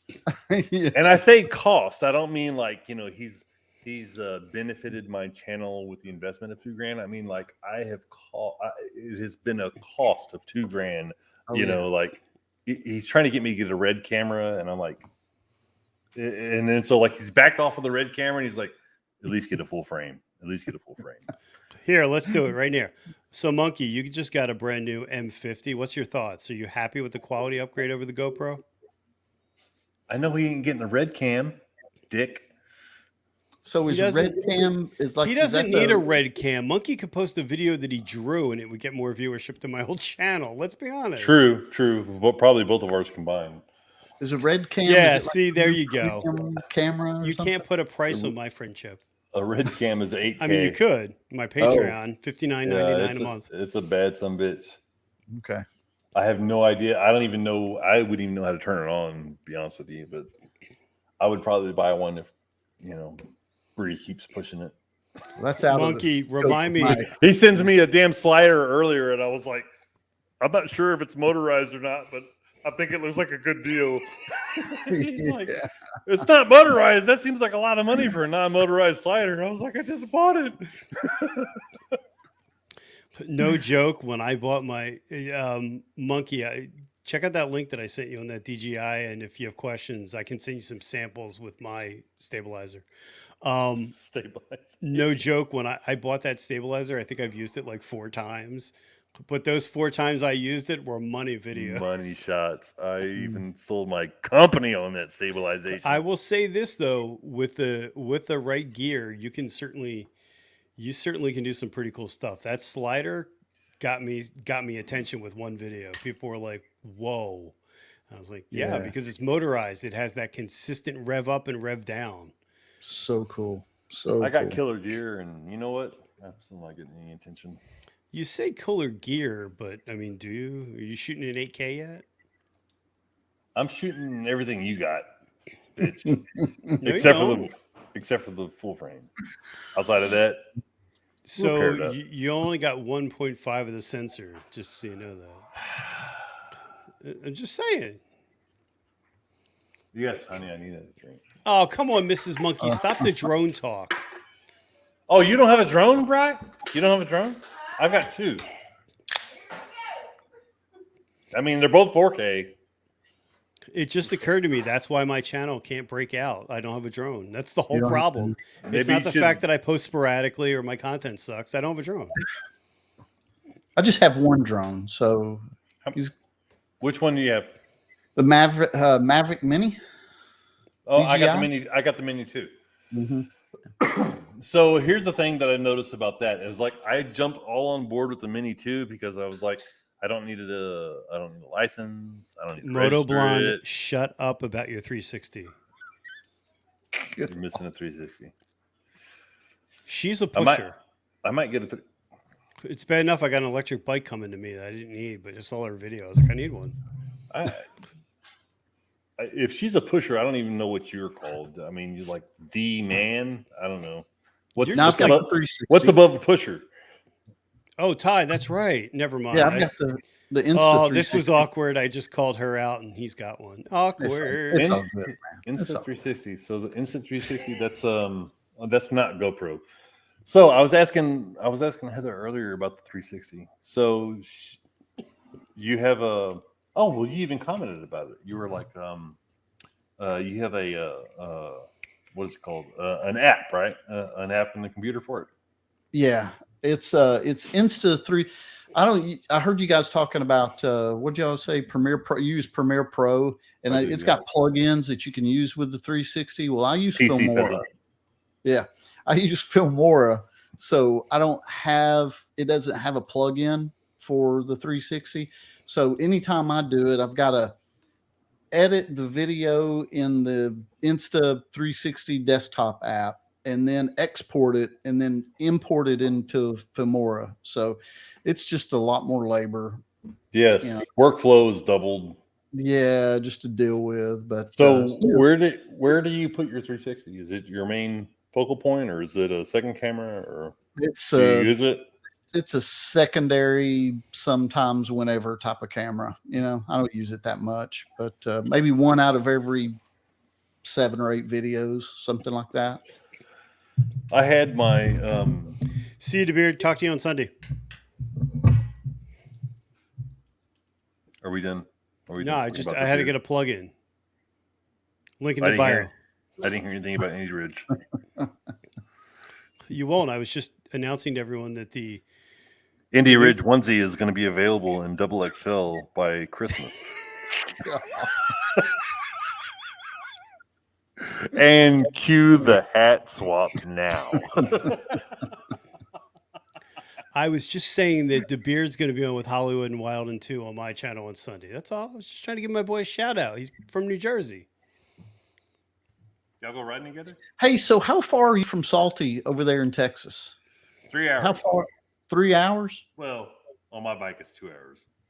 Yeah. You know, come spring or summer, I seriously need to put the bike in the trailer and come down there for a weekend and hang out with you guys and just ride around. Or we come to you. I was going to do the Tail of the Dragon here. Come on. So me and my boy, my son, he rides a 16 Road Glide. And he says, hey, he goes, Dad, HPI has got bike night on Friday. You want to go? Night monkey. And it was like on a Wednesday. I said, all right, sure. So Thursday night, I'm self-employed, so it was a really busy night. I ended up staying up the whole night, and like we were gonna leave at 4 a.m, and I was still up at 4 a.m. So I was like, son, I'm sorry, I gotta get some sleep. So we changed. Like we were gonna go to Tennessee, but we didn't. We ended up going to Arkansas, the Big Trail. But yeah, the Tail of the Dragon. Have you ever? I'm sure you've rode that, huh? Oh yeah, a couple of times this season. I'll go over there. How long of a ride is it? It's like a half hour, right? 11 miles, 319 turns in 11 miles. 11 miles, yeah. Yeah. So you can get through it in 20, 25 minutes, something like that. But there's so many better places to ride. Really? Here. Oh my gosh. Yes. So one of the things that I noticed was I was like, okay, here's the Tail of the Dragon, but there was like shit on the left and on the top right. I think McStash even said, Jason McStash, he said that the what is it? west. I think there's some killer riding up that way. Yeah, well, you've got to do, if you come out here, you've got to ride the Dragon so you can stop and get the experience and get the T-shirt, right? I mean, you just got to do it. And the patch. And the patch and the stickers. But, you know, there's the Cherahalla Skyway, there's the Foothills Parkway, there's there's just so many other places that Smoky Mountains, I would think, right? Smoky Mountains, all over the Smoky Mountains. Tell the Dragon is shit, is what I'm hearing. Well, it's just in comparison. In comparison, it's you know, I mean, to Tell the Dragon, you're really, you know, a lot of tight turns and switchbacks. You're really having to pay attention. There's a lot of maniacs on the road, you know, when it comes to those type of things. You get over to the Cherahalla Skyway and the Foothills Parkway, man, you can just ride and ride and ride. And it's, you know, long sweeping turns and that type of thing. Oh. So, yeah, dude. You come out this way, and we will do some riding. Do you have a 9 to 5? Yeah, but I work from home a couple days a week and in the office a couple of days a week, but we'll work it out. All right. Yeah, I don't mean to cut you guys off, but I got to wrap this up. So, yeah, I mean, you kind of do mean to cut us off because you're the host. Well, you could just cut it to your channel. Just go over and start a live stream. I would, but I don't have a purchase program for StreamYard. I'm a peasant. Slacker peasant. That makes you happy. That makes you happy. Nah, Ty, thank you so much for jumping on. I appreciate it. Yeah, man. Thanks for inviting Jason, thanks for hanging out with us. And everyone, thank you for hanging out with us. Brian, please join thanks us. for not kicking me out before I even got in. No worries. Sorry to Bryce sponsors. I didn't mean to offend anybody. That's the honest truth. No worries. Thank you. Thank you, everybody, for joining. I hope you guys have a safe Thanksgiving and a healthy one. And please join us on the Neutral Zone, which will be on Sunday at my channel at 7 p.m. Eastern Standard with Hollywood and Wild on Twos. Neutral, that's funny. Yeah, it's the Neutral Zone. Ty, thanks again for jumping on. Hey, Ty, it was good to meet you in person-ish. Yeah, dude. Yeah, absolutely. I'm a big fan of your channel, man. Yeah, you guys can now become best friends or whatever. You know, just Thank you, Bri. I appreciate you putting this together. Thank you, everybody. Have a great Thanksgiving. See you guys. Bye, later. Bye. Thanks, Ty. I appreciate it. Yeah, dude. All right, we'll see you soon, man. See you, bud.